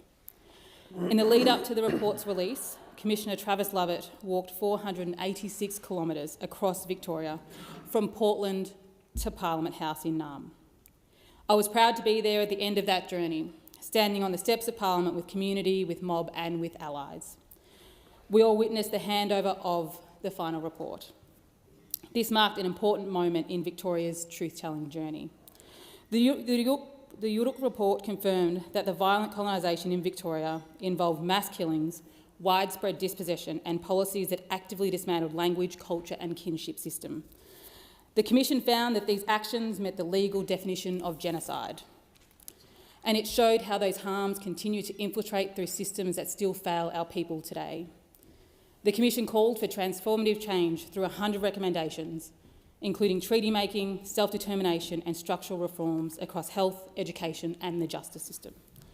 These were big, bold ideas, but they were grounded in evidence, in testimony and in deep listening. Truth-telling is never easy, but it's a form of respect for yourself, for others and for the future. Stewart, your time has expired. Thank you. Senator Pocock. Thank you, Acting President. I'd like to congratulate Catherine Williams and the Centre for Public Integrity and thank them for their research into the declining transparency in the 47th Parliament. The Albanese government in the last Parliament was more secretive than the Morrison government, who had a Prime Minister who had 5 secret ministries. Quite an achievement. We know now from this research that they are the second most secret government since 1993. Under the Keating government, compliance with OPDs was 92.5%. Under the Albanese government in the last term, it was 32.8%. Less than a third of OPDs were complied with. Just 1 in 4 FOI requests are now granted in full, the lowest on record. I have a challenge for the newly elected Labor government. You've got to do better than this. You've got to do better than this. I heard so much before I came to this place about how Labor were going to do better, how much they smashed the Morrison government around secrecy, around transparency. Then it turns out when they actually get in the hot seats, they're more secretive. Scott Morrison's government was more transparent, respected the Senate more, complied with OPDs. This matters in our democracy, and it matters more now than ever, where you have a Labor government with a whopping majority in the lower house. The Senate needs to be respected when it passes orders for the production of documents that it deems are necessary to undertake our jobs to represent our states or territories. It is not good enough. And more Australians need to know that the last Parliament under Labor was the most secretive, probably in their lifetimes. You've got to do better. Thank you, Senator Pocock. Senator O'Sullivan. Acting Deputy President, you'll be interested to know that I recently had the great privilege of travelling on a large section of the Outback Way, the Great Central Road, all the way through to Yulara. And this West Australian stretch of the well-travelled route is 872 kilometres between Laverton and the WA-NT border. This road cuts through the nation's heartland and is critical. It's the only link that neighbouring communities have to healthcare, jobs and for trucks moving goods from the eastern and western states through that particular part. In 2022, the Morrison Coalition Government committed $400 million to a joint funding effort with the state to seal the entire road, which at the time had 736 kilometres of unsealed section. Well, fast forward 3 years, as I saw only a couple of weeks ago, that section is still unsealed.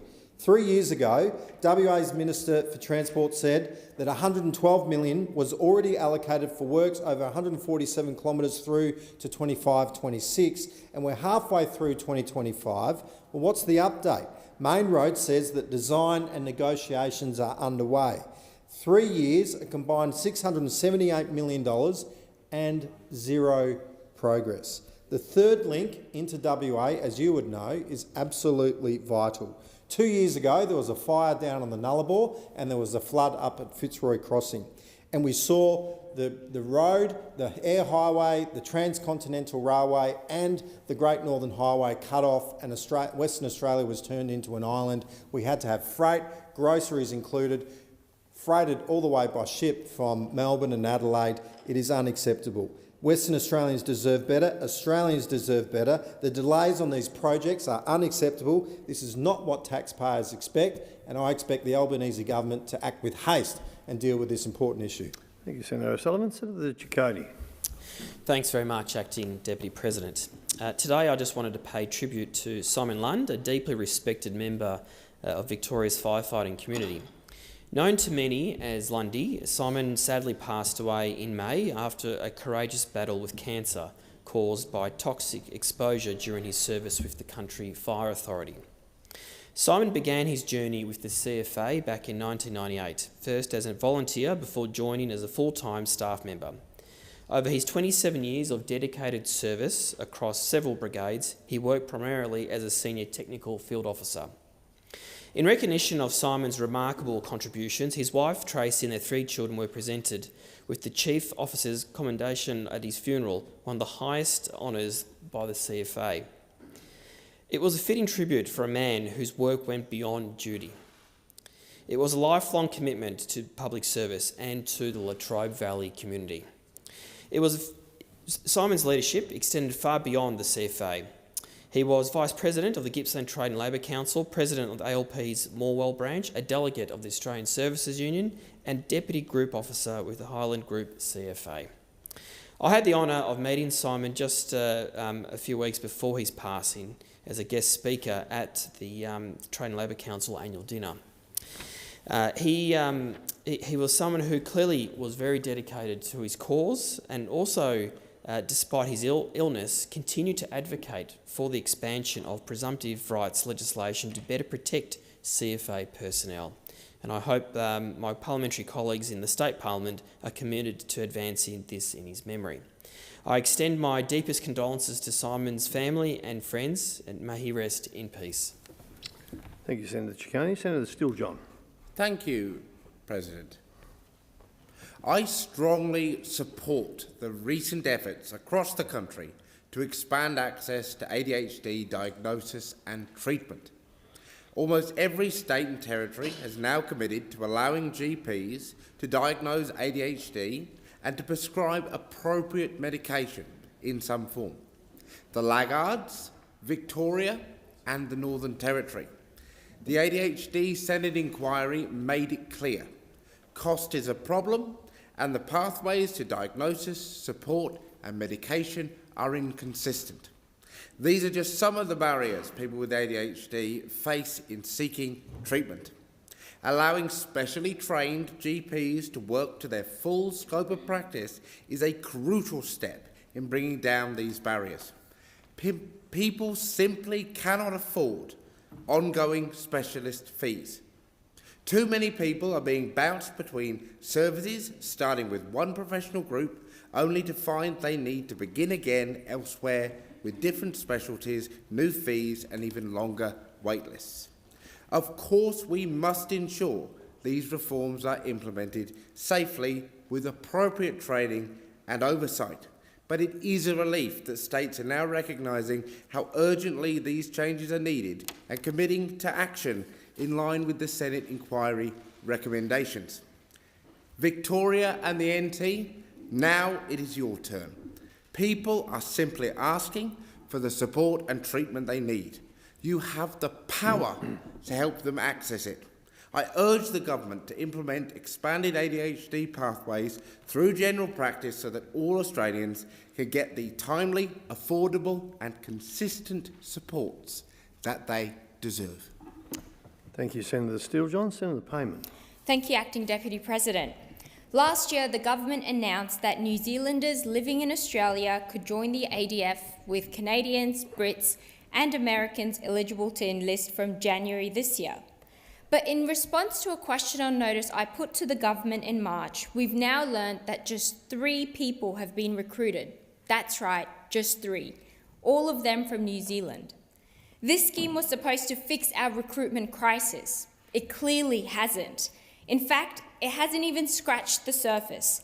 It's been an extraordinary failure, another headline-grabbing initiative with no substance behind it. And while recruitment numbers flatline, this government has written yet another $800 million check to the US military-industrial complex. $800 million more towards AUKUS, with no guarantees that any submarines will be delivered and no refund if the deal collapses. Now imagine how easily this recruitment crisis could be overcome if we invested that money into improving the lives of our brave ADF personnel. Imagine if the ADF was not seen as a last resort, but as a respected, well-supported career path. The government's fanfare around this recruitment initiative now looks like smoke and mirrors. Was this mismanagement? Was it just another ill-conceived policy? Or like the click-to-cancel subscriptions issue I raised yesterday, is this just another Labor thought bubble with no follow-through? Senator Lambie has said it time and time again, this government neglects our veterans and our ADF personnel. The truth is, we don't have a recruitment crisis, we have a retention crisis. Until our brave men and women are properly supported, respected and paid better, this crisis will continue and the responsibility will fall on Labor's feet. Your time has expired. Senator McLaughlin. I rise to honour the service to this chamber in Australia of my friend and former colleague in this place, David Fawcett. David was the 95th senator from South Australia. I always considered David the epitome of everything a senator should be: courteous, collegiate, diligent, considered and very knowledgeable in his area of interest or passion. It's hard to imagine he was ever on the green carpet, but he was as the member of Wakefield until he saw sense and came here. David had an encyclopaedic knowledge of defence matters. His interest in defence came from his days as an army pilot and later a test pilot. As an aside, I'll always be grateful to him. When we flew around South Australia in small planes, I used to usher him into the cockpit as a safety measure. I wish him and Lorna well with the next chapter of their lives. David is a keen yachtsman, and I know they have plans to travel. Thank you, David, for all your hard work for the Liberal Party and the Liberal cause, and I thank you personally for your friendship and wise counsel. Thank you, Senator McLaughlin. Senator Whitten. Thank you, Acting Deputy President. This is not my first speech. Australia's biosecurity and our agricultural sector has today been thrown under the bus by the Albanese government. Without any consultation with Australian farmers, Labor has lifted the biosecurity import controls placed on US beef. Labor's contempt for Australian farmers, made very clear over the past 3 years, continues in its second term. In Western Australia, we're used to our farming sector being deliberately ignored. Just ask our sheep producers in the West, who have been decimated by this Labor government ban on live exports. Australia's beef industry is worth in excess of $75 billion per annum to our economy. Meanwhile, our export market sits at more than $15 billion. The biosecurity import controls relate to herds brought across the US border from Canada, Brazil and Mexico. It's finished in America and labelled US beef. There are a range of exotic pests and diseases prevalent in these countries, which could cause untold harm to Australian herds if they get here. This is a risk no Australian government, beef producer or consumer should ever play Russian roulette with. There has been no consultation with beef producers or the broader farming sector. Farmers and the Australian public only found out about this rush decision in today's newspapers. It's shameful, negligent, dangerous and an abuse of power. This decision may win favour with the US President, but again, it defines our Prime Minister as weak and willing to sacrifice Western Australia and the broader farming sector on the altar of his ego. Thank you, Senator Whitten. Senator Faruqi. Thank you, Acting Deputy President. It is with the deepest sorrow and a broken heart that I rise today to pay tribute to my dear friend and comrade Sinead Francis Cohen, who passed away last month. She was a ray of sunshine in whatever space she entered, always there to support, to guide, and to lead when needed.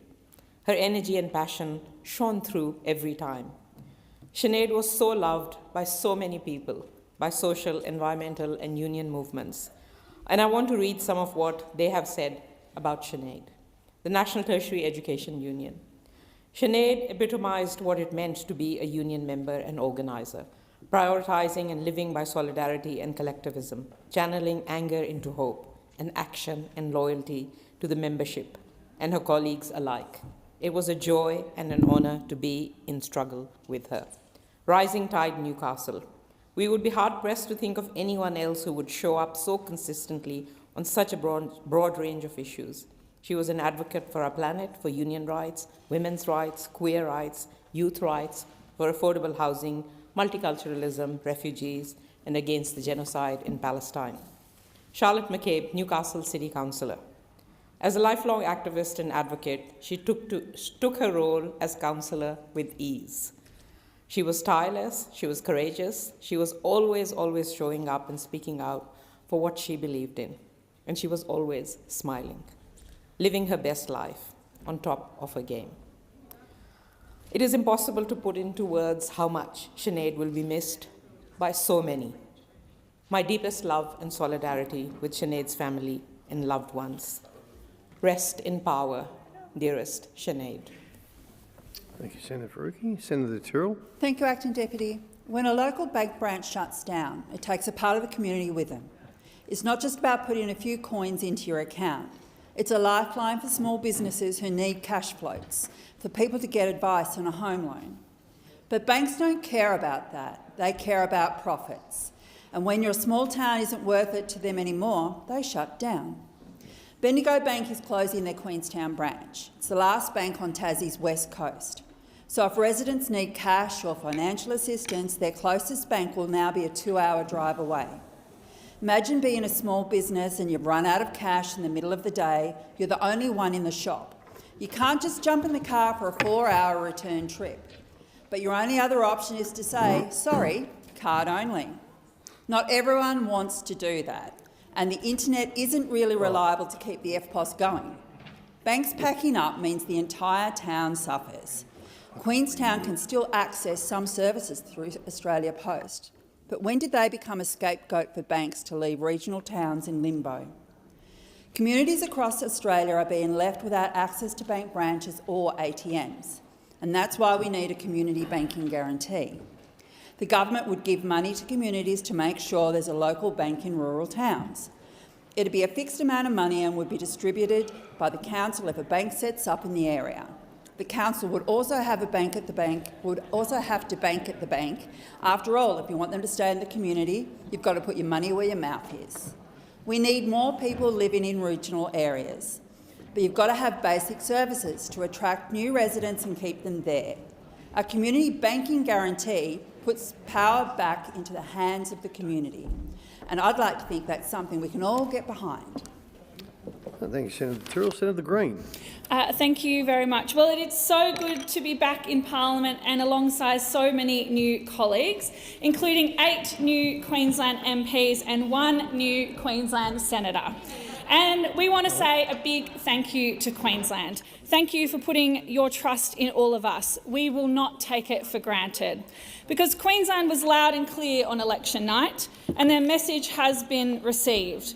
Queenslanders didn't vote for division or negativity. Queenslanders voted for Labor's plan to continue to deliver Medicare urgent care clinics right across regional Queensland. And they voted for Labor's plan to deliver more bulk billing. Queenslanders voted for Labor's plan to build more houses, including the 490 social and affordable homes being built right now in Cairns. And Queenslanders said, loud and clear, that they wanted free TAFE and they want it permanently, and that's exactly what our government will deliver. Queenslanders said loud and clear that they want 20% cut from their student debt, and that's exactly what the Albanese Labor government has delivered with the very first piece of legislation this week. And Queenslanders, including regional Queenslanders, voted for a future made in Australia as we transition to net zero, because they know that we must take action on climate change to protect and create more Queensland jobs. Labor's promise to Queenslanders is this: we will work hard every day every day to deliver on exactly what Queenslanders and all Australians are asking of this government to do, to deliver on Labor's plan. Thanks, President. Thank you, Senator Green. We'll now move... Senator Chisholm, go for it. What a rabble they are opposite. We've only been back in Parliament for 3 days. The Nats are already at war and the Libs are undermining their leader already. It's absolutely disgraceful the behaviour they've up to. They've learnt nothing from the election and they're back to the bad old days from we've seen from those opposite. Australia deserves so much better than this opposition. All right, everyone take a breath. We'll now go to question time. Senator Duniam. Thank you, President. My question is to the Minister for Early Childhood Education, Senator Walsh. Given the state and territory governments are responsible for the majority of urgent reforms that need to be made to Australia's broken childcare system to ensure we're properly protecting our kids, when will childcare laws across Australia be fixed? Thank you, Senator Duniam. Minister Walsh. Thank you very much, President, and thank you, Senator Duniam, for the question.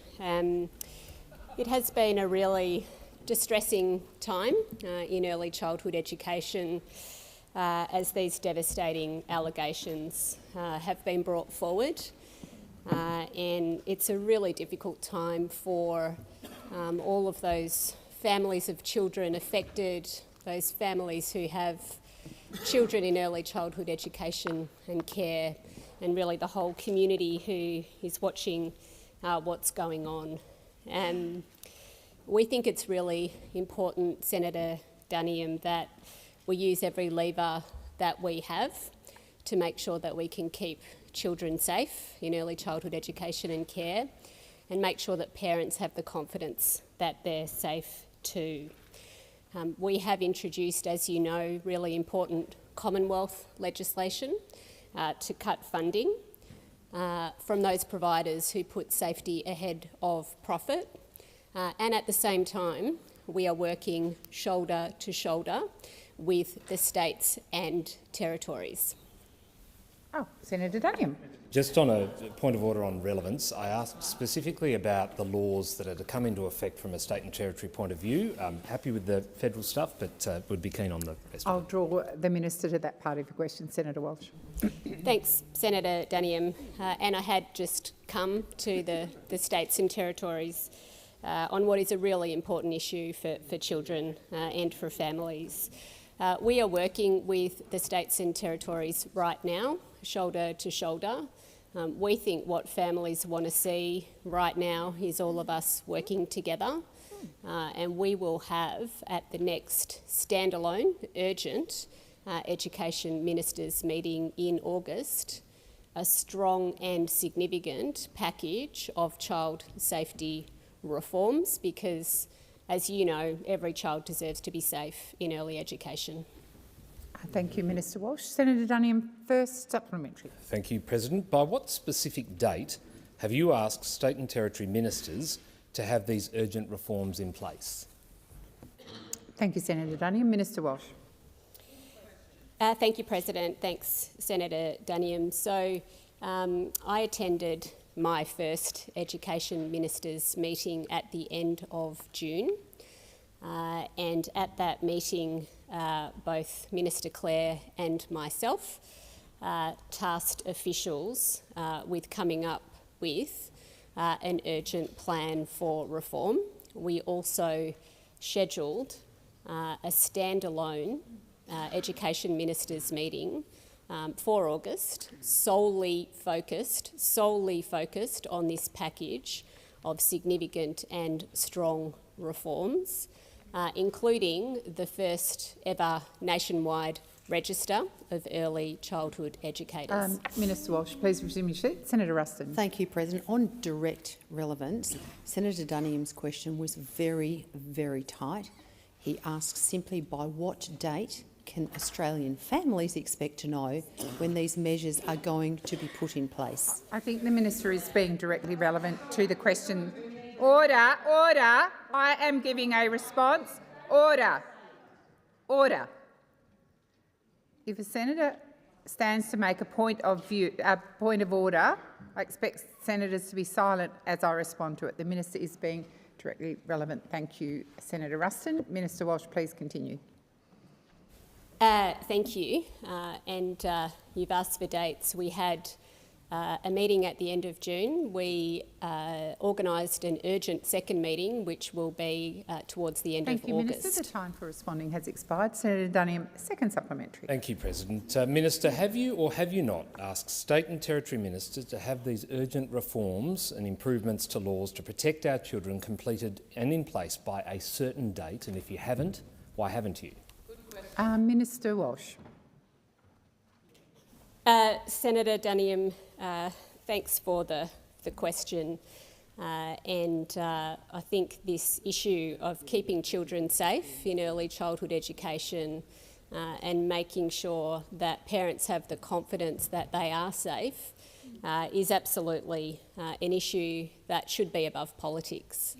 And we have really appreciated on this side of the chamber your bipartisanship and your offer of ongoing bipartisanship for the reforms that we're working on, both in terms of the legislation and what will be a strong and significant package of reforms brought by our education ministers. Minister Walsh, please resume your seat. Senator Cash. Thank you. And the point of order is again in relation to direct relevance. We all agree the reforms are urgent, which is, President, why we have asked by what date has the minister given to the state, and in place by a certain date have you asked them this? Minister Wong. Thank you. And I would make the point first on this, what we thought was a bipartisan set of propositions. Have you got a point of order? I do have a point of order, which is the minister is... I'm speaking to the point of order. The minister is setting out the process by which these urgent reforms are being progressed. And I would have thought it was self-evident to the opposition that that is directly relevant to the question that was asked. But more importantly, I would have thought it was something deserving of bipartisan support. Thank you. Senator Cash. Again, on the point of order, with all due respect to Senator Wong as Leader of the Government in the Senate, again, the question was quite specific in relation to, has the minister asked the state and territory ministers to have what we all agree are urgent reforms to protect our children completed, President, by a certain date? I understand very clearly the question.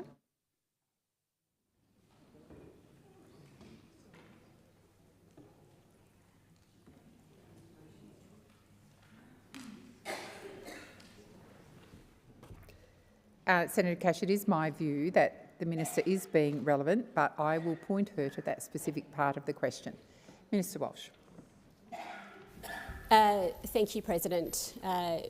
Officials and states and territories are in absolutely no doubt that these reforms are urgent. It's why we've called a special meeting to consider those reforms. Thank you, Minister. Senator Polley. President, my question is to the Minister representing the Minister for Employment and Workplace Relations, Senator Watt. Prior to the election, big retailers like Kmart, Big W and Costco, as well as businesses in the clerical and banking sector, applied to scrap penalty rates for workers earning less than $60,000. This move would have sent Australians' pay packets backwards and meant an overall reduction in their wage of up to $5,000 every year. What steps did the Albanese Labor government take to oppose this application, and what will the re-elected Labor government do to protect workers' wages? Thank you, Senator Polley. Minister Watt. Thank you, President, and thank you, Senator Polley, who, along with every other Labor senator, has a very proud record of standing up for the penalty rates and wages of Australian workers. Well, as Senator Polley will remember, the first term of the Albanese government, one of our core aims was to ensure that Australians would earn more and keep more of what they earn. In our first term, the Albanese government delivered landmark workplace relations reforms. They still haven't heard the message that Australians want to earn more and keep more of what they earn. In our first term, the Albanese government delivered landmark workplace relations reforms with a clear goal of getting wages moving for Australian workers, and that's exactly what we achieved. We addressed loopholes that undermine principles of fairness and improved access to secure jobs and better pay. We've reinvigorated enterprise bargaining, resulting in more cooperative, productive workplaces. We put gender equality at the heart of the workplace relations framework, helping drive the gender pay gap to its lowest level on record. We improved workplace conditions and protections across the board. And in every annual wage review since taking office, we've backed minimum wage increases, with our most recent submission calling for an economically sustainable real wage increase. And I'm pleased to see that from the 1st of July, minimum wages have been increased by 3.5% ahead of inflation. Now, these were significant and important reforms in our first term, but we know that there's more to do. And right now, the modern awards safety net can be undermined. Currently, penalty rates and overtime rates in modern awards can be rolled up into a single rate of pay that leaves some employees worse off. And there are currently cases on foot where employers in the retail, clerical and banking sectors are seeking to trade away the penalty rates of lower paid workers on awards. Our government doesn't think that's fair. It's why we intervened in those cases to block that from happening, and it's why just today the Minister for Employment and Workplace Relations, Minister Rishworth, has introduced legislation to protect penalty rates, and we expect to see the whole House support that. The time for answering has expired. Senator Polley, first supplementary. Thank you, Minister. It is understood that penalty rates are a vital part of modern awards safety net, which supports some of the lowest paid workers in our country. But why do penalty rates and overtime rates matter so much to these Senator workers? Polley, resume your seat. Senators, particularly those on my left, there needs to be silence while the question is asked. Senator Polley, please continue. Do you want me to start from the beginning? No. But why do penalty and overtime rates matter so much to these workers? And why is it so important that the Albanese Labor government's legislation is passed without delay?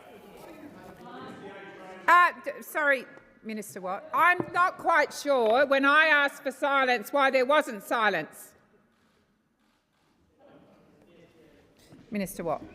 Thank you, President. Well, I'm not surprised to see members of the opposition moaning and groaning about this topic, because we know they've never met a worker who depends on their penalty rates to pay their bills. And we know that they still haven't heard the message that Australians voted for a government that ensured that they are earning more and keeping more of what they earn, and they rejected an opposition who was about cutting pay and making work more insecure. Now, penalty rates, I've got some news for you. Penalty rates and overtime rates matter to working Australians. Order. Employees relying on penalty rates are more likely to be women, to work part-time, be under the age of 35 and more likely to be employed on a casual basis. We're talking about people like Emily, a retail worker from New South Wales, expecting her— oh, you're groaning. You don't want to hear about workers who depend on their penalty rates. How disrespectful. How disrespectful. You don't want to hear about people like Emily, a retail worker who says that her penalty rates— I'm sorry. Order. Order. Order. I foolishly thought that if I asked for silence for the question, I might get silence for the answers. Obviously, no one got that message. There needs to be silence. Silence. Please continue, Minister Watt. Well, Labor wants to hear from people like Emily, who says that her penalty rates let her save a little for her bubba and to help her move into make sure her new little family has a roof over their heads. Fine, thank We're you, standing Minister. up for people like Emily. You might not. Senator Polley, second supplementary. It is clear that protecting penalty rates— please start again, Senator Polley.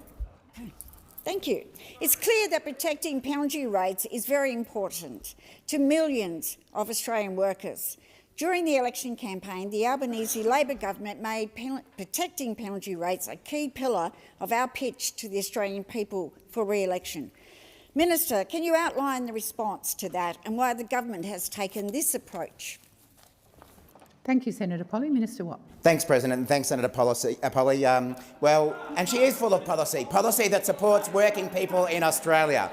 And I'm sure, like Senator Polley and everyone else over here, during the campaign, I was incredibly fortunate to join retail, banking and hospitality workers outside Stafford Shopping Centre on Brisbane's north side to launch this policy on behalf of the government. And I can assure you that the announcement was well received by those workers and quite obviously was well received by the Australian voting public. But at the time, it was clear the Coalition took a different view on penalty rates. Former Liberal leader Peter Dutton, remember him, confirmed it when he said, "We don't propose any departure from the current arrangements." And the person over there who kept predicting we'd returned into the dark ages was proven wrong by the Australian people. Minister Watt, please resume your seat. Order. Order. Order. Minister Wong. During both the primary and the first supplementary, I did let it go, but Senator Cash might just want to draw a breath from the interjections while Minister Watt is answering. I need all senators to refrain from interjecting, please. Minister Watt, please continue. Thank you, President. Well, it would appear that from the Coalition statements they still haven't heard the message from the election. We saw this morning Shadow Minister Tim Wilson, remember him, called our plan to protect penalty rates distressing and disturbing. The Liberals haven't changed. They haven't heard the message that people want to earn more. Expired. Senator Patterson. Thank you, President. My question is to the Minister representing the Treasurer, Senator Gallagher. In a leaked recording of comments to the Park Orchards Ratepayers Association in the lead-up to the last election, the now member for Deakin, Matt Gregg, said in relation to Labor's proposed on unrealised gains on superannuation, "The briefing I've received is that that's not Labor policy, and I was advised it's not Labor policy." Mr Gregg went on to say, "I'm not going to commit to that policy position that's been put to me because my understanding is it's not my party's policy." Did the member for Deakin mislead his new constituents, or will the government now abandon this unfair super tax grab? Thank you, Senator Patterson. Order. Order. Order. Minister Gallagher. Thank you, President. I thank Senator Patterson for the question and congratulate him on his new responsibilities. And I also congratulate the new member for Deakin. I had the opportunity to visit the electorate of Deakin during the election campaign, and it's clear that the member for Deakin, the new member for Deakin, received the support of his local community, and we're very pleased with the result from the federal campaign. In relation to taxation policy, we've been very clear about what our tax policies are. We went to the election wanting to lower taxes for 14 million Australians. If you remember that the opposition, those that are seemingly so concerned around tax policy now, went to the election wanting to raise taxes for 14 million Australians. There was hard to believe, but that was their position during the election campaign. Minister Gallagher, please resume your seat. Senator, order, order, order. Senator Patterson is on his feet. Order on my right. Minister Watt, I've just called order.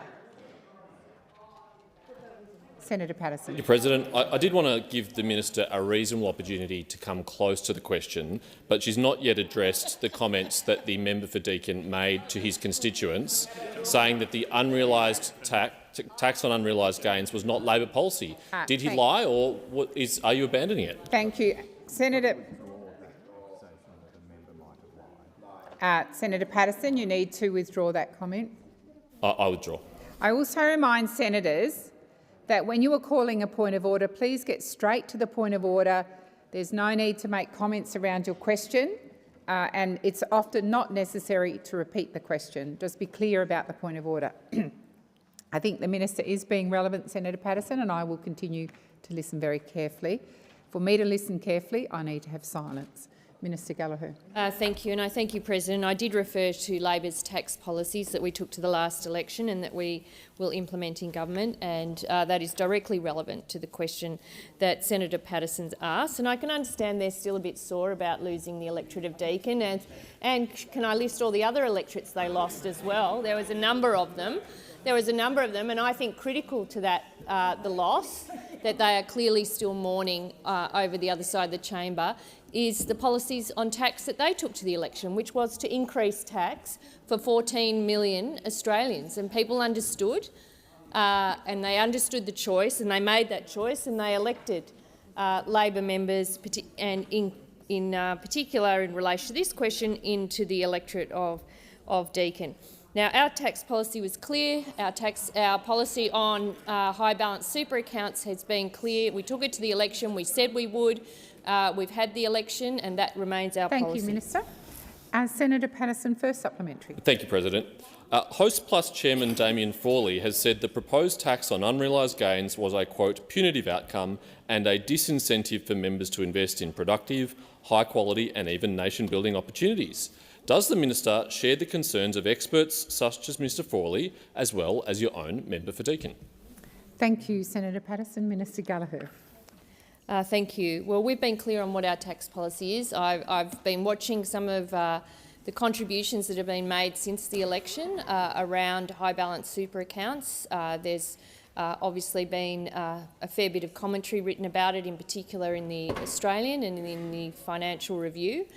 So I am aware of contributions that have been made from a range of stakeholders. We consulted heavily on this, on the high balance super accounts. If you recall, over the last Parliament, there was opportunities for people to provide their contributions at that point in time.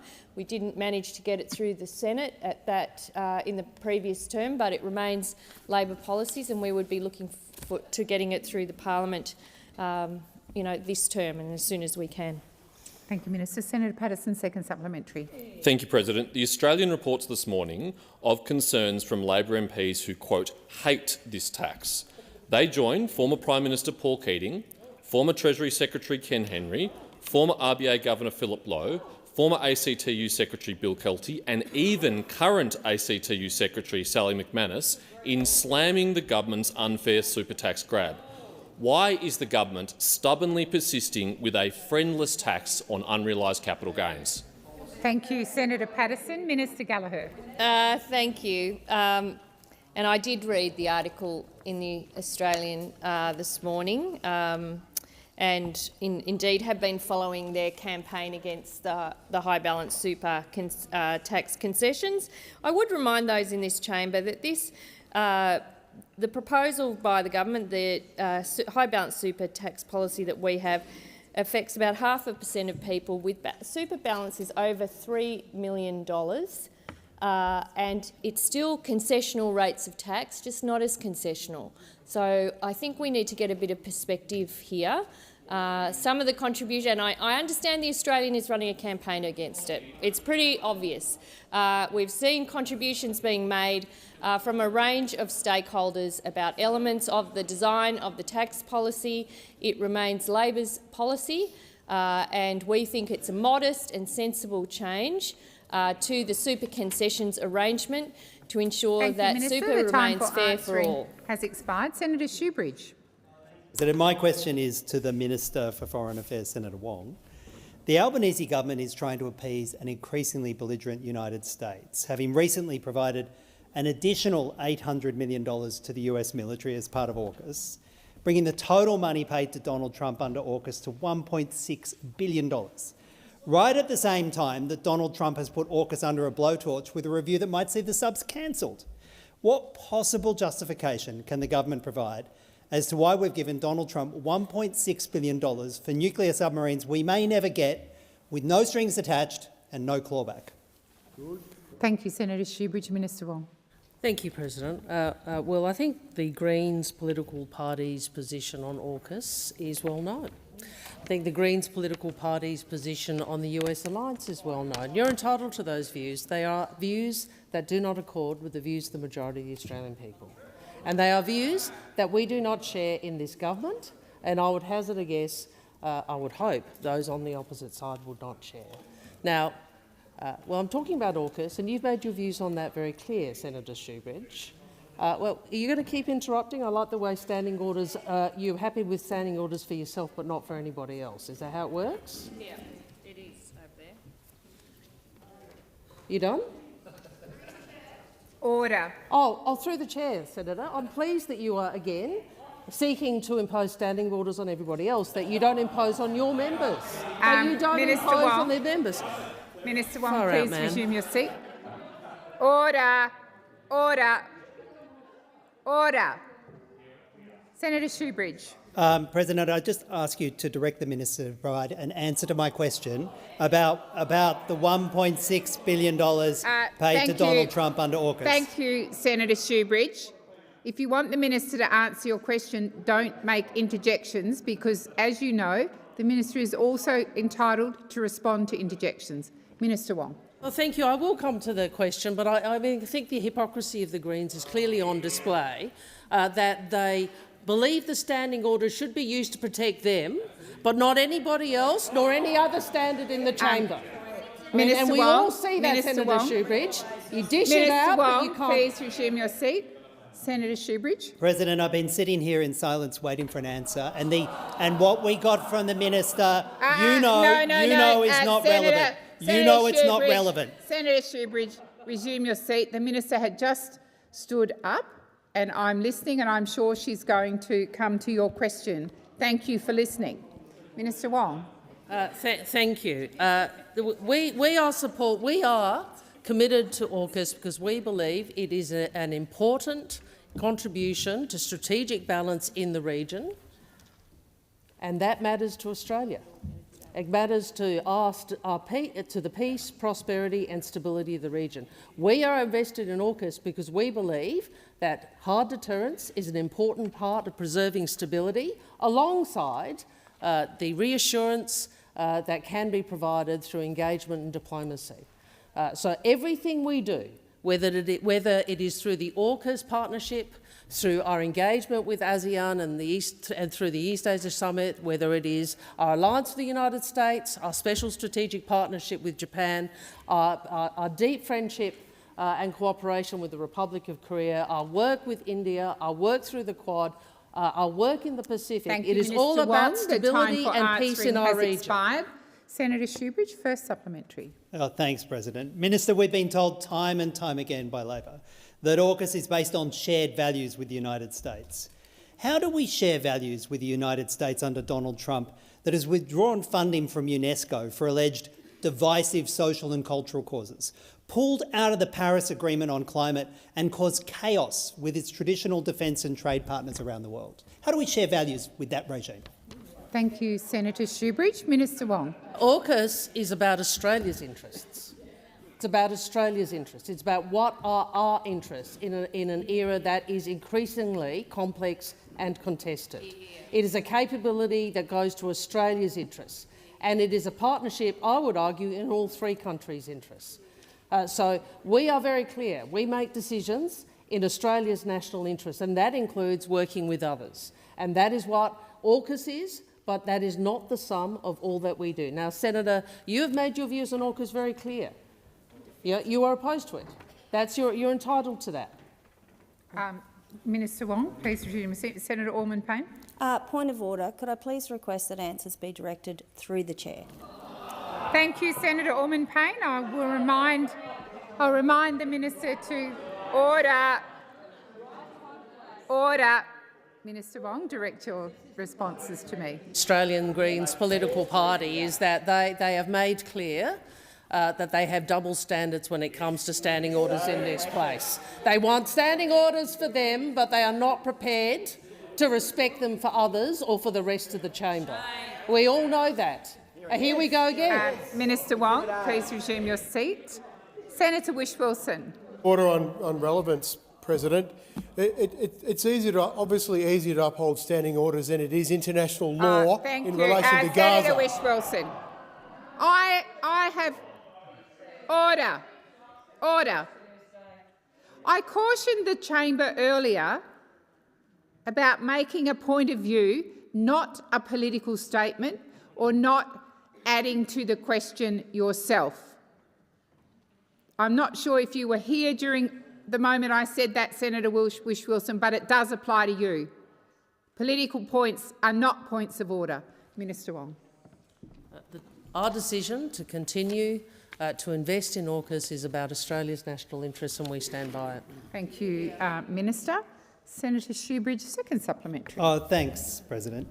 Minister, this government has refused to call out Donald Trump on his extreme proposals for Gaza, his illegal unilateral bombing of Iran, and has now given in to the US on beef imports. Is this all just a play to keep the disastrous AUKUS deal on life support? Thank you, Senator Shoebridge. Minister Wong. Well, there are three erroneous statements in that question, at least. I'll go to the third one. In relation to beef, I would make the point that we have gone through a rigorous, science-based, risk-based assessment over the last decade. The process for this was in fact commenced under the coalition government. The announcement does allow for expanded access to include beef sourced from cattle born in Canada or Mexico, which is legally imported and slaughtered in the United States. The decision is consistent with what we said all along, that we will not compromise on biosecurity. The Department of Agriculture, Fisheries and Forestry is satisfied the strengthened control methods put in place by the US effectively manage biosecurity risks. We stand for open and fair trade, and Australia's cattle industry has benefited from this. Thank you, Minister. The time for answering has expired. Senator Cox. Thank you, President. My question is to our fabulous Minister for Indigenous Affairs, Senator McCarthy. We know the Albanese Labor government was re-elected with a mandate to deliver jobs in remote communities. Can the minister outline the work being undertaken to deliver on that commitment? Order. Order. Senator Scarr. Order. Order. Minister McCarthy. Wonderful answer that I have, Madam President. I certainly thank the senator for her question, the first from our government benches. I know that the Labor Party has gained a fierce advocate for First Nations people, and I certainly welcome Senator Cox to the team. When I took on the role of minister just over 12 months ago, Madam President, I made my priority clear: jobs, jobs, jobs. From Gallawinku to Kununurra, Sejuna to Arakoon, and you're very welcome to travel with me, Senator Little. I know First Nations Australians want employment, they want economic empowerment, but we know the reality of the job market in remote Australia means government assistance is necessary. And that's why we've developed our $707 million Remote Jobs and Economic Development, or RJED program. We are in the process of creating 3,000 jobs. These jobs provide the dignity of real work with proper pay and conditions, because First Nations people deserve nothing less. Round 1 of RJED was finalised earlier this year and has resulted in the funding of 650 jobs with 100 different employers, and that builds on the 280 jobs created in the new jobs trial, which has been transitioned to that program. The second round received over 400 applications from employers wanting to create jobs, many seeking to fill multiple positions. President, the outcome of round 2 is being communicated to applicants as we speak. Successful applicants will be able to hire local people in their communities to work in jobs they want to do, with fair wages and conditions, including superannuation and annual leave. We are getting on with delivering on our election commitments. Thank you, Minister. Senator Cox, first supplementary. Thank you, President. Minister, can you outline the benefits of employment to remote communities and the importance of dignity of work? How is the Albanese Labor government ensuring the program is flexible and responsive to the diversity of these communities and their needs? Thank you, Senator Cox. Minister McCarthy. Thanks, President. The senator is right. As someone who visits remote communities throughout the year, I can tell you there are different needs and aspirations in desert country as there is in sea country, and there are different potential industries based on the landscapes, the weather or access to resources. And key to this commitment, President, is flexibility. This program is funding job creation in tourism, agriculture, media, community services and maintenance, culture and the arts. I was able to start a radio station in Borroloola in my hometown under the former CDEP program, and that was a program that was abolished by the Coalition. It's why I was so encouraged to meet Nathalia in Kununurra, who's now working for Warringurri Radio in the East Kimberley and who's got a job thanks to our new program. And this government is building a strong future for people like Nathalia and for our remote communities. Thank you, Minister. Senator Cox, second supplementary. Fabulous work there, Minister. The Albanese government prioritises employment opportunities, ensuring all Australians can earn more and keep more of what they earn. Can the Minister explain how this is reflected in the new scheme? How do programs she outlined differ from the government's CDP scheme, and why has the Albanese Labor government changed that approach? Order. Minister McCarthy. These guys do not like to be happy, President. They don't want people to be happy. Sour. You know, the contrast between that side and this side is we want to see people with dignity in work. We believe in that, and we believe in, well, you believe in income management and punitive work for the dole practices. So when you abolished the CDP, you ran a wrecking ball. You did, through communities, right across communities. And we are still trying to fix the mess from that period. We are. We are working much more than you did with our communities, with our regional remote areas. Senator Price, I haven't seen you in any of these communities, so you wouldn't know what's going on out there. There's no sky after dark there. So out of the ashes of the Coalition's mess, we are building a program that will provide opportunities and empowerment to First Nations the time people. for answering has expired. Senator Payman. Thank you, President. My question is to the Minister for Early Childhood Education, Senator Walsh. The issue of childcare has been a topic of national debate in recent weeks. The safety of children is very important to us all.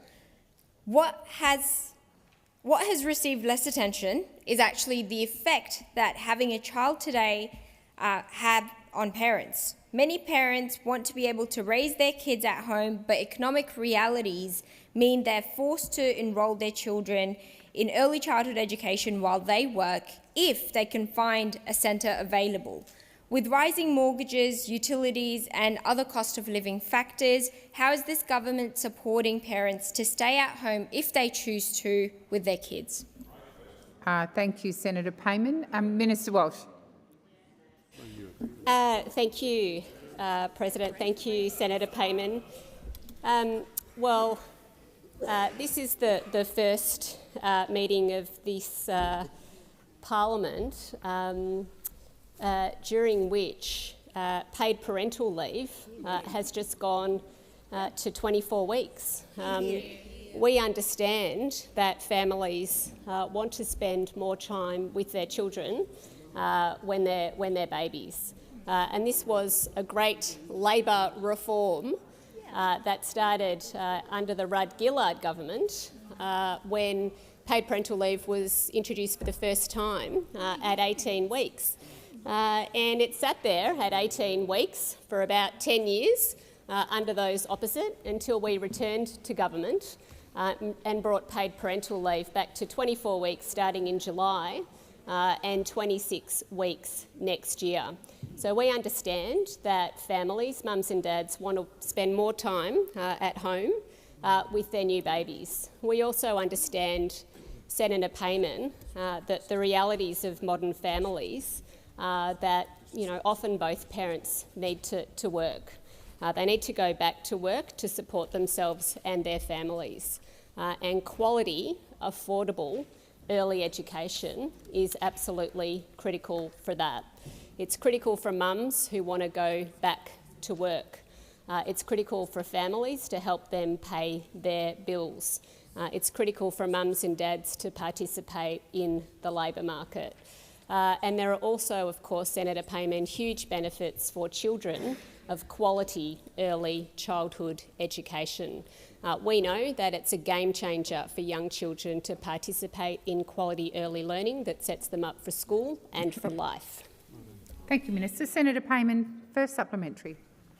Thank you, Senator Walsh. Minister Clare has said that there are overwhelmingly higher levels of quality care at not-for-profit childcare centres. Despite this, 90% of childcare centres are run for-profit, many of which have been found to be deficient in recent times.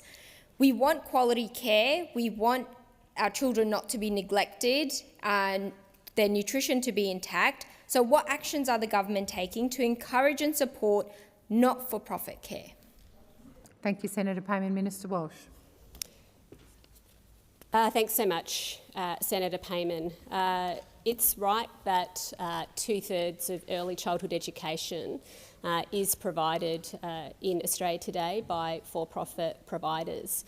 And I want to reassure families that the vast majority of those providers are meeting and exceeding our national quality standards. We are concerned in this discussion about safety and quality about a small minority of providers who we believe are putting profit ahead of child safety.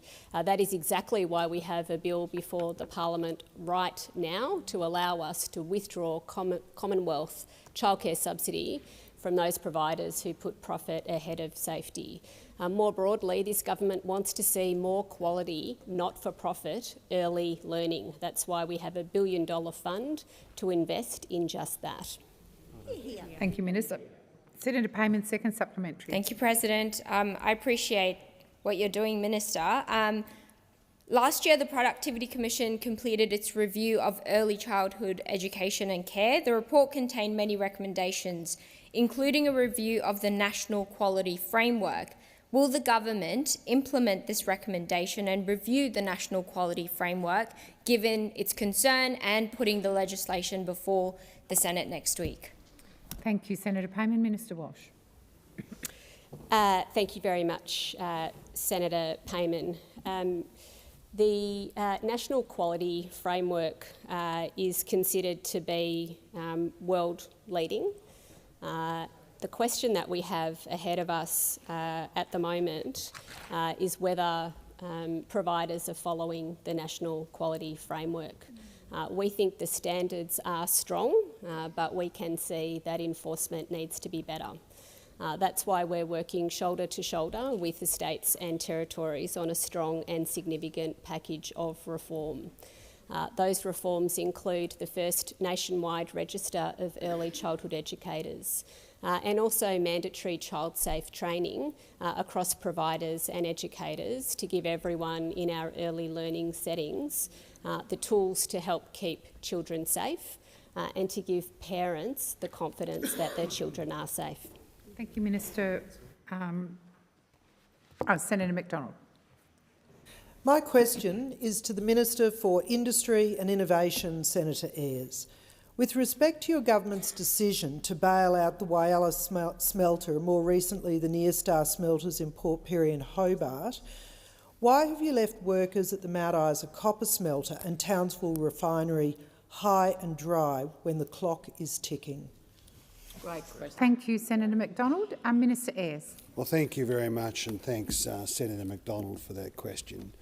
I'll make a few points about the two firms or enterprises that you referred to, and I'll come to, of course, to that very important facility in Mount Isa that is currently run by Glencore. That, of course, is an important venture itself, but there are a series of other very significant industrial ventures that rely upon the Mount Isa Mines copper facility that is run by Glencore. In terms of the Whyalla intervention that you refer to, it is very important that corporate Australia learn the right lesson from the Whyalla intervention. It is a very significant intervention, not just by the Commonwealth Government, led by the two governments, South Australia under Peter Malinauskas, that very fine Premier of South Australia, and the Albanese Labor government. And the outcome of that intervention is that Australian steel-making capability is protected, and the corporate entity that ran that facility ran being a generous term, now no longer operates that facility. In terms of the progress that this government is making in relation to other smelters around the country, there have been no announcements in relation to Neostar. We are working very closely with that firm, focused on the national interest, focused on the economic and social benefits, but in particular focused on the strategic benefits, particularly around critical minerals production in Australia. Thank you, Minister Ayres. The time for answering has expired. Senator McDonald, first supplementary. Given the gravity of the situation in Mount Isa and Townsville, will the federal government follow the Queensland government in putting forward a proposal to secure the future of the smelter and the refinery, and of course, importantly, the thousands of jobs that are now at risk? Great question. Thank you. Thank you, Senator McDonald. Minister Ayres. Well, I'm glad that you refer to the Queensland government, Senator McDonald. We have been this government working very closely with the Christofouli government and Minister Dale Last. I just got off the phone from him a minute ago, actually, Senator McDonald. He's a very fine fella. And I travelled recently after meeting with Premier Christofouli with Minister Last to Mount Isa to meet with Glencore, to meet with the Mayor and community representatives in Mount Isa. We are very focused. Not on pointing fingers at state governments, but at working in cooperation with state governments, and they have been very engaged with Glencore. Thank you, Minister. Senator McDonald, second supplementary. It's reported that you'll be meeting with Glencore today. How many times have you met with Glencore before today's meeting? Great. Thank you, Senator McDonald. Minister Ayres. I'll come back to you if this is wrong, but at least twice, perhaps more than that, but at least twice. I did meet with representatives of Glencore again today and have been closely coordinating with colleagues in the Queensland government about the approach that the Queensland government has taken to that set of issues and engaging, of course, as you would expect, over a facility that is of this importance. I've got no trouble with timekeeping, Senator McDonald. Order. Very conscious of the importance of that facility for Mount Isa, for the region, for the copper industry, for the facilities that rely upon it, for the Queensland economy, in Australia's broader strategic and economic resilience national interest. Thank you, Minister Ayres. Senator Roberts. Thank you, President. My question is to Minister Watt, representing the Minister for Immigration. In July, the Australian Skills Quality Authority issued notices cancelling the qualifications of more than 4,200 foreign students, largely studying aged care and early childhood. After education provider SPES Education Proprietary Limited was deregistered for running a cash for diplomas operation scheme. In 2024, 23,000 foreign students were caught purchasing their qualification, which is a breach of Condition 8202, applying to all Class 500 student visa holders. In short, Minister Watt, these foreign students are in breach of their visa. Minister, will you cancel the visas of these 23,000 students and any others who cheated when purchasing their qualification? Thank you, Senator Roberts. Minister Watt. Thank you, President, and thank you, Senator Roberts. While I understand that you prefer to ask these types of questions through the frame of migration, actually the matters that you're asking about probably more fit within the responsibilities of the Minister for Skills and Training, Minister Giles, but I do represent him here, and so I can still answer that question.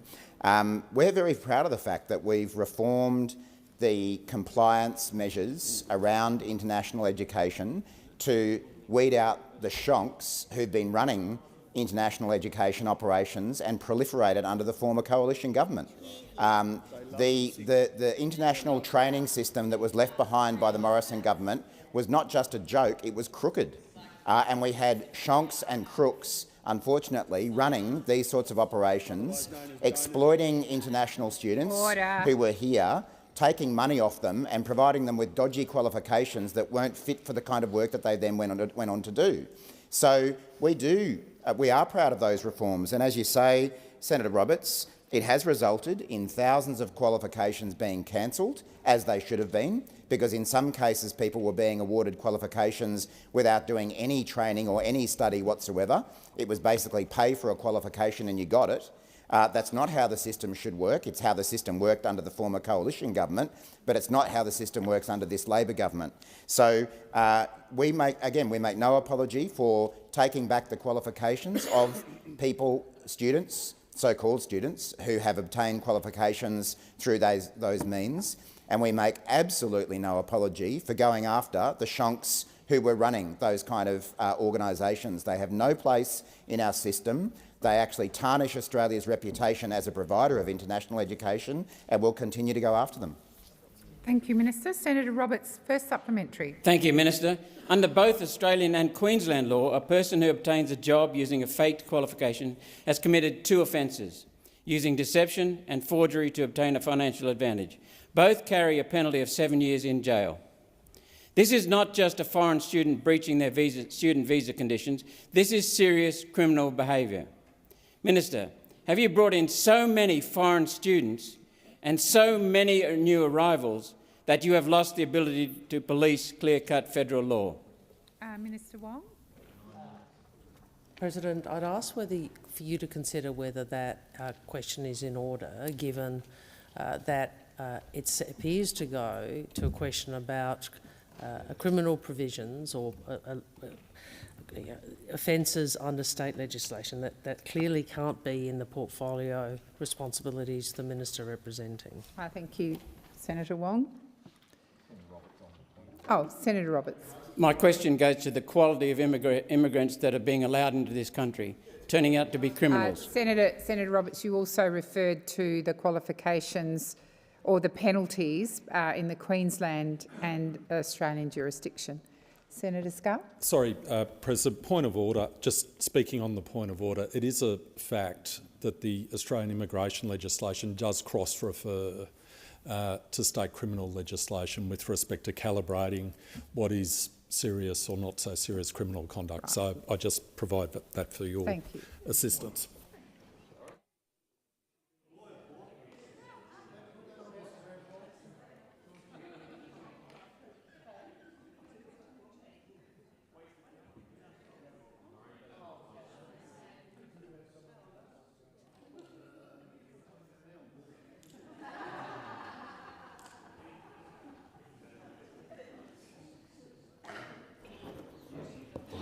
So, in response to your point of order, Senator Wong, the minister can answer the question to the extent that it goes to his portfolio or portfolios, to his areas, but I do remind everyone in the chamber it doesn't go to legal opinion. Minister Watt. Thanks, President. Senator Roberts, I think we're all used to you and other One Nation senators asking questions that involve pejorative statements towards migrants, and it would appear that that's the intention for this term as well. That's a matter for you, how you decide to use your questions. What we're focused on... Please resume your seat. Senator Roberts. Under the imputation, President. I happen to be an immigrant. There's no need for the added piece.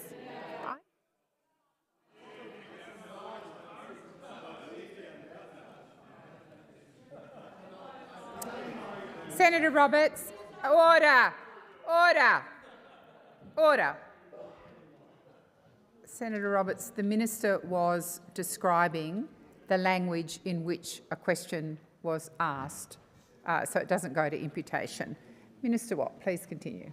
Thanks, President. But to answer your question, Senator Roberts, as I say, when the issue of fraudulent qualifications came to light, we took action. I was a little bit involved in this in my previous portfolio, and my recollection is that a very thorough search was done with employers who may have been employing the people involved. I'll come back to you if this is wrong, but my recollection is that there was not very much evidence, if at all, that people were being employed using those qualifications. As I say, if that's wrong, I'll come back to you. But we do take this matter seriously and we'll keep acting against it. Senator Roberts, second supplementary. Thank you. Foreign students can now bring family members with them, a prize for which many are clearly prepared to break the law. Deporting 27,200 crooked students and the thousands of family members they brought with them will free up thousands of homes and help ease the housing crisis and record homelessness that your government has caused through catastrophically high immigration. Minister, isn't it time we freed up homes for Australians who deserve them ahead of continuing to import criminals? Minister Wong. President, I'd ask you to consider whether the use of the adjective, which I would prefer not to repeat, about the students in that question is in order, because it suggests all, I think it was a few 100,000, are in fact contravening, are on the wrong side of the law or whatever, and I do wonder if that's an appropriate inclusion in a question to a minister in this place. Senator Roberts. Senator Watt has already admitted that shonks are being weeded out. We want to get rid of them out of the country. Senator Roberts, the minister was referring to providers of education. Minister Wong. Well, on the point of order, that the fact that some people may have breached the law does not make an entire cohort in breach of the law, which yes, that is the implication of with the clear statement in the question. Senator Roberts. We know 27,200 have breached the law. Senator Roberts, you're not in a debate here. You've got a legitimate point of order or you haven't. I'm going to seek the advice of the clerk. So please, Senator Roberts, you can't. We're not in committee stage. This is question time.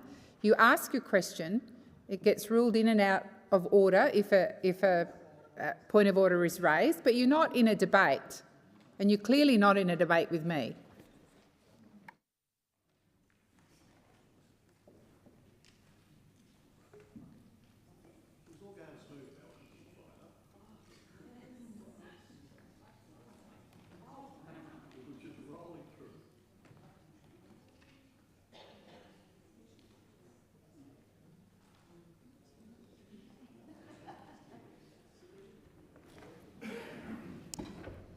Senator Roberts and Minister Wong, as is my usual practice, I am happy to review the language, but ultimately I would remind all senators that language used in questions is ultimately their responsibility and ultimately a reflection on them if there is some offence.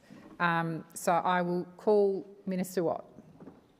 Excuse me. Thanks, President, and thanks, Senator Roberts. Well, there are a number of assumptions in your question, and one of them is that those students who obtained fraudulent qualifications were working in the occupation that qualification was for.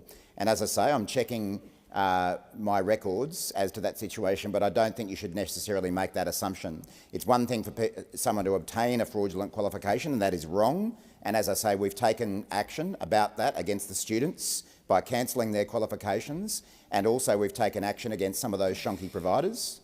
But it's quite possible that those students may have obtained a qualification in a certain area but have been working in a completely different occupation.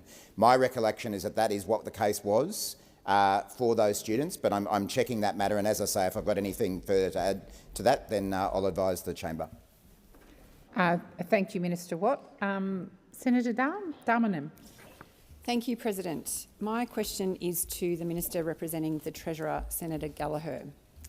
Senator Gallagher, the Albanese Labor government's first-term economic agenda focused on budget repair, providing targeted cost of living relief to support Australians, while reducing inflation and getting wages moving again. The Treasurer has spoken about the decades-long productivity challenge facing Australia and other developed countries around the world.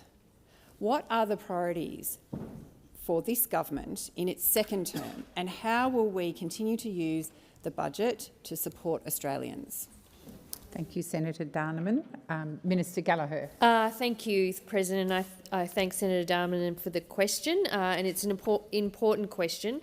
As outlined in that question, our focus on budget repair in the last term, providing that cost of living help in targeted ways that didn't add to the inflation challenge, getting wages moving again, was all part of our economic plan, and I'm really pleased to update the Senate that the final budget outcome for the 24-25 year, we are forecasting a deficit in the low double digits, which is around half of what we expected at budget time and about a quarter of what we inherited from those opposite when we came to government, showing our significant budget repair work is continuing to pay dividends. And that means that we have been able to find room to help families and households with those cost of living pressures. As the Treasurer has also said, productivity growth is well known to be a challenge facing Australia and indeed other economies. Our productivity problem hasn't been with us for a couple of years, it's been with us for a couple of decades. In fact, I can hear those opposite interjecting, so I'll take that, because it's important that they accept that the Coalition oversaw the worst decade of productivity growth in more than 60 years. We are having to deal with that challenge that they didn't deal with when they were in government.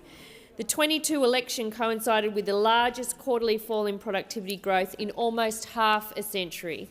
Another, feature of the Morrison government at that time.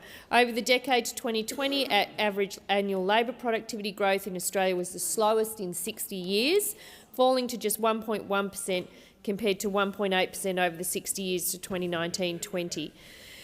Now, we have... Thank you, Minister. The time for answering I've got plenty of time to... Senator Darmanin, first supplementary.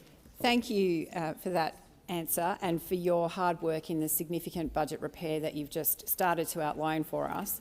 The Treasurer has made clear that driving productivity is a key focus of the second term for the Albanese Labor government. This will be a collective effort across the economy between government, business, the community sector and worker representatives. What is the government's plan to bring these groups together and to lead an effort to boost productivity in our economy? Thank you, Senator Darmanin. Minister Gallagher. Thank you very much, President. I thank Senator Darmanin for the supplementary. We have a 5-pillar productivity agenda that is also being reported on by the Productivity Commission around creating a more dynamic and resilient economy, investing in the net zero transformation, something that those opposites still don't accept. Building a skilled and adaptable workforce, harnessing data and digital technology and delivering quality care more efficiently. The Economic Reform Roundtable will take place from the 19th to the 21st of August right here in Parliament House, and it will bring all parties together to build a consensus approach to improving productivity, enhancing economic resilience and strengthening budget sustainability. Because we, on this side of the chamber, do want a frank and welcome a frank conversation about the future of our economy. We want real talk about real reforms that will deliver real improvements to living standards and to the budget, and we're looking for cooperation and consensus over conflict and ideas over ideology. The time has expired. Senator Darmanin, second supplementary. Thank you, Minister. Could you just explain a bit further why is it important for the government to lead this discussion, and how are the many interested voices in this discussion being heard? Minister Gallagher. Thank you, and I thank Senator Darmanin for the supplementary. Well, the government accepts that we can't solve this problem alone. This will require a collective effort across the economy between government, business, the community sector and unions. And in a show of good faith, we've also invited the Coalition to attend, because we are making a genuine attempt to find common ground, not to re-prosecute the policy differences and arguments of the past. Now, I've seen some being optimistic about their attendance, others that are ridiculing it and calling it a talk fest, so I really do hope that their representative from the other place does attend with an offer or the opportunity to engage cooperatively in those discussions. The government is looking forward to those discussions. There is much more to do, and we are wanting to work with all of those unions, community sector, government and business working together. Thank you, Minister. Minister Wong. Thank you, President. I ask that further questions be placed on notice. Thank you. Minister McCarthy. Thank you, President. I seek leave to make a short statement of no more than 5 minutes. Is leave granted? Yes, leave is granted. Minister McCarthy. Thank you, President. I speak today as a Yanyuwa Garwa woman. We are known as Liantawiriara, which means our spiritual origin comes from the sea country, and we talk from the heart. I speak also today as a proud First Nations member of this Parliament on behalf of and alongside my colleagues, Senator Jana Stewart, Senator Dorinda Cox, Special Envoy Marion Scrimger, the Member for Robertson, Dr Gordon Reid, the Member for Leichhardt, Matt Smith. And I speak today as a visitor to Ngunnawal country, welcomed beautifully this week by Aunty Violet Sheridan. I speak to the Senate about respect. This week, the first week of the 48th Parliament, we've seen deliberate acts of disrespect in the Senate from One Nation senators. We've seen those senators come into the chamber for the acknowledgement of country, a long-standing part of the Senate order of business, purely to make an incredibly childish stunt, and a very hurtful one, of turning their backs on that proceeding. These senators aren't required to be in their Senate for the acknowledgement of country. In fact, they haven't been in the past, but they do now. Whether it is for attention or for clickbaits, whether it is to cause offence, whether it is to stoke division, these senators have made a deliberate decision to disrespect First Nations Australians. You'd think that have learned lessons from the election, President. You'd think that have heard the clear message from the Australian people in May. The politics of culture wars were rejected. The politics of disrespect and nastiness were rejected. The politics of punching down on First Nations people were rejected. And we've just had 3 years of people in this place trying to do the opposite of that. Attacking welcomes to country, attacking acknowledgements of country, and trash-talking First Nations communities and representatives, undermining efforts to show respect for First Nations Australians. And the Australian people made their rejection of that division and cynicism very, very clear. Our government is committed to a different way of operating, and we listen to people and we treat them with respect, even when we do not agree with them. We won't be swayed by the gales of divisive culture wars, wherever it comes from. Our government knows that the key to our success regarding First Nations people and on all issues is an approach of respect, listening and approaching with a mind open to the truths of the past. And our government doesn't attack First Nations Australians but recognises them. We see them, we hear them. Our government will continue to listen to the people who have been here for countless generations, from Fitzroy to Fitzroy Crossing. The longest continuing culture on earth. Our government engages with First Nations peoples, seeks the benefit of their experiences to build the success of this country as a whole. Our government acknowledges them and their dignity. And that's what an acknowledgement of country is about, President. As the Prime Minister put it on Monday, it is a respectful way of us beginning our deliberations here in Canberra, which of course means meeting place. And it is a reminder as well, while we all belong here together, that we are stronger together and we belong. What a welcome to country does is hold out like a hand, warmly and graciously extended, an opportunity for us to embrace and to show a profound love of home and country.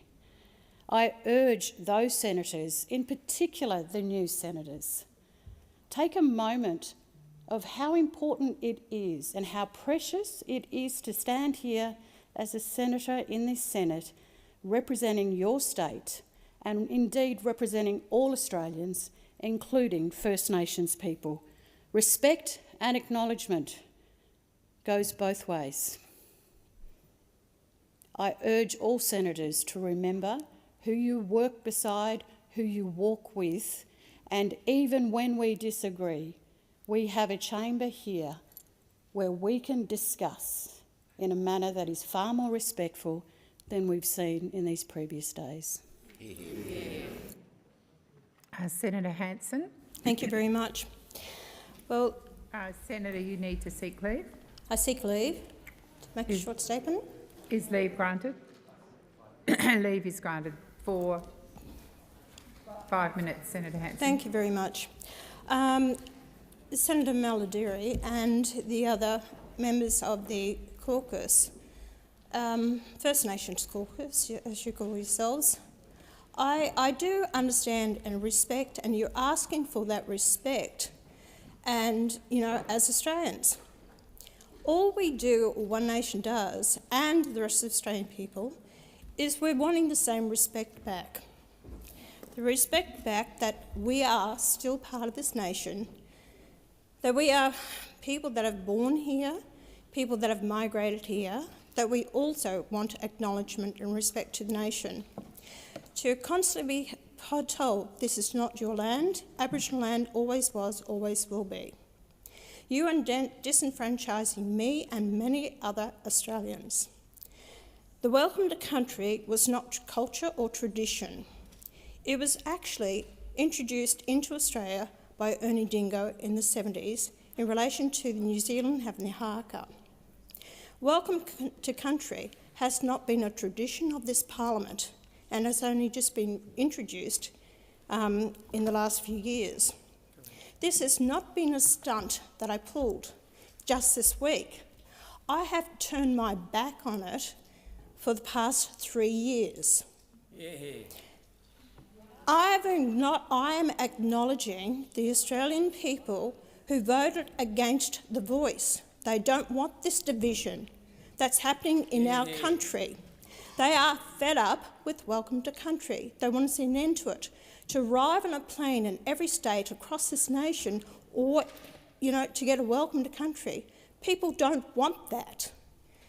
They don't want this division. We have seen land handed back, and we've seen Australians stopped from going to certain places in this country because they're not welcomed there. This is their land. They can't go to Mount Warning, the Grampian Mountains. They can't go to certain parts. They can't do the things that every Australian should be entitled to. We are treated totally different in many areas. I understand the demise of the Aboriginal and Torres Strait Islander people. I've visited their communities. I've spoken to them. You haven't got the support of welcome to country from every Aboriginal. A lot of them out there have contacted me and said, we are over it as well. We don't want this division in our nation. So it's a stance that I've taken to speak up on behalf of those Australian people that don't want this division. I don't want to have to do this. Order. But the whole fact is that I am actually speaking up on behalf because people don't know how else to protest over this. It's dividing us as a nation, as a people. Everything that I've said right from the very beginning I ever came into Parliament in 1996, my first statement was equality for all Australians. But we're being treated totally different. It doesn't matter whether it's education, whether it's jobs, whether it's welfare, whether it's whatever it is. There is no definition to Aboriginality, and a lot of people claiming to be Aboriginal of this nation, they're not, because they can say it. That needs to change. As I said before, I'll say it again. When you recognise and respect us and say that we accept you as our equals in this nation, that we are all Australians together, I never hear it. And where is the protest that I hear of when the Aboriginal flag, not the Aboriginal flag, when the Australian flag is burnt in protest? Why should that be allowed? Order. That is not right. I've seen protests from Aboriginal people. I've seen the racism that's been thrown at me because I dare raise issues and I call for equality, so I'm supposed to be the racist of in this nation because I question things. That's not racism. Racism means that you believe your race to be superior to another. I have never, ever indicated that at all. I question And all I have ever questioned is equality for all Australians. And I will stand by that. And I've been the one who's actually gone up to these communities, come back to see the Minister for the Aboriginal Affairs, and I've advocated for jobs at Uluru, Ayers Rock, for those people there. I've advocated for housing up at North Queensland, Bamaka. I've advocated for a lot of issues to do with Aboriginal people. And the corruption that's going on in these communities, land councils, everything like that. I've advocated for these people. A lot of Aboriginals come to me. Thank you, Senator Hanson. The time for your contribution has expired. Senator Waters. Thanks, President. I seek leave to make a statement of no more than 5 minutes. Is leave granted? Leave is granted. Senator Waters. Thank you, President. Well, it's a bit rich to get a lecture on First Nations culture from the likes of Senator Pauline Hanson. And it's also a bit rich to get a lecture about not wanting division from the likes of Pauline Hanson's One Nation, who seems entirely blind to her own privilege. It is not welcome to countries, an acknowledgement of countries that is dividing this nation. It is racism. I'd stand in support of the statement made by Senator McCarthy, eloquently spoken as always, and I note that we stand here on Ngunnawal and Ngambri land over which sovereignty was never ceded, and that we should all take pride in the longest continuing culture on the planet, and that is a source of strength for all of us. It enriches all Australians.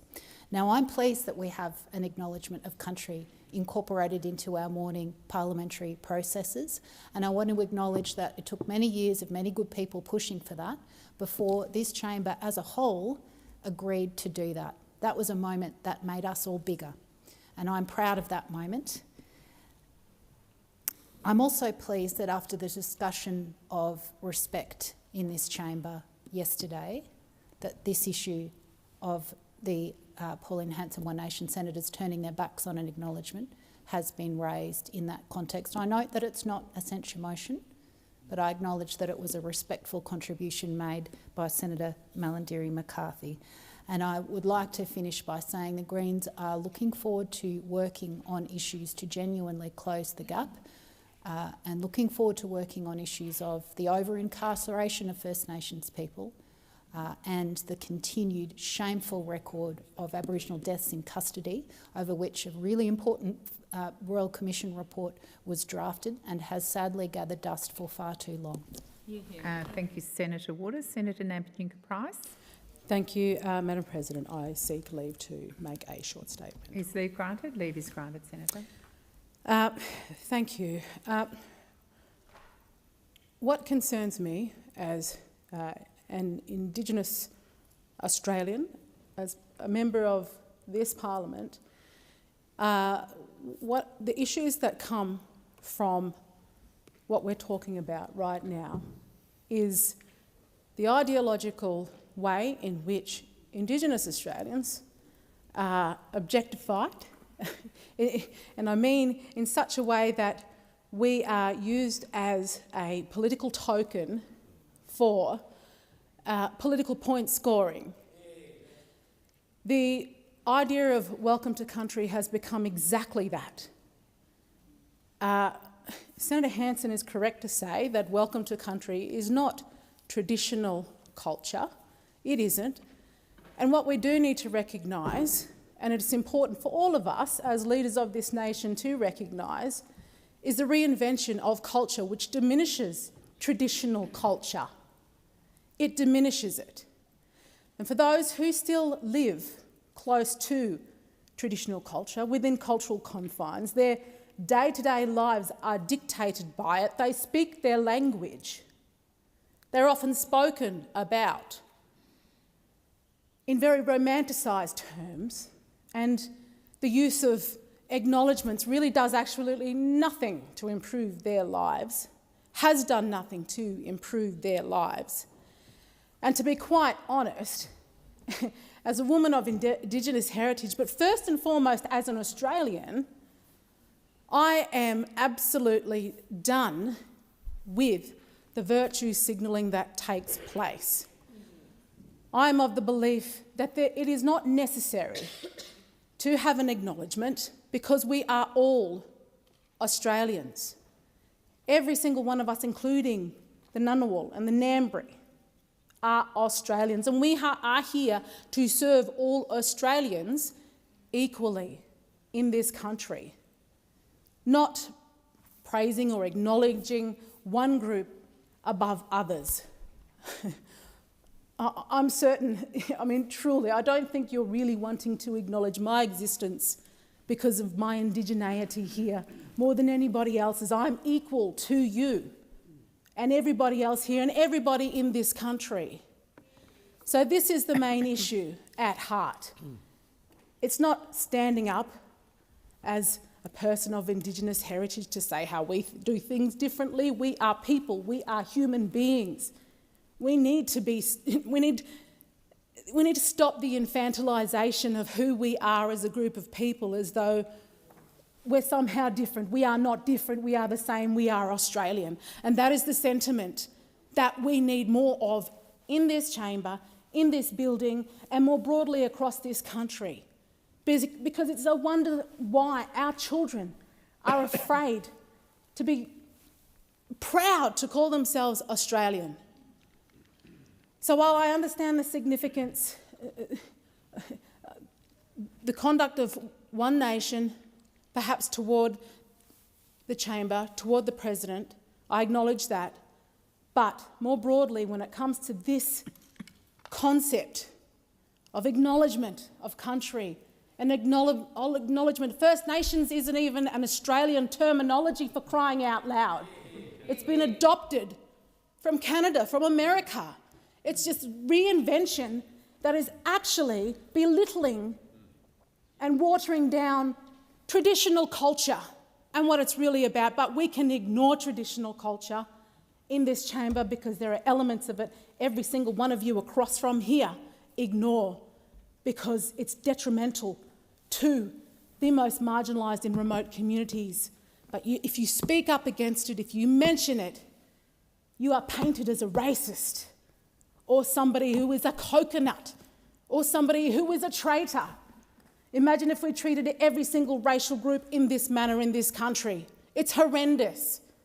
And it begins with the virtue signalling, the politicisation of a group of people in this country because of our racial heritage.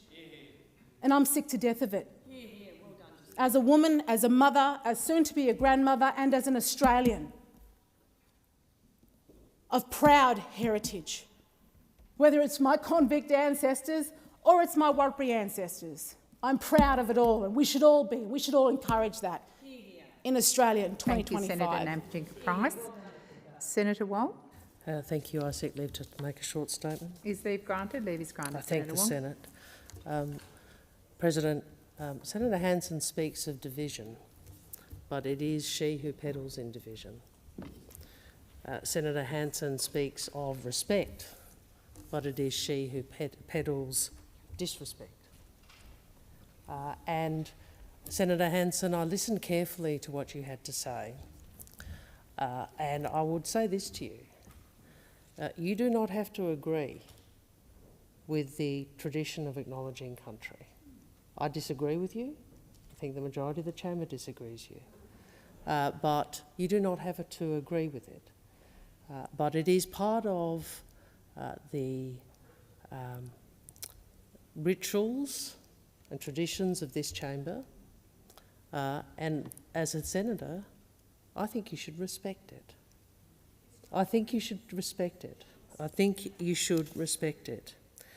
Now, I also listened to the contribution just gone, and I have to say I was heartened to see the Leader of the Opposition, Ms Lee, attend the Welcome to Country at the opening of the Parliament and stated at that opening her respect and appreciation of Auntie Violet's welcome. And she said this: "May it set the tone as we recommit ourselves to the taking of practical action to improve lives and expand opportunity for Indigenous Australians in every part of our great country." I would hope that it would be that the opposition would reflect on the words of their own leader in relation to welcomes to country. It's been a lot said about what this chamber is, what this house is. It is a house for all Australians. It is. And it is a house that represents our history, our multicultural diversity, as well as a history of Aboriginal and Torres Strait Islander peoples, the oldest in the world. I would just end on this. Decency and respect cost us nothing, but it goes a long way to building a sense of unity. And if you want to see what grace and respect look like, perhaps remember what Senator McCarthy said just a few moments ago. I don't intend to grant leave for any further statements, given the number. And it can be denied. I seek leave to make a short statement, no longer than Senator Wong. Is leave granted? Leave is granted. Senator Cash. Thank you very much. And with all due respect, I did not want to make a statement in this place, President. I actually thought Senator Malandiri McCarthy, Senator Pauline Hanson and Senator Jacinta Nampijinpa-Price each expressed their opinion in relation to this matter well. Their tone respected the chamber. Their words did not seek to diminish anybody else. Their opinions were heartfelt and they were their opinions. Each person is allowed to come into this chamber and hold an opinion. The turning of the back, I've spoken to Pauline Hanson about that. She knows my opinion. She accepts what I have said in relation to that. But let me tell you, Senator Hanson has every right to hold her opinion in relation to what happened at the beginning of this chamber. And she is right. She is right. When I first came to this place, it was prayers. It was not a welcome to country. But I can tell you, do not ever demean anybody. Senator Jacinta Nampijinpa-Price, her mother's story, best price. I suggest you all read it. A woman walking through the desert was her mother, who had her baby between her legs under a tree. She picked up that baby, she cut the umbilical cord, and she kept walking. I suggest you read the story of Best Price before you ever come in here and cast aspersions or tell us, Senator Wong, to respect other words. I will stand by and respect Senator Jacinta Nampijinpa-Price, who every day has lived and breathed reconciliation in this country. Her father is white, her mother is black. So please, don't ever come into this place again and pontificate to us like you've just done. Thank you, Senators. There are no other contributions. I intend to move on to taking note.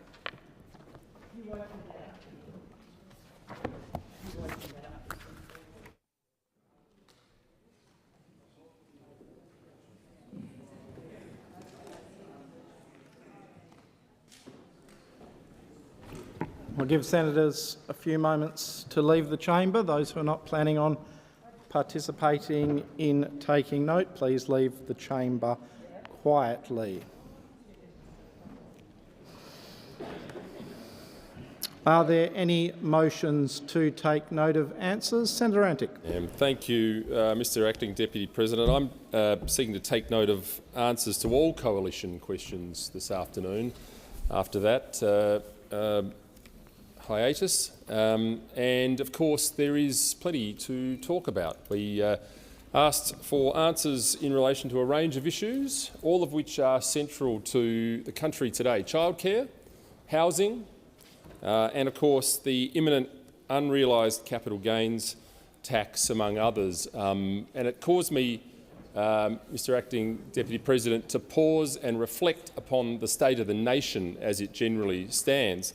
It seems almost inconceivable to me that a country as rich and as prosperous as Australia could be could be reduced to what it is today, such that we would have to sit here and ask questions in relation to those key issues. The fact that we are talking about hundreds of thousands, now millions of Australians who are homeless because of the reckless nature of the government's policies regarding immigration and housing.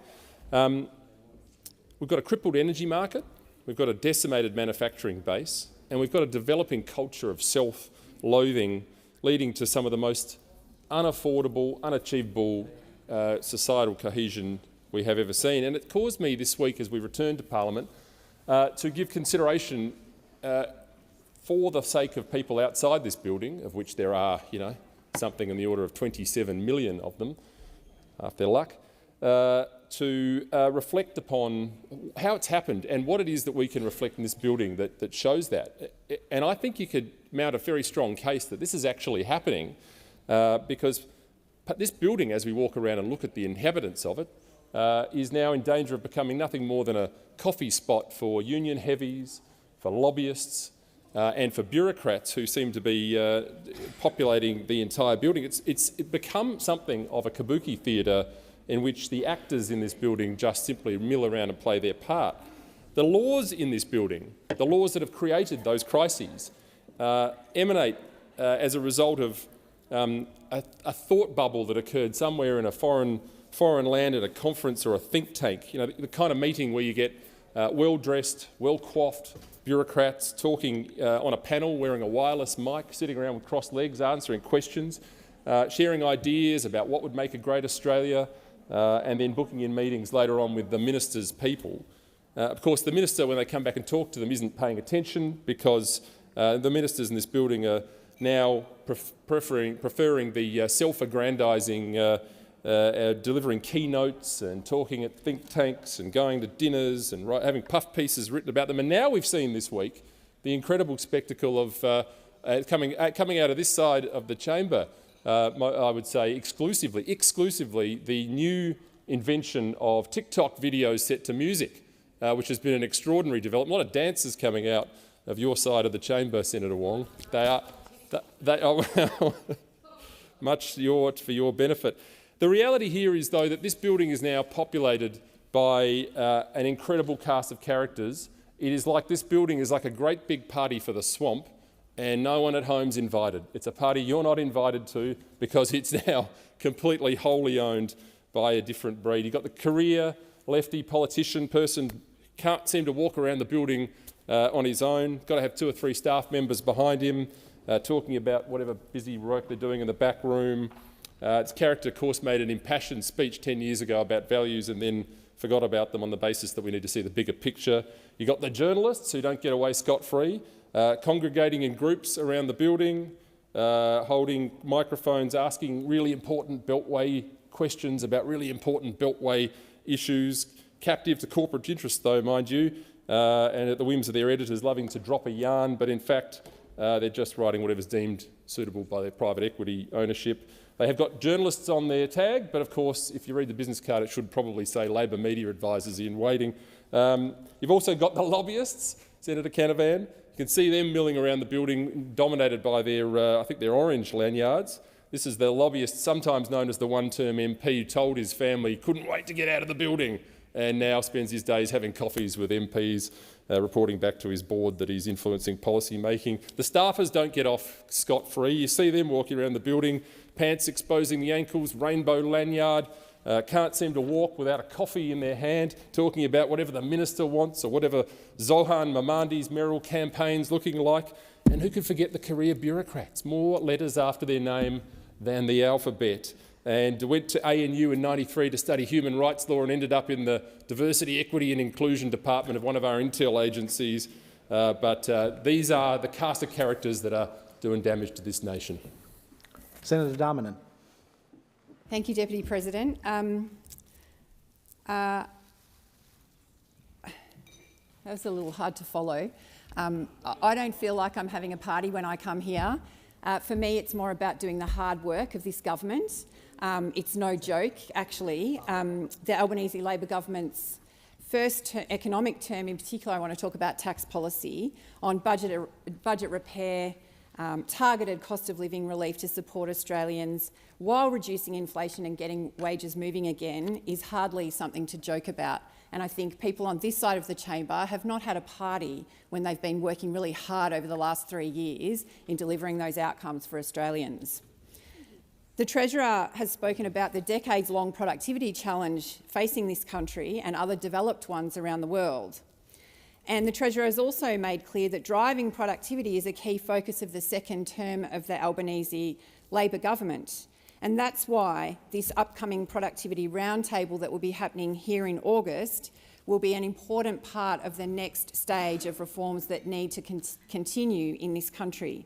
And it will be a collective effort across the economy between the government, business, the community sector and workers. It is important for the government to lead this discussion and to bring all of these parties together so that we can continue on the path of productivity improvements and improving the wellbeing of all Australians. Coming more specifically to tax policy, we haven't changed our tax policies, and our economic plans are centred all around Australians earning more and keeping more of what they earn. We have delivered 3 rounds of income tax cuts in our first term in Parliament, and we have made lots of progress in getting the budget in a much better position, but we need it to be even more sustainable at a time when global conditions are uncertain and our economy needs to continue to be resilient. While we showed in the first term that we could deliver budget surpluses despite all of these challenges, and that we could engineer the biggest nominal turnaround in the budget in a single term in our history, and we could also get Liberal debt down, there is more, obviously, that we need to do. And we are very focused on doing that and to build a big agenda through the Productivity Roundtable and other economic and tax policy work to determine what our next steps will be. Specifically, on the matter of the unrealised gains on superannuation balances. I could talk about this for a lot longer than the 2 minutes I have left. However, Labor is the party of superannuation, and this month we celebrated another milestone, 12% compulsory superannuation to all workers' balances.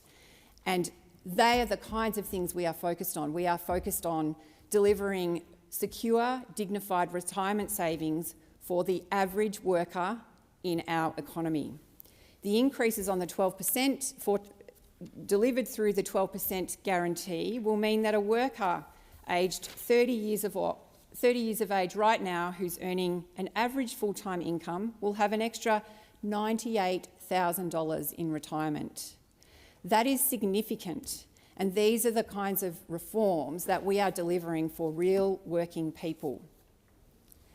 The fact is that our changes to better target superannuation concessions are modest, and they are being introduced in a methodical way that won't affect the vast majority of Australians. The Australians like the worker who's aged 30 earning an average income who will receive an extra $98,000 at retirement thanks to our increase to the guarantee of 12%. These changes will apply to only about 0.5% of people with more than $3 million in their superannuation balances, and I don't actually know that many people, if at all, anyone who has $3 million or more in their superannuation account. And they will still get generous tax concessions, just slightly less generous than the ones they get now. Respected financial commentator Noel Whittaker has pointed out, despite all the panic that's been peddled in some of the conservative newspapers around this taxing of unrealised gains, the reality is that super will still be a very attractive and concessional place to save for retirement, even when this modest measure is in place. Senator Kovacic. Thank you, Deputy President. I also stand to take note of answers to all coalition questions. I'm going to start with the questions that my colleague Senator Duniam asked in relation to childcare. This has been a very disturbing series of allegations over the last recent period, And as soon as they came to pass, our leader Susan Lee came out and said that we would immediately work with the government, that we stood ready to work with the government on any changes required to strengthen protections for our children. In addition to that, our leader Susan Lee wrote to the Prime Minister to reiterate that which she had spoken. And that is really important. We are here to work with the government to ensure that we can protect our children in any way that we can. And we are grateful to the government for the work that they have already done in this space. The bill that was referenced relates to funding arrangements being able to be withdrawn from operators that do not do the right thing. And that is a good thing, but it doesn't go far enough. And our questions related to timelines as to what states and territories needed to do in order to ensure that protections were strengthened for children. And we didn't receive an answer in relation to those timelines.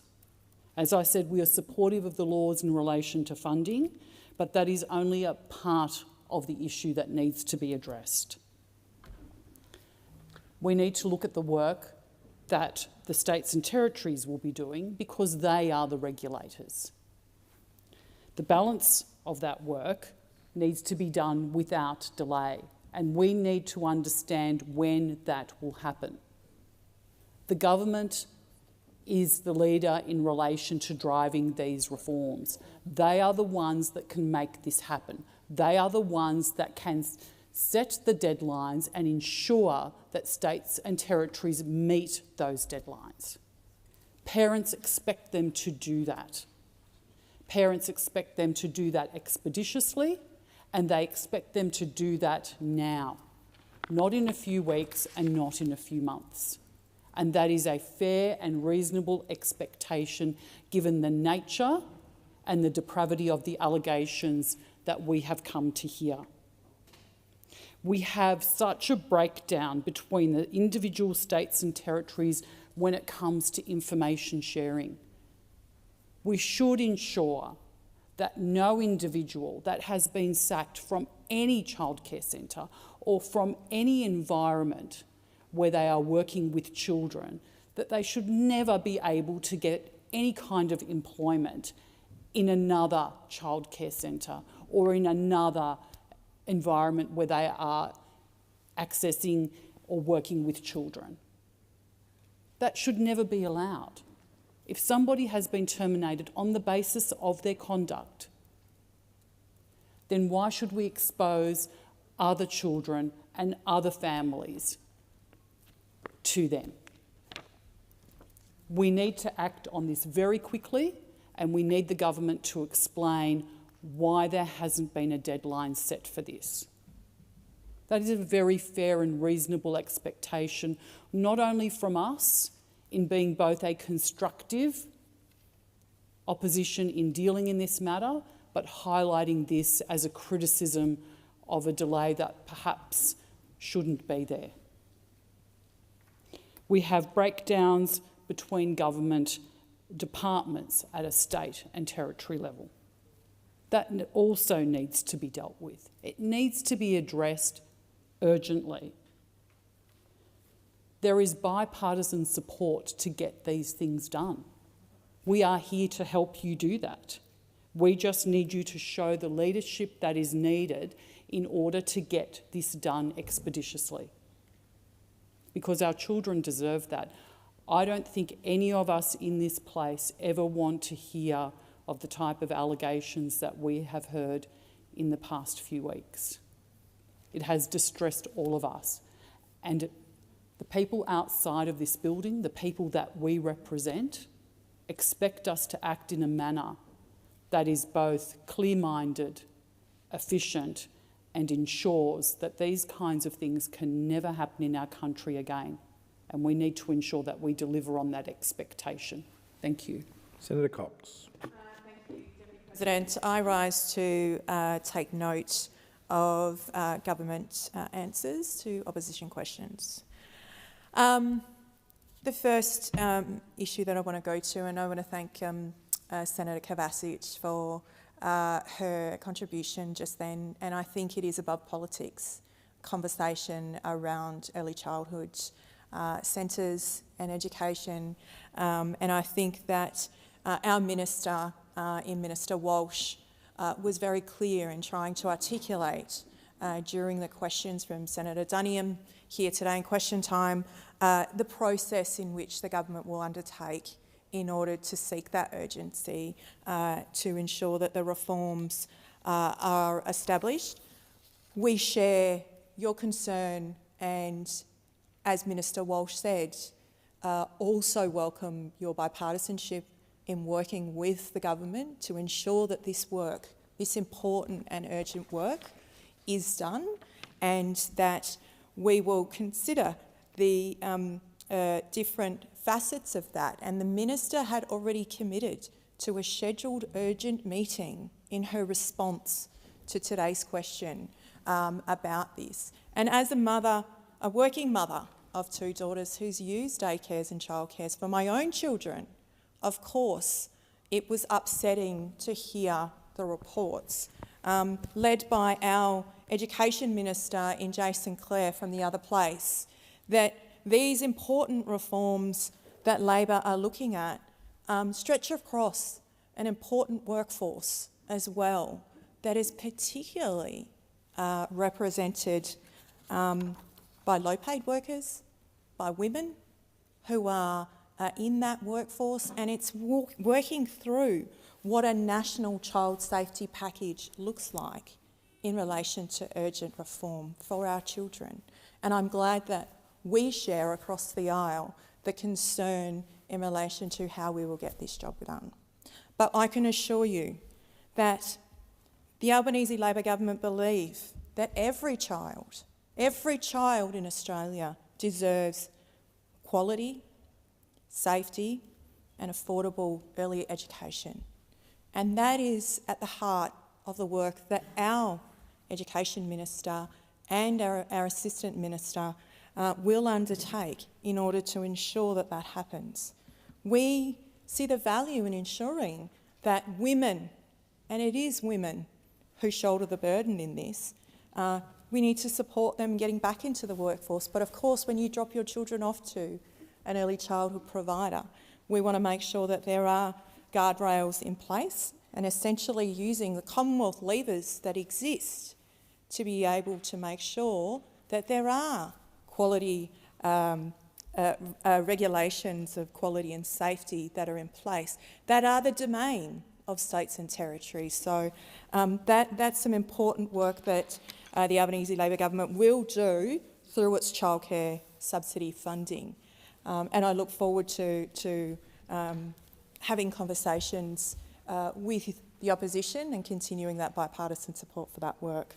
I also quickly just wanted to touch on the question asked of Minister Ayres in relation to the closure of smelters from Senator McDonald and in relation to what it is that the Albanese Labor government are doing in relation to our strategic and considered approach in our minerals and metals processing sector and making sure that we are strengthening our economic resilience and our national security. We will build a future where Australia adds value to our resources, strengthening our supply chains and securing well-paid, stable, blue-collar jobs. Each smelter obviously face distinct changes, and I think that Minister Ayres, in his response today, was very clear about the way in which the Albanese Labor government will work through that, because that is, those challenges are quite significant. Those challenges are about working with state governments, state and territory governments, industry leaders, unions and affected communities nationwide. So it is our priority in order to secure the sector's long-term viability in the national interest is that we actually have to put all of those pieces together, and it is the work in which Minister Ayres within his portfolio will do. Your time has expired. Senator Canavan for 3 minutes. Thank you very much, Deputy President. Well, I think all North Queenslanders should be very concerned after the non-answers we heard today from the Minister for Industry. He was asked a very specific question by the Shadow Minister for Resources, Senator McDonald, about what is the government's plan to help save the 17,000 jobs in North Queensland that rely on the Townsville copper refinery and the Mount Isa copper smelter. The Minister gave no answers. The Queensland Government has put forward a proposal, and I recognise that Glencore has said that the Queensland Government's proposal is not adequate to save these jobs. But this should be a partnership between the state and federal governments. As it stands, as we heard or didn't hear as it is from the Minister for Industry, the federal government has proposed no plan, no tangible action whatsoever to help save these jobs. The question that's got to be asked is what has the government been doing apart from congratulating itself on its election victory and saving its own jobs a few months ago? What is it doing to help save these jobs? What is also very concerning is that the minister failed to outline what exactly is the problem facing this industry and why these jobs are at risk. He probably doesn't want to do that because it would be embarrassing for the government to admit their own faults. But thankfully the Australian Workers' Union are not as shy as the minister. And in a Facebook post on the 8th of July, the Australian Workers' Union said that between skyrocketing energy prices, cheap dumping and tariff wars, smelters such as Neostar and Glencore Mount Isa are up against a wall. And so it is very embarrassing for the government, for one of its own unions that notionally support it, to point out that skyrocketing energy prices are one of the reasons for why these jobs are on the line. This government came to power promising lower energy prices. They promised that net zero would deliver a cheaper energy future, and instead we have the circumstance 3 years later, after their initial election, of thousands of jobs being put at risk in this country because the government has failed on its promises. It has failed to run a functioning energy market in this country, and now industries that used to actually pay taxes and generate profits and generate wealth for our country are having to come to state and federal governments with their hand out for a taxpayer bailout to keep these jobs. It's about time. The first thing we need from this government is a plan to save these jobs. And the second thing we need is an admission of guilt here and fault, because the only way you're going to fix your problems is to first admit that you've got one.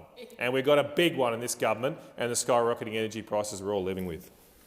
I'll just put the motion from Senator Antic. Those in favour say aye. Those against say no.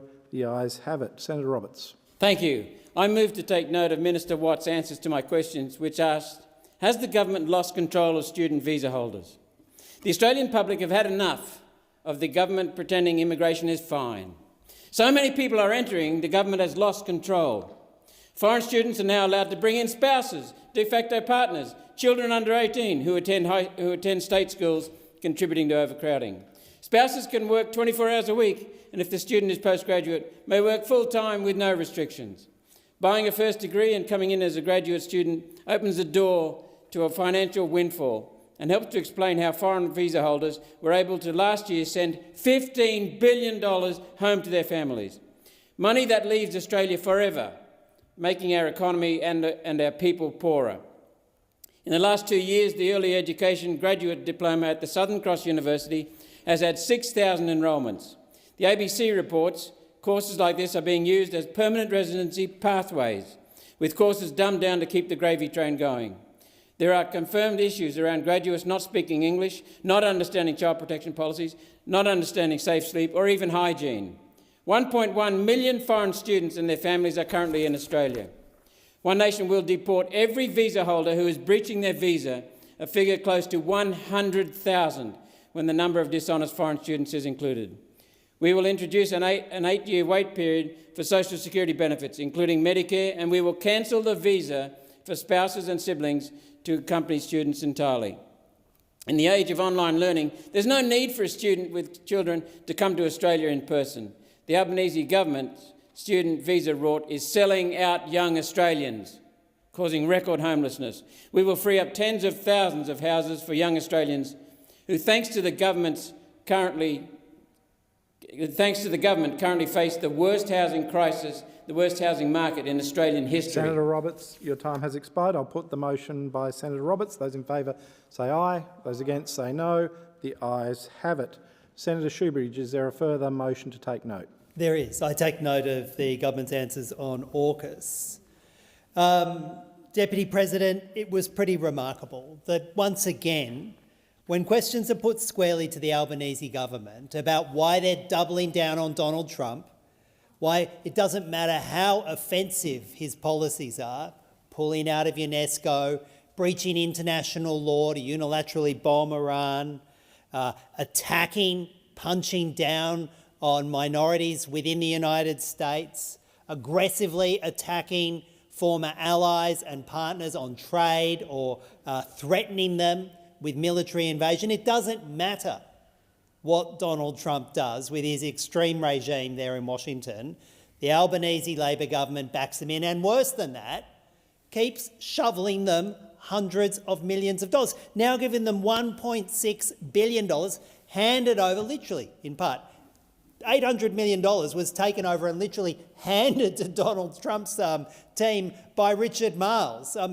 It's the obvious tribute payment that the Albanese government thinks it has to make to Donald Trump.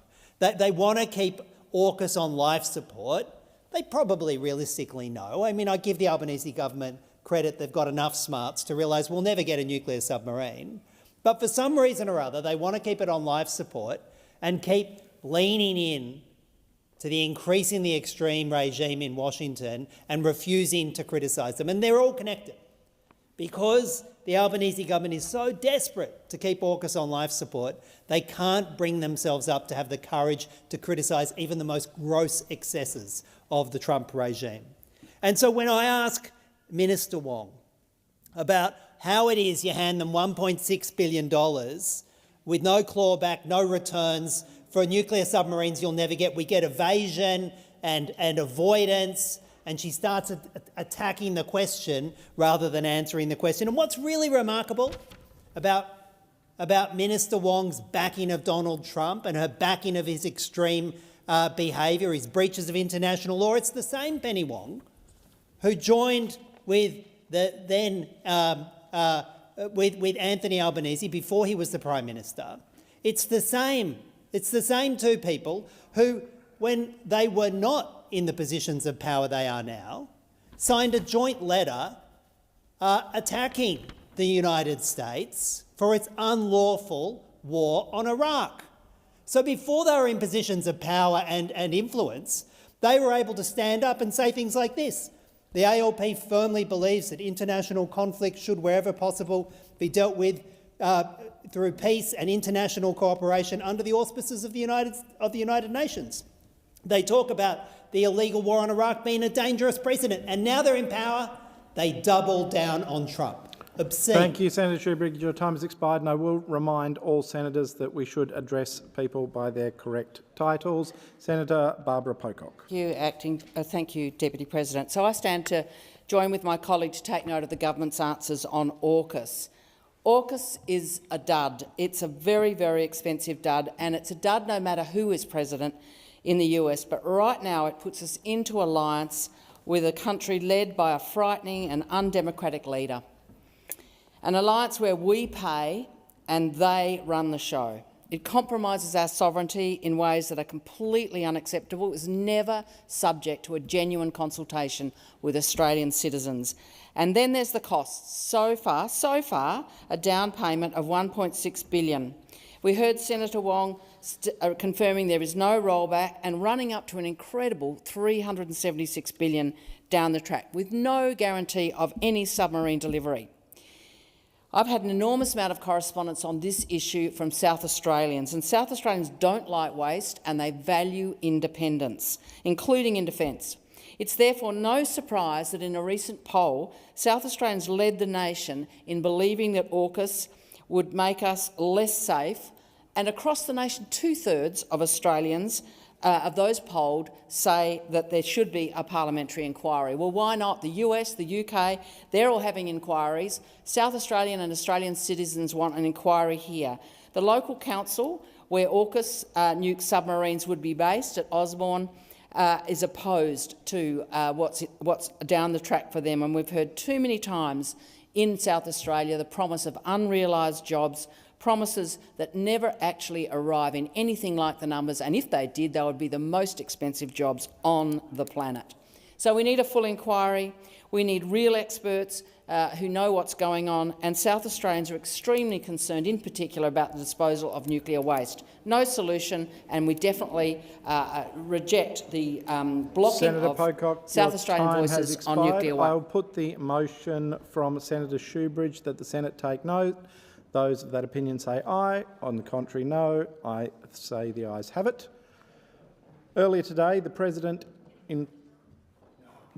informed the Senate that she had received letters from senators seeking appointment to the single crossbench position on the following committees: Finance and Public Administration, Legislation and References Committee, Foreign Affairs, Defence and Trade Legislation and References Committee, Parliamentary Joint Committee on the National Anti-Corruption Commission, and the Regional Affairs and Transport Legislation and References Committee. In accordance with the standing orders, a ballot will be held to determine which of the senators are to be appointed to the committees.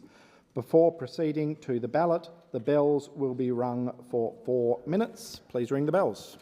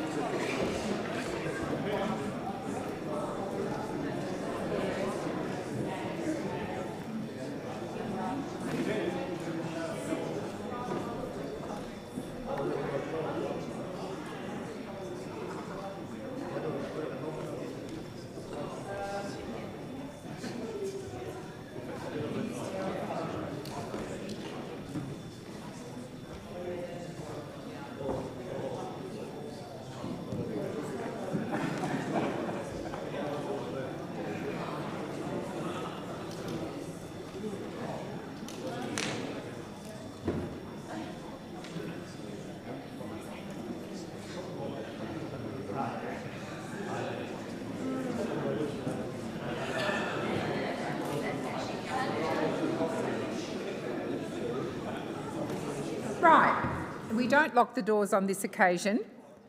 So the Senate will now proceed to a ballot. Ballot papers will be distributed to senators who are requested to tick the box next to the name of the candidate they wish to vote for in each committee. So as the ballot paper is rather long, if you make a mistake, just raise your hand and the clerks will collect the spoilt paper and issue you another one.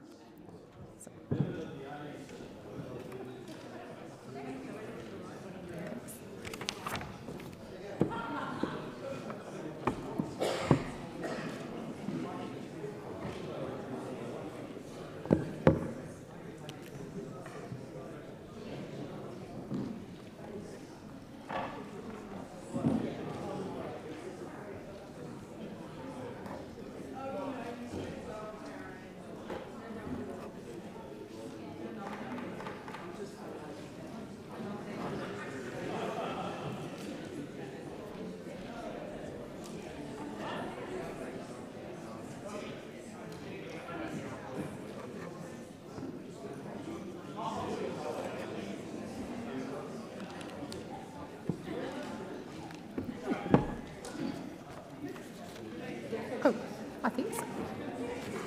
Yeah. Yeah.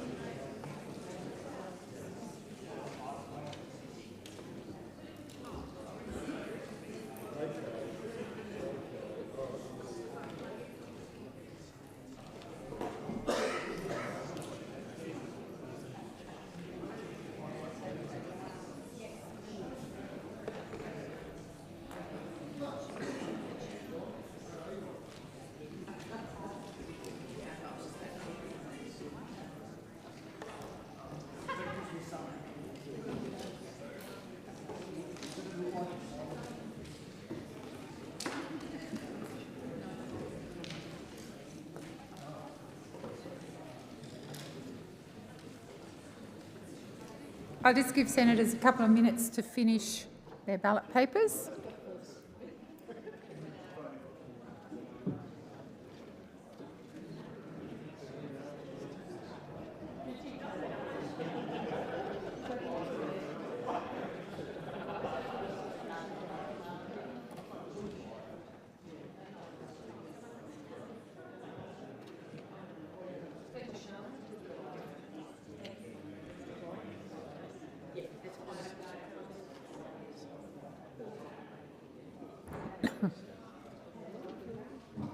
No, still people.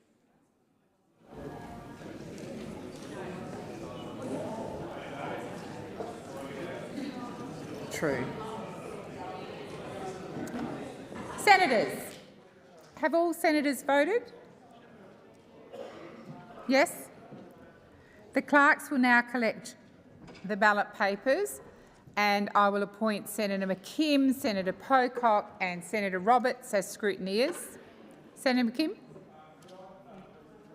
That Senator Orman-Payne be the teller for the Greens, President. Absolutely. Thank you. Senator Orman-Payne.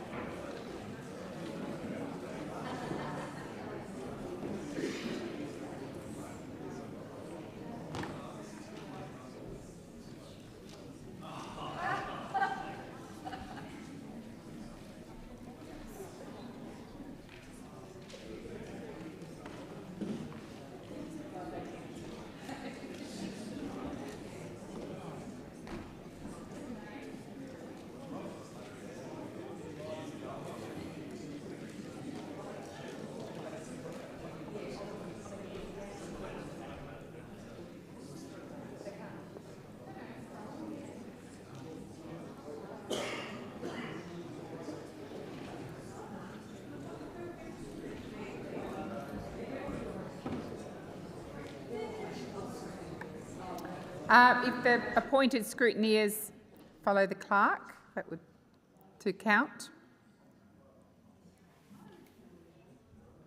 And Senator Pocock, did you wish to be a scrutineer? I did appoint you as one. Sorry. No.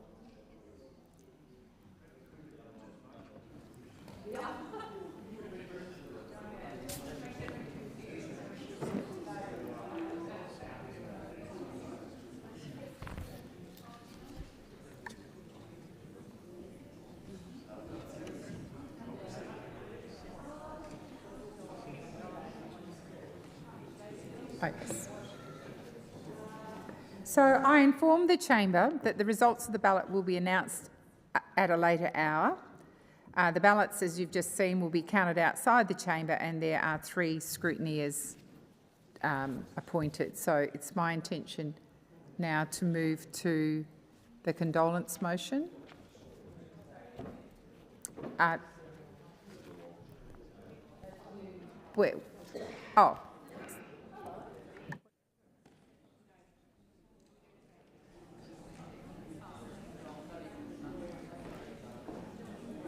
Senator Hodgins-May, were you seeking the call?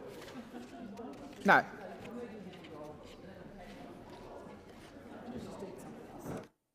Okay. Sorry, we are doing the condolence motion. Okay. Thanks. Senators, if you're not part of the condolence motion, if you just leave quietly.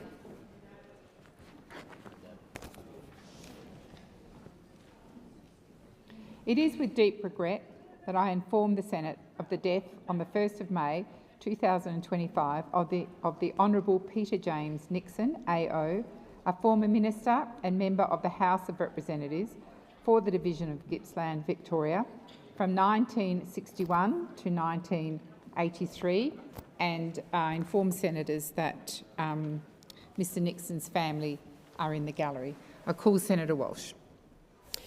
Thank you, President. I seek leave to move a motion relating to the death of former Minister and Member of the House of Representatives, Peter Nixon. Is leave granted? Leave is granted. Minister Walsh. Thank you, President. I rise on behalf of the Government to acknowledge the death of former Minister and Member for Gippsland, Peter James Nixon, AO. And I want to begin by offering, on behalf of the Government, our condolences to his family, friends and parliamentary colleagues. I want to also acknowledge his family here today, children Chris and Joanne, and her husband Peter, as well as his grandchildren, Toby, Amanda, Katrina. You are welcome here. Peter Nixon was a proud regional Australian born in Orbost, Victoria in 1928. As a young man, he left his family farm to attend Wesley College in Melbourne.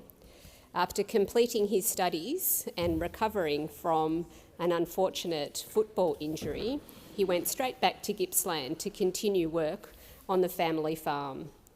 A fourth-generation farmer, Peter eventually was joined on the farm by his wife Jacqueline and his 3 children, Joanne, Mark and Christopher.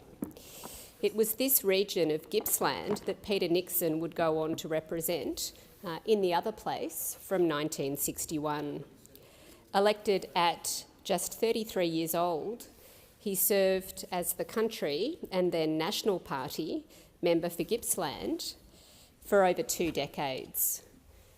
Peter wasn't the initial candidate for pre-selection in the seat.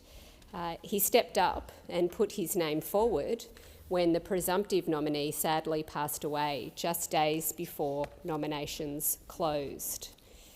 And from then, he served as the member for Gippsland from 1961 to 1983 under 5 different Prime Ministers, dedicating an admirable 22 years of service to Parliament and to his community. Under Prime Minister Harold Holt, Peter was appointed Minister for the Interior in 1967. His portfolio included a broad range of responsibilities, including immigration, railways and public works and services. A news article from that time quoted public servants from the department who said that Peter was the most down-to-earth politician they'd ever worked with. And many colleagues shared that same view throughout his many years of service. Peter entered Cabinet as Minister for Shipping and Transport in the McMahon government in 1971, later serving as Minister for Primary Industry and Postmaster General. He made significant contributions in his ministerial career, including negotiating with British Airways to provide more flights into Australia.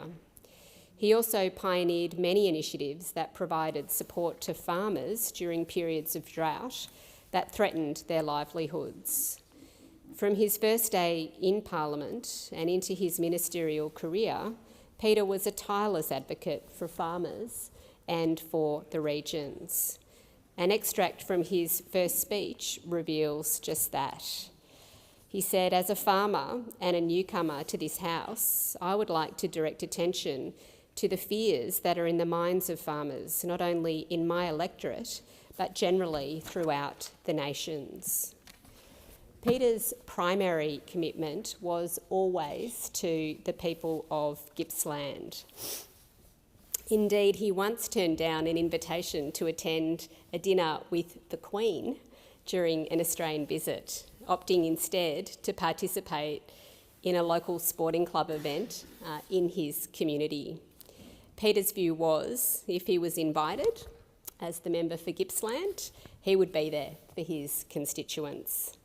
He was also known to enjoy a friendly chat within Parliament and made lifelong friends in this place.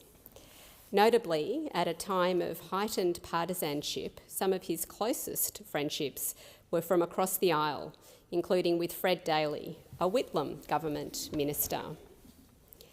After retiring from Parliament in 1983, Peter made more significant contributions to the business world. Peter served as chairman of the AFL Commission and held senior positions in radio and television broadcasting.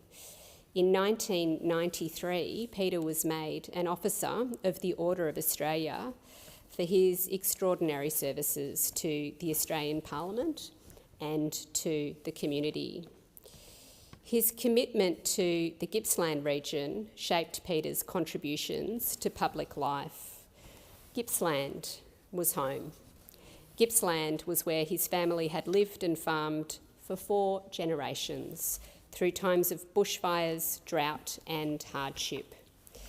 While he served with distinction under those 5 Prime Ministers in multiple ministerial and cabinet positions, Peter was always focused on Gippsland and the people who sent him to Canberra for over 2 decades.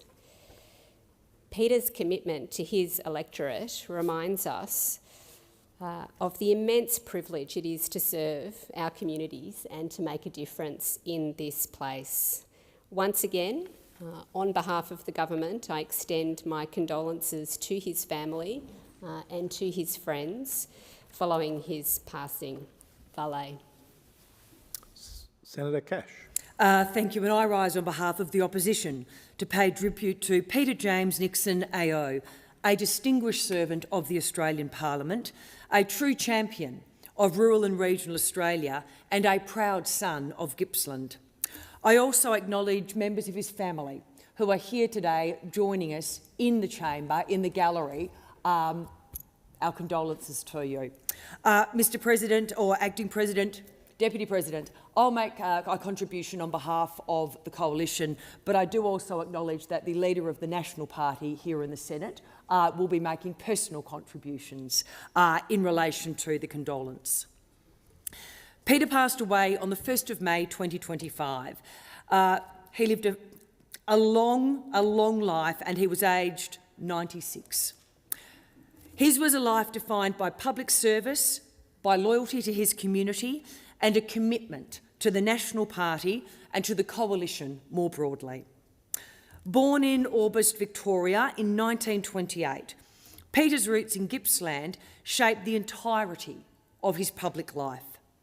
A grazier by profession and temperament, he held a deep belief in the dignity of rural communities and the necessity for government to serve them faithfully. Peter entered the Australian Parliament in 1961 as the Country Party member for Gippsland, a seat he would hold until his retirement in 1983. In an era before modern communications, Peter was known for his travelling vast distances across Gippsland to ensure that the voices of farmers, the voices of small business owners and the voices of local families were heard here in the Australian Parliament. He was elected, as I said, in 1961, and in 1967 he was appointed to the ministry. This marked the beginning of what would become an influential and highly respected ministerial career across both the Holt and the Fraser governments. As Minister for the Interior, 1967 to 1971, he dealt with the complexities of governing Australia's territories at a time when the nation's population and infrastructure were rapidly expanding. He later served as the Minister for Shipping and for Transport in 1971 and 1972 in the McMahon government, where he worked to ensure that regional Australia remained connected to the nation's commercial life through robust transport networks, a cause that he championed throughout his life. It was during the Fraser government, 1975 to 1983, that Peter's reputation as one of the most formidable advocates for regional Australia was fully realised. As Minister for Transport 1975 to 1979 and later as Minister for Primary Industry 1979 to 1983, Peter helped shape key areas of national policy. He worked to strengthen rural and regional Australians. They fundamentally get this. He worked to strengthen the road and rail networks that kept our regions moving. And he brought his agricultural portfolio and understanding from his own experience on the land. He understood the practical realities faced by primary producers, and he fought for policies that provided stability in what, as we know, are often volatile markets. When dealing with drought policy, market access, or the structural challenges that rural communities face, Peter was renowned for bringing common sense, resilience, but more than that, a willingness to listen. Across the breadth of his service, Peter remained loyal to the principles of the coalition partnership. He fundamentally believed in its strength, its necessity, and its unique capacity to reflect the interests of both urban and regional Australians. He was known within government and across the Parliament, and this is something to be proud of, in particular for his family, as a man of his word, known in the Parliament for that. He was unpretentious, determined and pragmatic. His parliamentary career may have ended in 1983, but his contribution to public life did not, and he just merely continued. He chaired the National Transport Planning Task Force in the 1990s, delivering reports that shaped infrastructure development well beyond his years in office. In 2015, he was rightly appointed an Officer of the Order of Australia in recognition of his distinguished service to the Parliament of Australia, to the transport and primary industry sectors, and to the people he loved, the people he served, the people of Gippsland. Away from politics, Peter was perhaps more passionate, I'm told, about two things: his beautiful family, representatives who have joined us in the chamber today, and his beloved Richmond Football Club. It's the only marking down I'm giving it to you, OK? I have to mark him down for that one. I'm a Western Australian. It's a lifelong supporter of the Tigers. Peter was actually, this was beautiful, Peter was celebrated by the club, not just for his loyalty through good seasons and bad, something my husband needs to learn about, but for his example of integrity and perseverance. Following his passing, Richmond paid tribute to him as a cherished member of the broader Tiger family, someone who embodied the club's spirit of resilience. Closer to home in Gippsland, Peter remained a towering figure long after he left Canberra.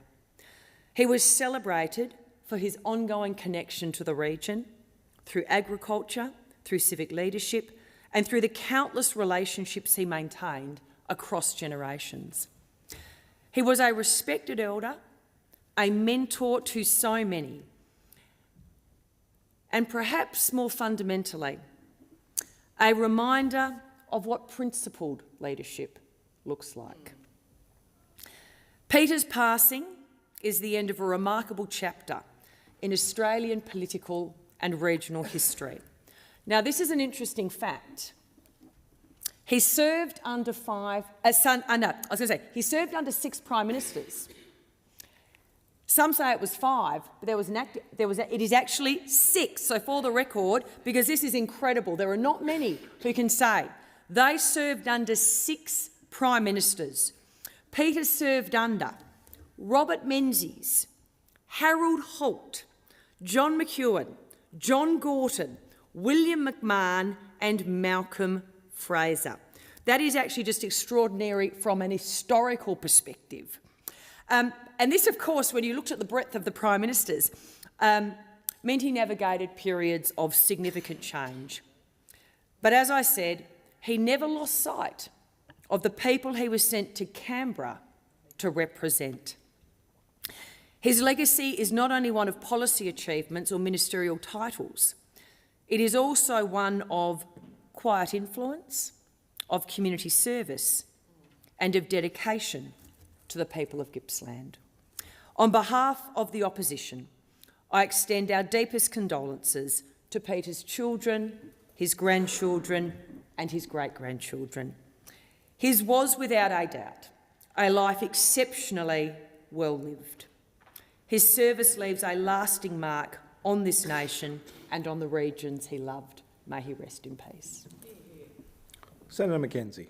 Thank you. Well, it gives me extraordinary pleasure to rise today to speak on this condolence motion for a giant of the country party, now National Party, a giant of regional Victoria, and an absolute champion for our nation.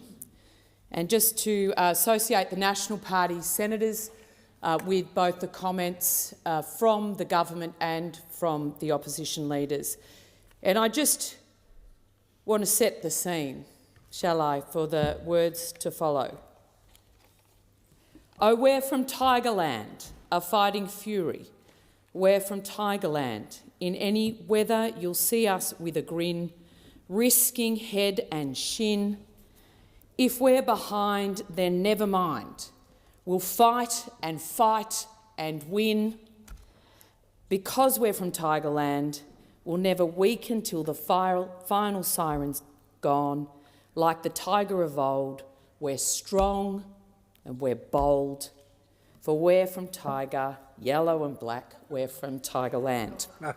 Now, as a strong and sad Saints supporter, it's very tough for me to actually read that. But the man that we honour today in this chamber never gave up, fought thick and thin for the things he believed in, that he believed would make a difference for his communities in tiny towns in Gippsland, farming, fishing and forestry, particularly when Peter was representing them, mining, but also for our nation and particularly for the fighting force which is the National Party in the Federal Parliament.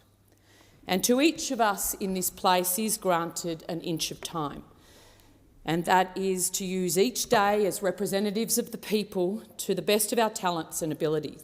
Peter James Nixon's inch of time was longer than most, 97 years, and, sharp as a tack till the end, giving advice frequently and fiercely and freely.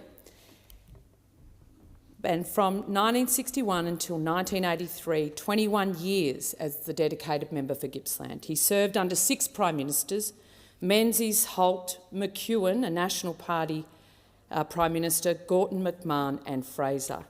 His good fortune was that 19 of those years were in government, enabling to be one of the most influential and consummate politicians of his generation. Not just a tiger, but a lion of our party. Peter was born in Orbost in March 22 of 1928, a 4th-generation Gippslander, and he grew up farming near Orbost, went to school in the district apart from a couple of years of attending Wesley College down in Melbourne. On the 27th of July 1952, he married the love of his life, Sally, a member of the prominent Daleson family from East Gippsland.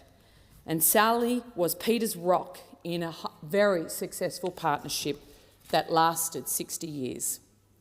When the sitting member for Gippsland, George Bowden, retired in 1961, Peter was prompted by Sally to stand.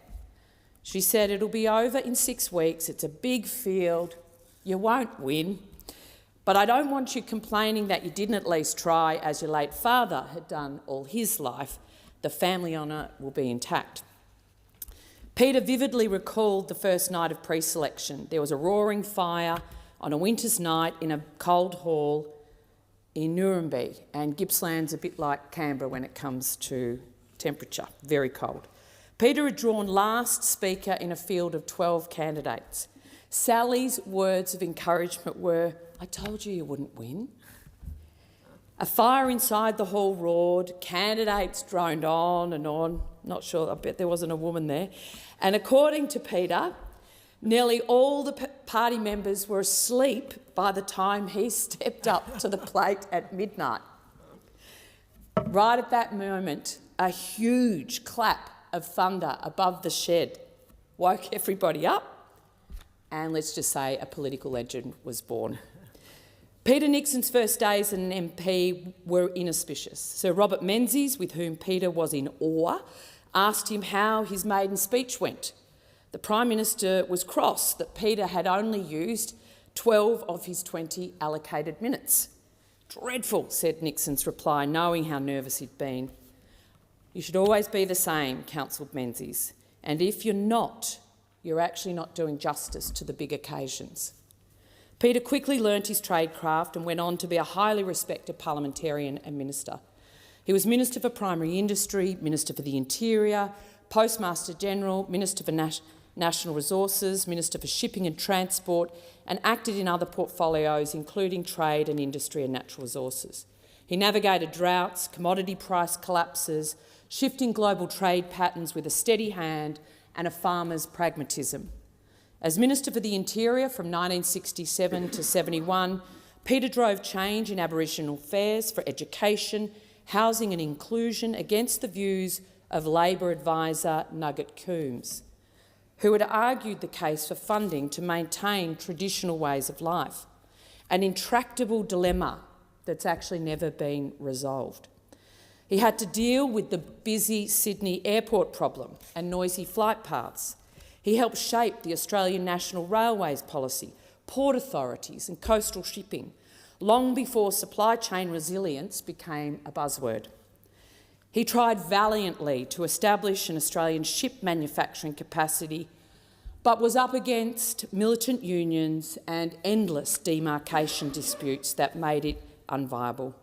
He was involved in the contentious proposal to build a nuclear power plant at Jervis Bay, which Liberal Prime Minister John Gorton was an enthusiastic proponent, if only they'd got the job done. Nixon built on McEwen's trailblazing work in export trade. He was responsible for the first nationwide rules for roads, for major electoral redistributions and for this very building in which we sit today, which was once called, would you believe it, New Parliament House. He was a key member of Fraser's famed Razor Gang. In July 1970, there was a push by a US senator for higher import restrictions on Australian beef, noting that aggressive US trade tactics were not the intervention or the invention of Donald Trump. This is an old story.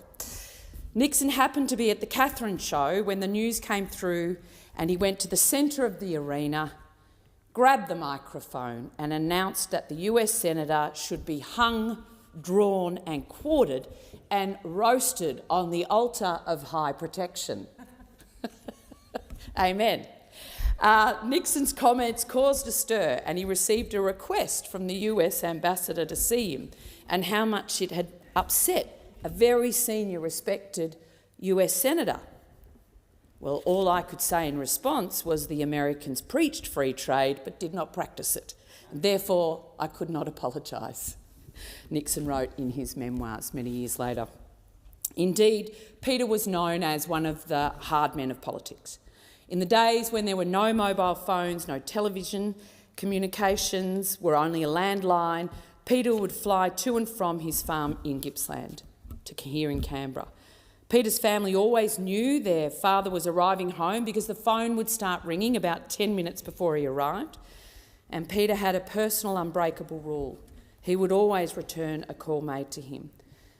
But if he didn't catch them, if they didn't pick up, and he wouldn't stop returning calls till late in the evening, and if you missed that call, he didn't ring you back. That's on you. Menzies gave Peter another piece of sage advice, which he took on board. When this ride is all finished, Sir Robert said, the only thing you will have left is your family, so make sure you look after them.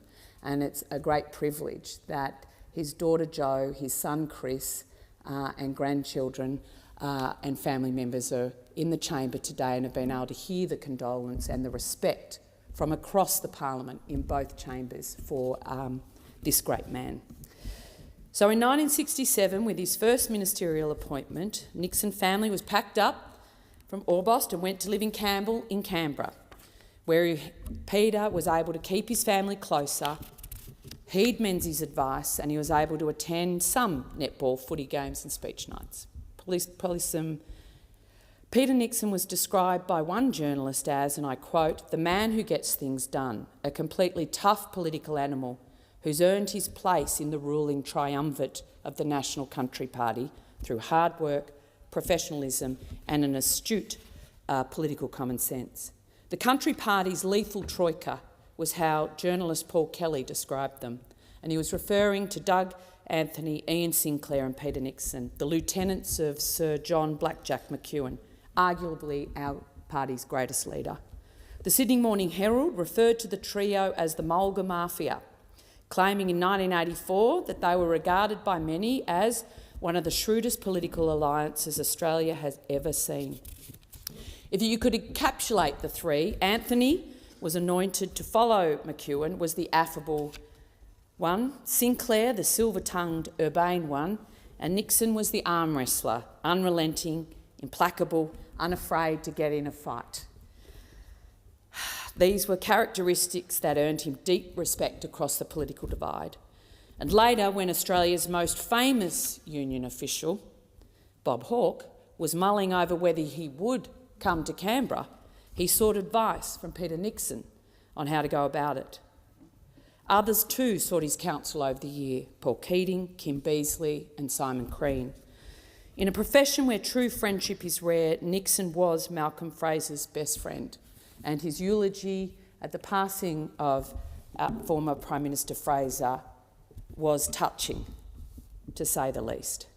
When Fraser had to sack his deputy and treasurer, Philip Lynch, who was seriously ill in hospital at the time, he actually sent Peter Nixon to do the job. Imagine that phone call from the Prime Minister. I need you to go sack my treasurer, Nico. Upon learning of his passing, former Prime Minister John Howard, who was at the memorial service, described Peter Nixon as possessing one of the finest political minds he had encountered in his years of public life. Former Prime Minister Howard never forgot Peter's sage advice to him on the needs to have a balance in the relationship between departments and private office staff.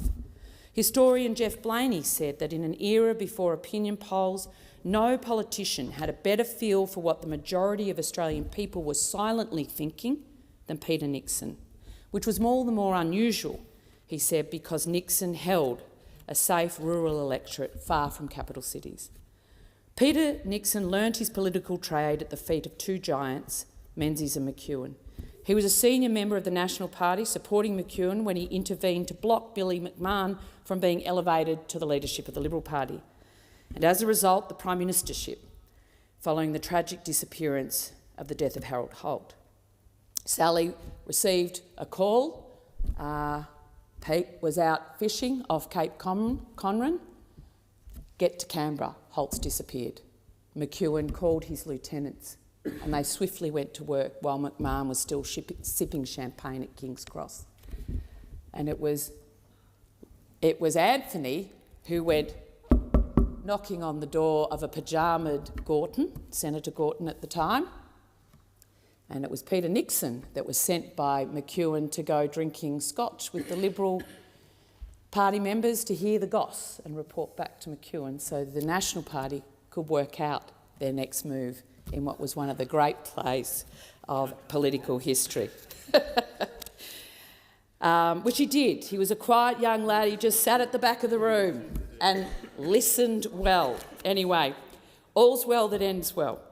Nixon recalls in his memoir that in 1973, after the arrival of the new Whitlam government, the first Labor government since 1949, remember, both Liberal and Country Party organisations thought it was best to temporarily go their separate ways. Nixon recalled there was to be no joint meetings, no combined strategies for question time or for legislation and so on. During the Whitlam interregnum, Nixon recalled his approach to his opponent, Labor Transport Minister Charlie Jones. Jones's leg would shake at question time in anticipation of questions informed by Nixon's considerable contacts across both road transport, aviation and shipping industry. They'd be calling in what the minister should be asked. Nixon said, I used to go into the House, verbally belt him around the head a bit to soften him up, then I'd ring him after with the amendments that I actually needed. Gough Whitlam asked Nixon to come down to his office and gently requested that he lay off his minister, Jones, to which Nixon politely declined. Politics was politics. There was one telling event leading into the 1974 election which demonstrates Nixon's tough but straightforward approach. The Victorian division of the Liberal Party was divided and there was the debate about Liberals running against Country Party running against Liberals. But both Peter Nixon and Philip Lynch knew that this would be a disaster at the upcoming election, so they tried to sort their organisation out. They knew it would be harmful to their chances at the election that was only a month away. They both agreed that Lynch had sorted out within the Victorian Liberal Party but needed time to talk the party elders around. We can't deliver if this thing blows up anymore. Peter Nixon hit the phones to key Country Party officials in Victoria, issuing instructions that no one's to make public statements, and he's actually reported as opening discussion with the first bloke who opens his mouth is going to get punched. The Liberals backed down, all kumbaya, and the coalition went on to the election. Memories. Many Australians are familiar with the 1975 dismissal of the Whitlam government. On the 15th of October 1975, in one of the most historic decisions in Australian political history, the coalition leadership group again, the leadership group that's been going for a long time, that Senator Cash and I have sat in together for a long time, decided to block the budget and force Whitlam to the polls. Political commentator Paul Kelly later wrote, "It took this decision only after the tough-minded Country Party Shadow Minister Peter Nixon asked what would happen if the budget was blocked and Whitlam stayed in office as he had threatened. It was Nixon who asked the pivotal and fatal question, according to Paul Kelly, in question time in the House. Wouldn't that situation be left for Kerr to resolve?" Whereas the Prime Minister gave a different answer. Fraser felt Kerr's response would be dictated by his obligation as to the Governor-General, not his past association with the Labor Party. Nixon was also in the room on the day of the dismissal on the 11th of November 1975 when Fraser received a phone call from Sir John Kerr, the Governor-General. He only heard one side of that historic phone call, the monosyllabic responses of Fraser to the Governor-General. But Kerr later denied that call ever happened. Late in his career, Peter Nixon, faced with controversy, was named in the Woodward Royal Commission. For Peter, it was a matter of honour, telling a journalist later that in his heart he knew that he'd not breached his ministerial responsibilities, and that the essential point is that, having been named in the Royal Commission report, I very sincerely believe that I had no option but to offer my resignation. I offered it without qualification so that the Prime Minister and his colleagues could make a judgment. Well, his offer of the resignation to the Prime Minister was rejected. Peter never lost sight of being the member for Gippsland, once turning down the invitation to dine with the Queen, and instead he presented a flag at a sports meeting in Club Terrace, which has a population of less than 100 people. His guiding principle as a minister was always, is the decision I'm about to take good for our people and good for our country? They didn't have to be popular if they were right. Nixon describes... I've been handed a lot of versions of this. Recalling his love of politics, Nixon later recalled, I think it's the pace, the sudden pressures, handling the sudden crises, the emergencies that crop up is what I like about it. I enjoy the power of making a decision, seeing a decision flow through and backing my own judgment. He described politics akin to a damn drug. Peter was instrumental in shaping the modern National Party. The Nixon Review, following the Joe for PM experience, has served our party well. He was a bridge between the country party of old and the party we are today, modern, pragmatic, fiercely regional and proudly independent. He always saw the country party not just a faction within the coalition, but as a party with our own soul, our own mission and our own voice. He mentored a generation of National Party leaders, and it is a significant honour to serve in his footsteps as the coalition spokesperson, albeit in opposition, hopefully one day as a minister, for transport and shipping. I'll be forever personally grateful for his quiet counsel, his wicked sense of humour and his unflinching honesty. He always displayed an enormous humility, despite being a nonagerian, a great optimist for our wonderful country.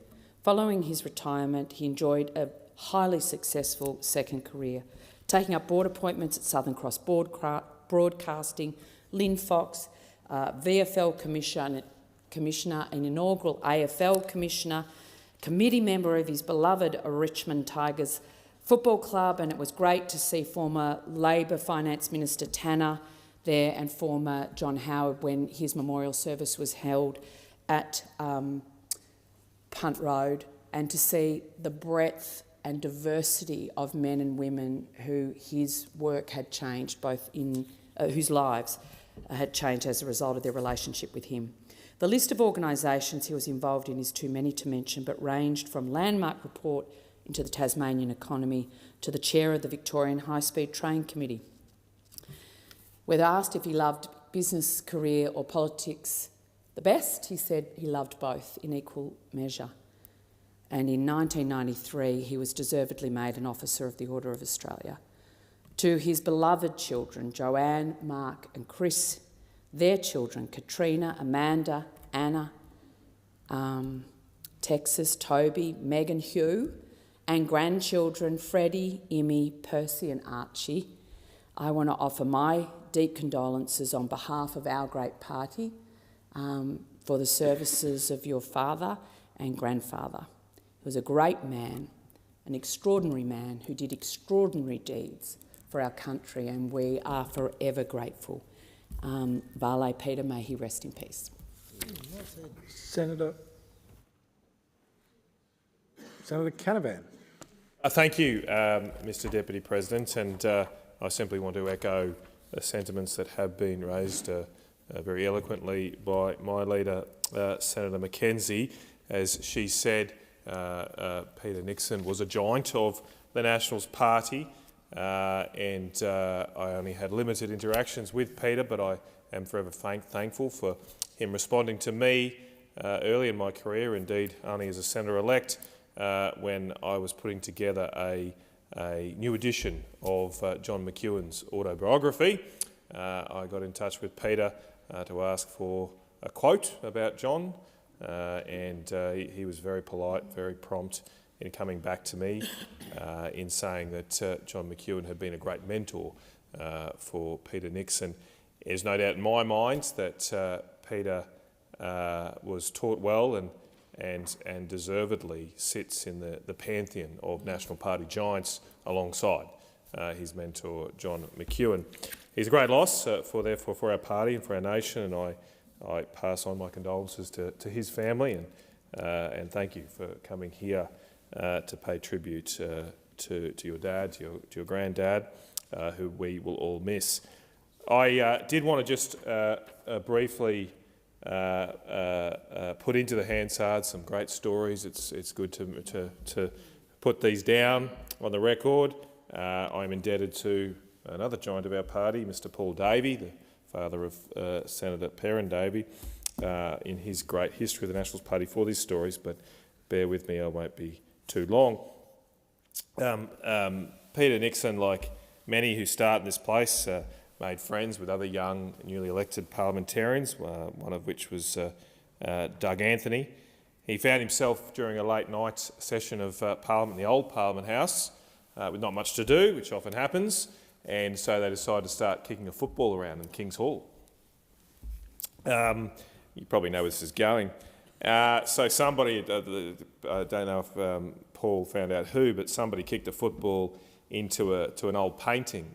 It fell to the floor and the glass shattered, making a huge noise echoing through that old Parliament House.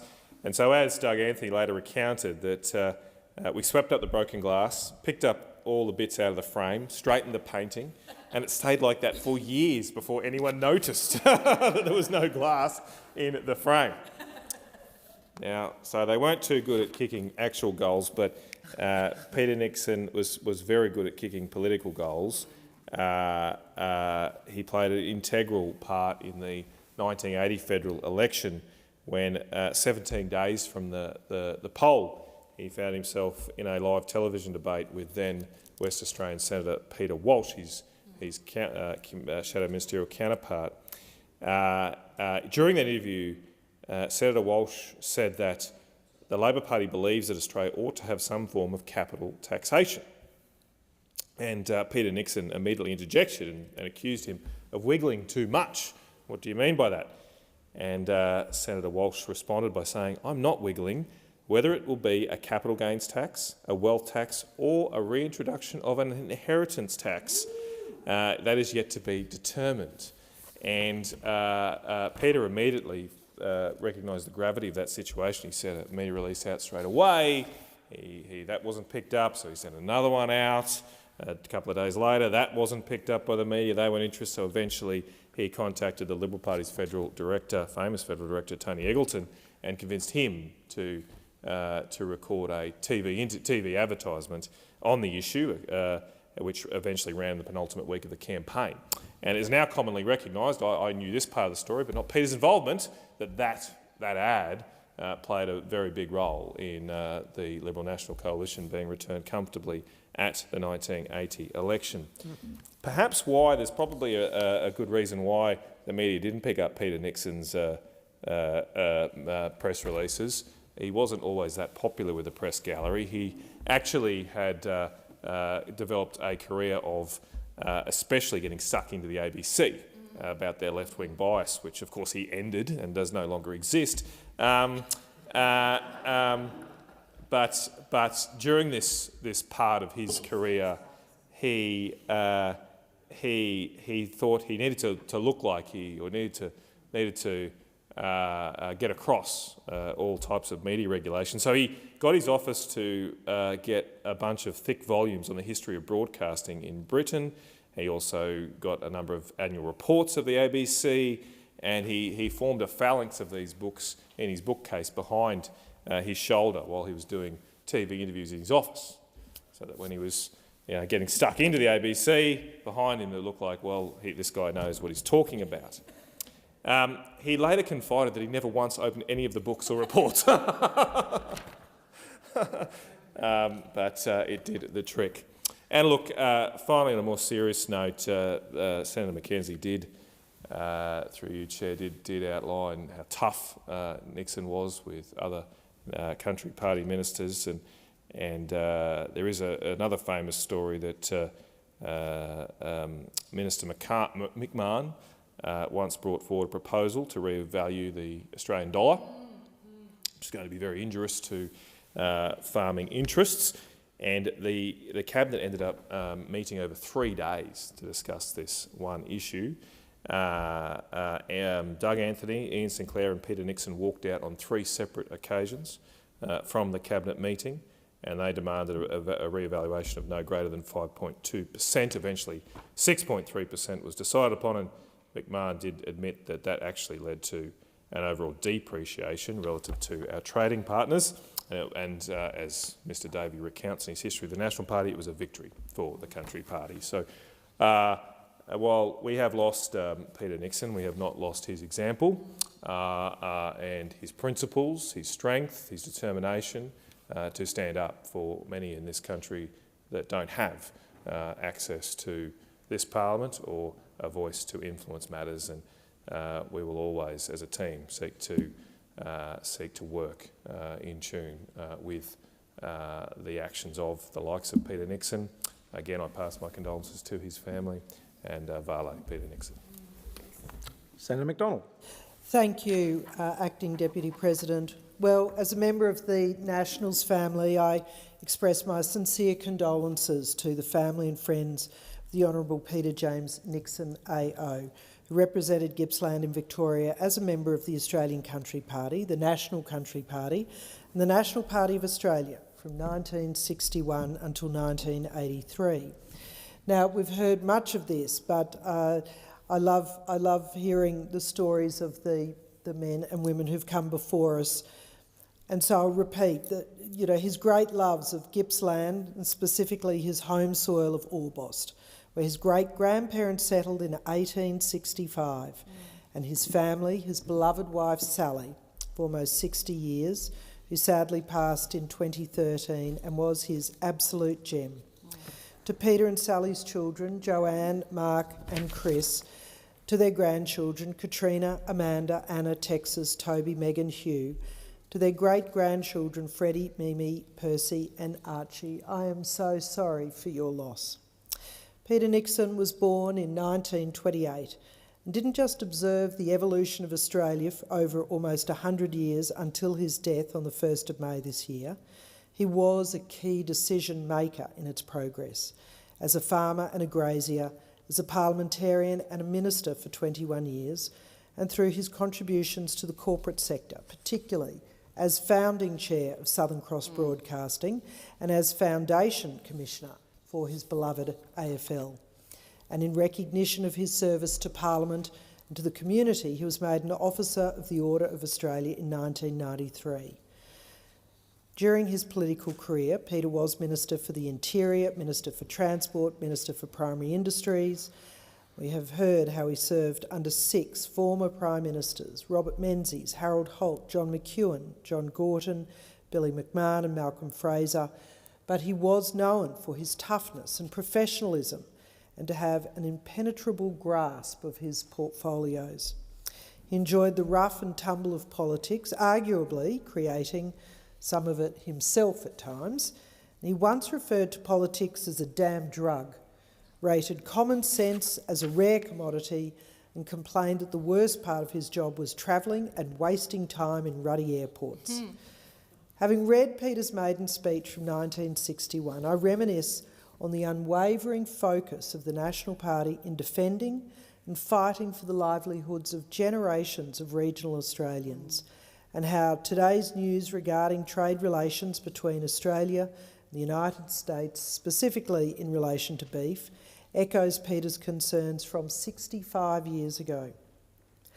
And I quote from Peter's maiden speech on the 20th of February 1962, "Gippsland is in the main a primary producing electorate, and it is as a farmer that I, a newcomer to this House, would like to direct attention to the fears that are in the minds of farmers not only in my electorate but generally throughout the nation.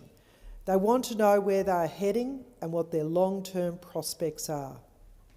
He goes on to express concern regarding the economic strength of the European Common Market, which at that time had an external tariff barrier against the free entry of Australian goods. Peter's words on that day were to read in the newspapers of the possibility of a common tariff arrangement between the Common Market and the United States of America chills my blood. And he warns that the prospect is just as alarming for secondary industry as it is for primary industry. He wishes the best of luck to the Minister of Trade in his upcoming overseas delegation, as there is no doubt that the whole economic security of Australia depends on the results they achieve. As we are honoured to currently be witnessing and congratulating the maiden speeches of new senators, it is interesting to reflect that Peter Nixon's words could well be appropriate and relevant again this week. Like many of us from all sides of the political spectrum, Peter Nixon was introduced to politics by driving his father to party meetings, later handing out how-to-vote cards at state and federal elections. He entered politics with the encouragement of his wife Sally, served with vigour, determination and honour, and had the rare dignity of leaving politics on his terms. I will just add that as a very new senator from Queensland, I was very interested in the survival of the dairy industry and the terrific tribulations that they were going through, thanks to $1 a litre milk being introduced by the supermarkets, amongst other trying times. And I was doing my very best to try and negotiate an improvement for dairy farmers across Australia. And I received a call from Peter Nixon, who at this point I estimate was 92. And with clarity and concise advice, he did provide some very good advice to me. He was frustrated that we weren't able to be as hands on the levers as I think he and his colleagues were as ministers in previous generations. But I do always appreciate that he took the time to ring and educate a new young senator on something that we both equally were so passionate about. So I am incredibly grateful for the service of a man of Peter's calibre, for the sacrifice that his family made in giving up so much of his time and his life. Australia is the better for it. And I say, Vale, Peter Nixon, AO. Senator Cadell. Thank you, Deputy President. I also rise to honour the Honourable Peter Nixon AO, a giant of the National Party, a champion of the bush, and a man whose legacy is that's not only in policy, but in the lives he touched right across this nation and throughout regional Australia. I'm the newest of the Nats in here, so I guessed all the good stories would be taken by the time I stood up, so I'm going to take a slightly different view of what we're going to do. I'm going to shine a light on the seniors of our party and what I've spoken to them, what he meant to them and the feeling that is. And they say that they reveal the heart of a man who'd never lost sight of the people he came here to serve. He was a master of connection. He carried the spirit of the bush in every room he entered. He had an uncanny ability to make the complex machinery of Canberra feel human. And he went back and he translated that policy into the language of farmers, the small town mayors and the families across the land. He didn't just come here to represent regional Australia, he embodied it in everything he did. What set him apart when I talked to these people was his refusal to let power dim his humility. He was a minister who answered the late night calls, as we heard, from country councils, who drove the dusty roads, who went to see the farmers and met them on their terms.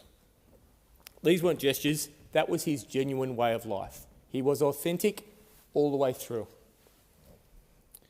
I think of the tireless work, little things like I didn't know about Bass Strait, trying to get a shipping line to go down there. Or his early push for air service to remote towns. Again, things we're still fighting for now, proper connectivity to regions. And we've heard he was generous with his time. He's a mentor to so many young MPs and not so many young MPs. And the future Prime Minister, not even national MPs, it seems. I didn't know the thing like that. But they all tell me he'd listen, he'd advise, and he'd often challenge them. And a dry whip, but something that came through in a couple of stories I told from the New South Wales, because he had a pause. You would know him better than us. A pause in the conversation which would tell them more than they'd potentially done the wrong thing without him saying they'd done the wrong thing. He didn't chase headlines, he just fought hard-earned truths. His approach to reform was uniquely Australian, but grounded, ambitious yet inclusive. Whether modernising technologies, strengthening rural postal networks, he always pursued progress that lifted communities. He took communities with him because that was his passion. He didn't want to leave anyone behind, and he knew lasting change required trust, not just policy. Even in retirement, he remained a man of principle. He watched politics with a clear eye. We're hearing the phone calls that came through. He was never afraid to call out his own side and us when integrity demanded it. To him, public service wasn't just about popularity. It was about doing right by the people, from the smallest station to the largest city. As Peter once said, you don't do it for the thanks, you do it because people depend on you. Deputy President, Peter Nixon's legacy lives on the roads that still carry our goods, the services that still bind our regions, and the example he set to us all, that politics at its best is about building bridges between communities, between people, between places, and between possibilities. To his family, I offer the New South Wales National Party's deepest condolences.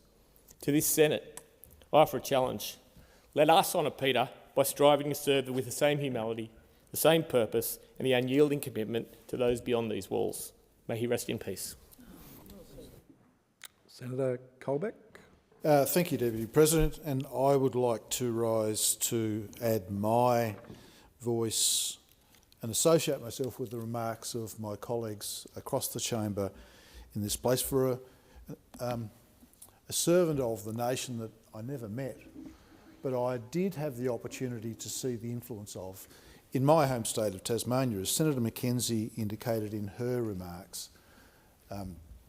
Peter Nixon completed a report into the economy of Tasmania in the late 90s. And I recall my good friend, the then Premier of Tasmania, Tony Rundle, who sadly also passed away only very recently, and sitting in Tony's office one day, and Tony was saying to me, when the Nixon report was tabled, when it was brought down, the community were effectively marching in the streets seeking the introduction of the measures that were contained in the report. Such was the respect that the Tasmanian community held for Peter and the work that he'd done. And there is a bit of a theme that runs through the presentations here tonight, which is the more things change, the more they stay the same with respect to the issues, because the key issues identified by Peter in that report with respect to the Tasmanian economy included over-governance, and we have a continuing debate with respect to the number of local government areas that exist within Tasmania. The chestnut of actually getting things done in our state, which remains today, which is parochialism, and we hear a lot about north and south, but sometimes we don't hear about north, south and northwest. Bureaucracy, resistance to change, and that is as valid today as it was in the late 90s when this report was issued, and polarisation of issues. People hold very close to the issues that they find in our state, and they fight for them very hard, and nothing is more evident than that in the politics of Tasmania today. One important recommendation that he made, and that has progressed, is the importance of tourism to the island of Tasmania. Peter recognised that in his report, and it now contributes over 10% of our economy. The importance of tourism infrastructure and the development of that. And that goes to some of the points that my colleagues have already raised, were extremely important and have played a huge role in the development of the tourism industry in Tasmania, and the development of Mona, for example, although it's a purely private piece of infrastructure, demonstrates how right Peter was when he made those recommendations, because that was another one of the elements of the importance of the development of the industry, the tourism industry in Tasmania.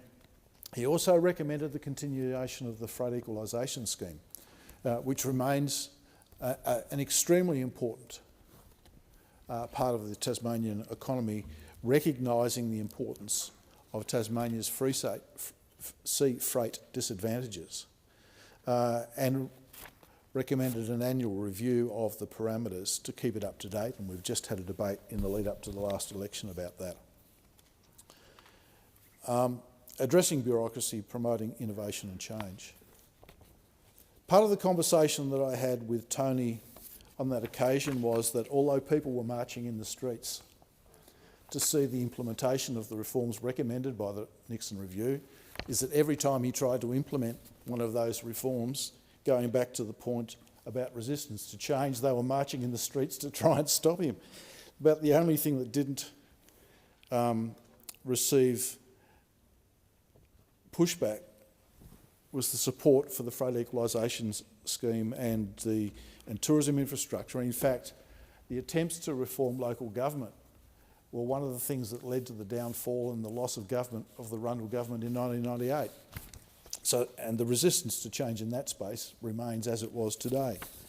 But I think it just goes to reinforce the strength of stories, the strength of character that someone like Peter brought to the tasks that he was given, that the report that he made into the Tasmanian economy was so highly regarded. After Tony Rundle lost government in 1998, Jim Bacon, the then Labor Premier, the new Labor Premier, picked up a lot of the elements of the Nixon Review and quietly implemented them as his own. So demonstrating the strength of the work that was done across the Parliament, and they have obviously gone on to become important parts of the Tasmanian economy. So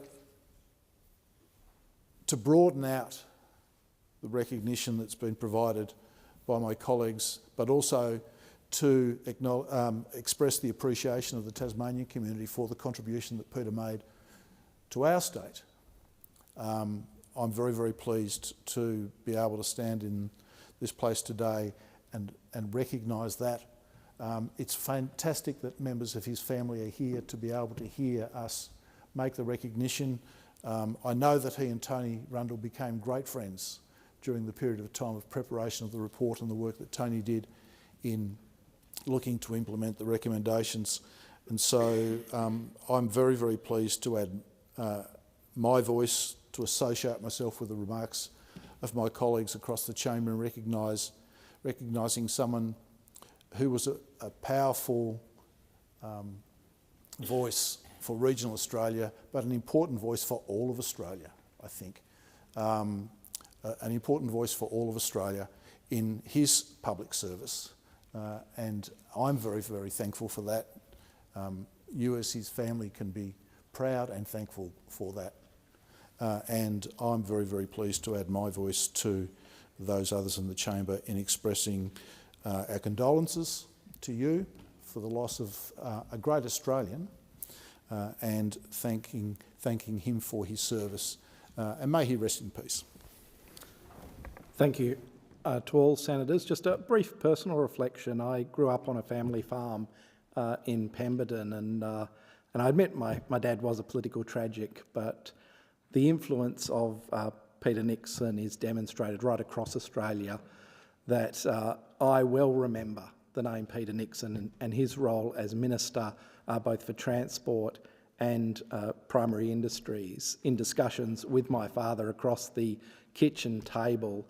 And if you have a look at the distance between Gippsland and Pemberton, it does show you the breadth of influence that Peter Nixon had. I ask all senators to join in a moment of silence to signify their assent to the motion.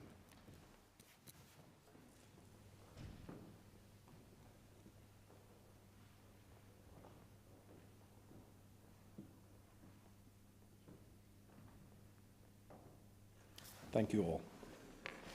The motion is carried. Earlier today, senators voted by ballot to determine the crossbench members of various committees. The votes have now been counted, and the senator that received the most votes for each committee has been elected as a member of that committee. The votes are as follows. Finance and Public Administration Legislation Committee, Senator Stacey, 32 votes. Senator Barbara Pocock, 37 votes. Finance and Public Administration References Committee, Senator Stacey, 32 votes. Senator Barbara Pocock, 37 votes. Foreign Affairs, Defence and Trade Legislation Committee, Senator Stacey, 32 votes. Senator Shoebridge, 37 votes.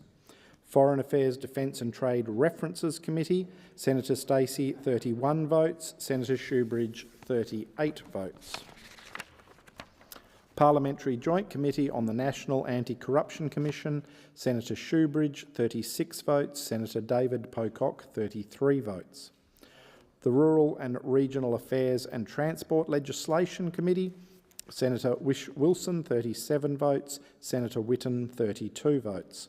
The Rural and Regional Affairs and Transport References Committee, Senator Wilson, 39 votes. Senator Whitten, 30 votes. The results of the votes will be shown in the dynamic red.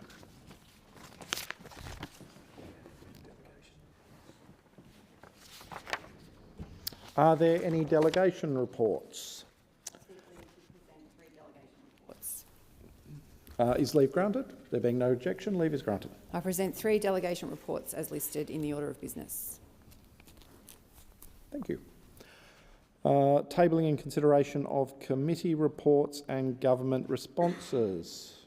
Senator Darman. I present additional information received by various legislation committees relating to estimates, and I present additional information received by the Community Affairs Legislation Committee on its inquiry into the Economic Inclusion Advisory Committee Bill 2023. Thank you very much. Minister. Thank you, Deputy President. I present 4 government responses as listed on today's order of business and seek leave to have the documents incorporated in Hansard. There being no objection, leave is granted.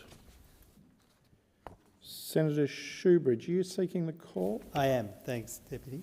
I rise to take note of the government responses to the Joint Standing Committee on Foreign Affairs, Defence and Trade into the Department of Defence Annual Report 2021-22, 22-23, and I seek leave to continue my remarks. Is leave granted? There being no objection, leave is granted. Any other contributions? Senator David Pocock. Thank you, Deputy President. I seek leave to table a non-conforming petition. We will come to that a little later. Leave? Let me just...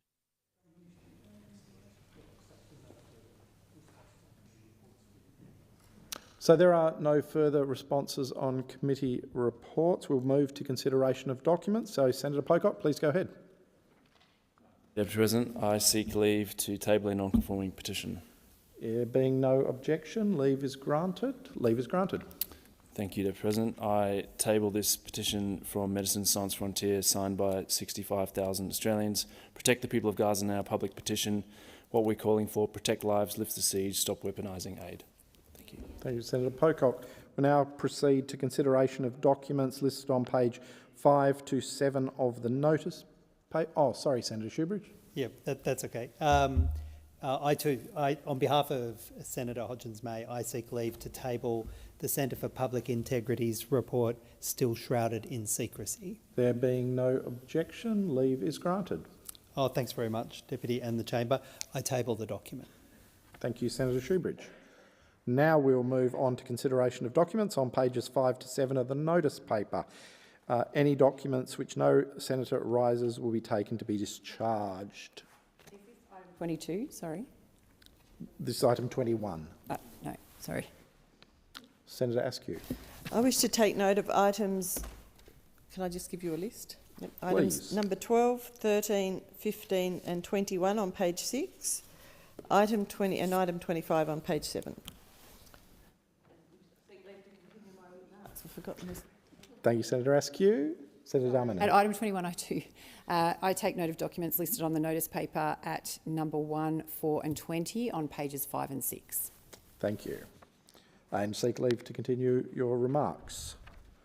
Further consideration of reports and responses. The Senate will now proceed. Oh, sorry, Senator Shoebridge. That's okay. That's okay. You need to get your eyes checked. I'm out of practice, Senator Shoebridge. Must be in the blind spot. Is there a telegraph poll that I missed? Deputy, well, I first of all, I take note, which I might come back to document 3 on page 5, the Commonwealth Ombudsman's activities under Part 5 of the Australian Federal Police Act. But I just might give the list of the others that I take note of and seek leave to continue remarks, Please if that's do. convenient. Document 17 and 19, document 17 and 19 on page 6. And are we up to committee reports and government responses yet? No. Okay. Well, I seek leave to continue my remarks in relation to 17 and 19. And you wish to speak to number 3, is that correct? I do. Please go ahead. All right. I'm assuming leave's granted in relation to 17 and 19? Yes. Great. Thanks very much, Deputy President. The Commonwealth Ombudsman has now provided 2 reports into the Australian Federal Police's handling of complaints against its appointees, against members of the Australian Federal Police. And this covers the periods from 1 July 2023 to the 30th of June of last year. That report has now been tabled under Part 5 of the Australian Federal Police Act. And I have to tell you, it is utterly damning of the management by the Australian Federal Police of complaints against federal police and their conduct. To quote from the report, this report contains the result of 2 reviews of the AFP's administration of complaints conducted by my office, in that case the Ombudsman's office. Our first review in August 2023 focused on its administration of allegations of minor misconduct administered as Category 1 or Category 2 complaints, and our second review focused on allegations of serious misconduct administered as Category 3 or 4 complaints. And Deputy President, this is a summary of what the Ombudsman found in the executive summary. We found across both reviews the AFP was not delivering a complaint handling system that was meeting the requirements of the Act, particularly in relation to how the AFP are using the discretion under Section 40TF of the Act to take no further action in relation to complaints. My office previously identified a systemic issue of the AFP not investigating complaints based on the perceived merits of incomplete information, often without sufficient attempt to obtain potential evidence from complainants and AFP appointees. I am concerned this issue has not been addressed and the AFP is continuing to decide to not investigate complaints before confirming the existence of relevant evidence. There's a neat way of summarising what that is. This is the AFP having complaints, often very serious complaints, about how they exercised excessive force against children, about how they used excessive force against members of the public, about their access to confidential information and use of confidential information. And what this report says, the Ombudsman is saying, is the Australian Federal Police senior officers use a discretion they had to just kill the complaints without even pretending to investigate them. And what is worse, when this was pointed out to the AFP, in the initial August review, the AFP did nothing. And again, I'll quote from the Ombudsman's report. My office made 2 recommendations to the AFP to improve its use of Section 40TF of the Act following our August 2023 review. And remember, the Section 40TF of the Act is the kill power, the power that senior AFP officers have to just kill off complaints without even bothering to investigate them. It's a discretion that they've been abusing time after time after time. The Ombudsman says, the AFP advised my office in July 2024 that it had not implemented our recommendations and advised it would seek to work in consultation with our office on the application of Section 40TF of the Act. We again made findings relating to the use of Section 40TF of the Act at our May 2024 review, including 4 recommendations. I'm encouraged the AFP has accepted all the latest recommendations and has undertaken to initiate an external review of the AFP's complaint management system to address the issue. So we're now, after 2 reports and multiple findings that the AFP is in routine breach of how it handles complaints. They are undertaking apparently an external review. We have had no clarity from Commissioner Rees or from the Attorney-General about who's undertaking the external review, what the terms of reference are of this external review, and whether or not any of the gross failures of the AFP have been implemented to date. When you read further in the report, it again shows that things are not getting better, they're getting worse in the AFP. They say that the Ombudsman says that compared with previous years, the AFP was exercising the discretion to take no further action in relation to complaints under Section 40TF of the Act in a disproportionate manner. We found that most of the instances we reviewed involving Section 40TF of the Act were unreasonable, unfair, and failed to meet the requirements of the Act. This is the police force we're talking about. The police force's conduct of its own internal complaints was unreasonable, unfair, and failed to meet the requirements of the Act. What have we heard from the Albanese government about this? Zip, nada, nothing. There's never an accountability against the Australian Federal Police when they engage like this. It's as though Commissioner Rees has some sort of protective cloak on that prevents any kind of effective control, even when the most extreme failures are shown here by the Ombudsman. And we say to the Albanese government, will you continue to allow the AFP to have this gross failures of often some of the most significant conduct? Senator Shoebridge, your time has expired. We now move on to item 22, consideration of committee reports, government responses and auditor general reports listed on pages 7 to 13 of the notice paper. Senator Askew. I rise to take note of items number 14, 15 on page 8, 25 and 27 on page 9, 28 and 29, 35, 36, 37 and 38 on page 10, and also items 4 and 10 on page 11, items 18 and 21 on page 12. Thank you. Thank you, Senator Askew. To continue my remarks. Thank you. Leave is granted. Senator Darmanin.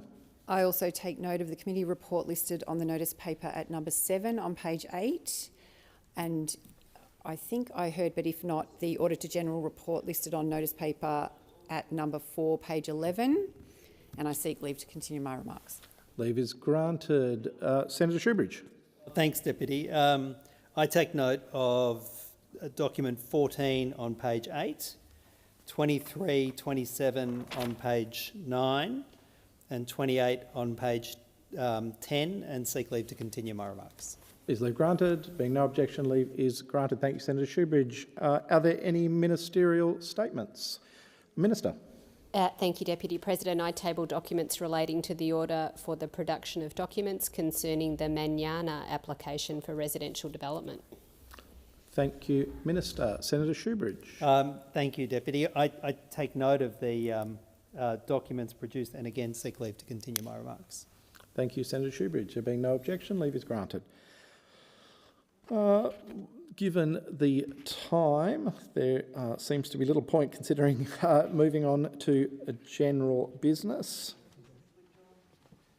General business has been withdrawn. In that case, I propose that the Senate now adjourn. Senator Polly. It has been great to be back in this place this week, starting the 48th Parliament to make Australia a fairer place.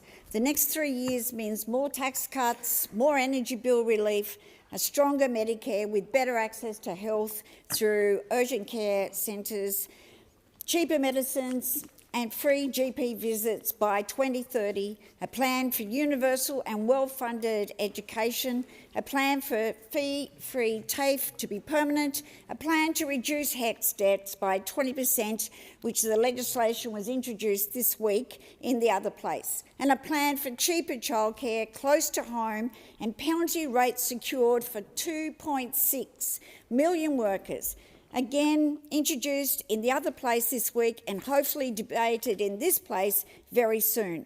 But I have to say, the response to my question in question time relating to the security of penalty rates was very disappointing from the Liberals and the Nationals. It demonstrated that once again they have learnt nothing. They have not listened to Australians during the election campaign, let alone over the last 3 years, but in particular, they haven't listened or spoken to hospitality workers, those who work in retail, hospitality, whether they work in a fast food chain, or whether they work in warehousing. Unlike ours on this side, we actually will continue to work hard to support low-income workers in this country. We will also continue to invest the most significant amount of money into social and affordable housing ever in this country. 1.2 million new homes across our country will help more people into their first home. All of this is based on the need of having a 5% deposit, and our government will guarantee the rest of that deposit. We on this side have a vision and a party platform to implement. Unlike those opposite who are hopelessly divided on climate, the Nationals refusing to sign up to the net zero, and the Liberals want to. Those opposite are not functioning as a coalition. They are in a marriage of inconvenience, and the Australian people cannot take them seriously as an alternative Commonwealth government, which was reflected in the vote on the 3rd of May. The Liberals have abandoned people in the cities and in the regions because Australians know that it's the government on this side of the chamber that has a plan for the entire country. We also saw on the 1st of July our agenda put into action to increase minimum wage and award wages for over 3 million Australian workers, making a difference to them and their families in a real increase to their wage. The 2 weeks increase in paid parental leave, and very importantly, we're actually for the first time going to pay superannuation on that paid parental leave, which will make a huge difference. The $10,000 for apprentices, for construction, adding to what we've already done in the new energy area. Paid prac for teachers, for nurses, for social workers, making a difference for those as well, which is so important to attract people to go and study in those areas of great need. Superannuation lifted to 12% for all workers. Energy bill relief, the next trench coming in, and importantly pushing ahead with renewable energy and our battery strategy, which will be embraced by the Australian people. But I wanted to pay particular note of the Prime Minister, Treasurer Jim Chalmers and Minister Tony Burke for their leadership in all of these areas. But there's someone else that I'd like to acknowledge as somebody who represents the great state of Tasmania, to actually finally be in this place, to see after more than 28 years, after the tragedies of Port Arthur, that we finally have a national register of gun ownership in this country. That will save lives. It will save police lives, law enforcement, and it will save many people from within our communities. It was only a couple of months ago now that we in Tasmania lost a very long-serving, community-minded police officer who again was shot down in the line of duty. It is unacceptable, and police and law enforcement should know when they're going to a house or a farm or a property whether or not there's registered guns there. It's a huge step. It's not all that's needed, but it's a huge step forward. So I want to pay tribute to the former Attorney General, Mark Dreyfus, and say thank you on behalf of all Tasmanians and the country in general. Your time has expired. I call Senator Scarr. Thank you, Madam Acting Deputy President.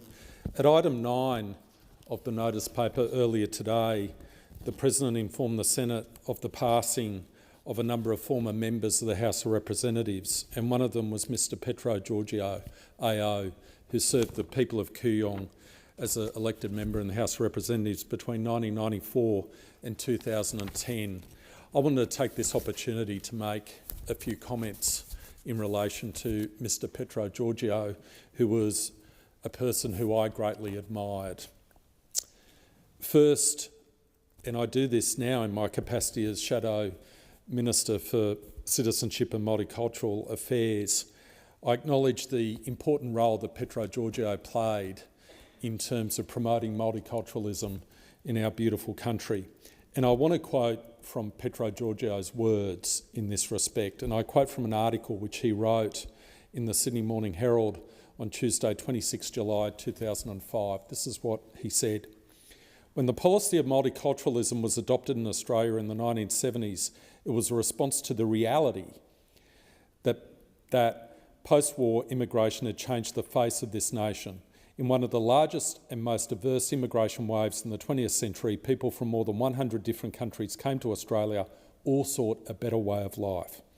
They wished for the opportunity to live with dignity, respect and equality. For many, this meant retaining valued aspects of their cultural heritage. Multiculturalism adopted the principle that public services must accommodate the linguistic and other needs of people of diverse cultures. Multiculturalism was a rejection of forced assimilation, a recognition that we couldn't make people Australian by demanding they renounce heritages they valued. It was a rejection of the notion that Australians must conform to a common stereotype. This embrace of diversity built upon Australia's liberal democratic traditions. The policy was never without limits. Multiculturalism has explicitly expected Australians, new and old, to make a commitment to Australia and its interests, to the basic structures and principles of society, the Constitution, the rule of law, parliamentary democracy, tolerance, equality, freedom of speech and religion, and English as the national language. Whatever the situation elsewhere, multiculturalism has been a demonstrably successful policy. It has positively contributed to Australian culture and its values. Its overriding ethos of tolerance and harmony has reinforced the character of our democracy, end quote.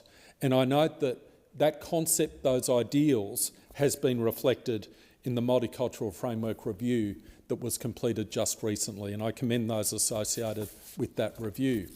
Secondly, I'd like to particularly acknowledge the role that Petro Giorgio played in relation to SBS. And I want to quote from a speech he gave on 28 June 2000, on the 25th anniversary of SBS, and we've just celebrated the 50th anniversary of SBS. And this is what Petro Giorgio said, quote, "SBS broadens our horizons. It reflects and enhances the diversity of Australia's culture. It has developed an admirable news and current affairs tradition with much original and groundbreaking reporting. Overwhelmingly, SBS has been a great success story," end quote. And lastly, Madam Acting Deputy President, I want to pay particular respect and regard to Mr Petro Giorgio with respect to the moral courage he demonstrated on a number of occasions with respect to very complicated and controversial issues. He stood up for the most vulnerable people. And finally, I'd like to quote from his last speech, his valedictory speech, when he said, quote, "Progress is not inevitable. It requires commitment and it requires effort. There are setbacks and there are regressions, but I leave this place still optimistic that Australians will seek and find in their representatives declarations and deeds that elevate hope above fear and tolerance above prejudice," end quote.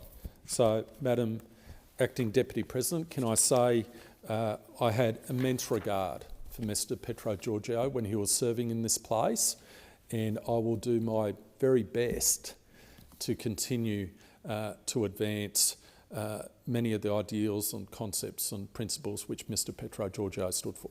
Thank you, Senator Scarr. Senator Shoebridge. Oh, thank you, Acting Deputy President. I'll start by saying I'd like to associate myself with the comments from Senator Scarr about Petro Giorgio. May he rest in decency. Just today, Acting Deputy President, just today, my office received direct communications from an Australian doctor who's serving in Gaza. I can't do justice to the contribution that she gave other than by simply reading it on the record here. My name is Saira Hussain. I'm a consultant anaesthetist from Australia. I have been volunteering at NASA Medical Complex for the last 3 weeks. I previously was here in October 2024. In the last 3 weeks during my deployment here, due to the Israeli-imposed blockade of food, water, fuel and medical supplies, I can confidently state that what we are seeing amounts to more than a genocide. I don't see malnutrition or hunger. I see the enforced starvation of children and adults. I watch the injured suffer through infections due to the lack of appropriate antibiotics, and wounds infested with maggots due to unsanitary conditions because of the lack of clean water. In the hospital, I see the result of the deliberate killing by targeted shooting from the Israeli military and foreign contractors that man the GHF aid distribution sites. These are targeted shootings in the head, in the groin, in the chest, and in the neck. I see displacement time and time again, even in the short time here, of tens of thousands of people from their temporary makeshift homes and tents towards the sea. The Australian government must do everything in its power to halt this barbarism now. I want to thank Dr. Hussein, all of the medical teams who go and put their lives at risk to go to Gaza to provide support in such extraordinarily brutal conditions. We have certain obligations when these words come to us. We need to hear them. We need to acknowledge them. We need to believe them, and then we need to act on them. President, on the 11th of July 2025, I had the sombre honour, on the invitation of the Minister of Foreign Affairs for Bosnia and Herzegovina, to participate in the commemoration of the 30th anniversary of the genocide in Srebrenica. That is the only genocide committed on European soil since the Second World War. The commemoration was held at the Srebrenica Memorial Centre in Potokari in Bosnia and Herzegovina. The highest courts of the United Nations, the International Court of Justice, the International Criminal Tribunal for the former Yugoslavia, have confirmed in their findings that genocide was committed against Bosniaks in the UN safe area of Srebrenica. And when I went to the commemoration, we heard government after government after government speak and say how they had failed to stop the genocide in Srebrenica, how they were aware of it happening in real time. They also spoke of how the UN failed the people of Bosnia and Herzegovina. What was meant to be a safe area was effectively abandoned to a brutal attack upon thousands and thousands of civilians. I was in the former factory where the presentation was made, where the speeches were being made, and in that very same former factory, the most obscene violence, sexual, physical violence, murders had occurred just 30 years ago. And it was chilling and extraordinarily moving to be in that space. But of all of the speeches we heard, governments that said never again would they allow a genocide, never again would they let this happen, I have to tell you that the people of Bosnia and Herzegovina couldn't help but reflect on the reality of the genocide happening in Palestine.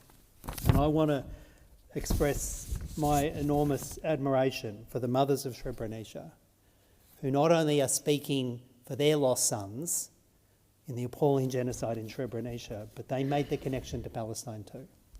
I want to give my genuine thanks to Amir Senovic, the Honorary Consul of Bosnia and Herzegovina, for his assistance and his support in my attendance.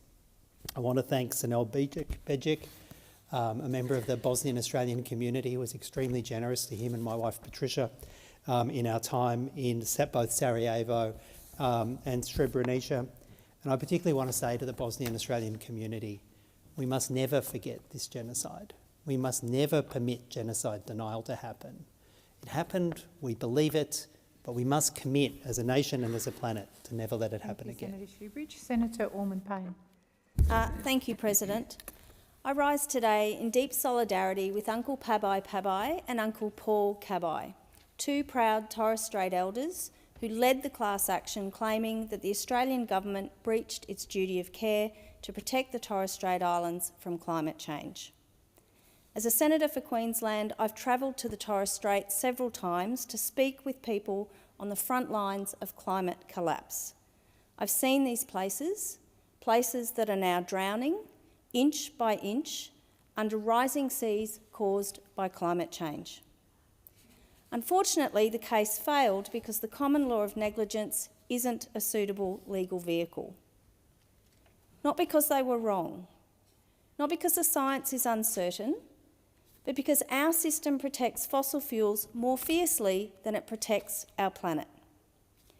Justice Michael Wigney noted, there could be little, if any, doubt that the Torres Strait Islands and their inhabitants face a bleak future if urgent action is not taken. Just today, the International Court of Justice has ruled that countries who fail to tackle climate change are at risk of breaking international law. While these island communities fight to save their homes, this Labor government is green-lighting new coal and gas projects, like Woodside's expansion of the North West Shelf, a carbon bomb that would lock in gas use and exports out to 2070. How can you claim to care about climate change while approving more climate destruction? How can you look Torres Strait families in the eye, families who are already watching shorelines vanish, planning for forced relocation, and tell them that you're doing what's necessary? Let me be clear. This is climate violence. It's cultural erasure. And it's happening because the Labor Party has become the cheap political vanguard for fossil fuel companies. The major parties thrive when you lose hope. They want to make you feel like you're out of options, like feeling hope for your future is naive, and that a stage-managed climate collapse is the best you're going to get. If you're watching this, my plea to you is this: don't give up hope. Don't let the major parties lull you into accepting the climate collapse.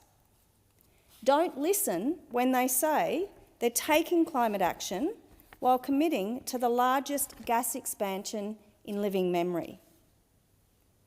No more excuses, no more empty targets. The time for real science-based climate policy is now. And to the people of the Torres Strait, we see you, we hear you, and we will fight alongside you. Your homes are not expendable. Your culture is non-negotiable, and your future is worth more than a gas company's profits. Thank you, Senator Ormond-Payne. The Senate stands adjourned and will meet again on Monday the 28th of July at 10 a.m. Good night, Senators.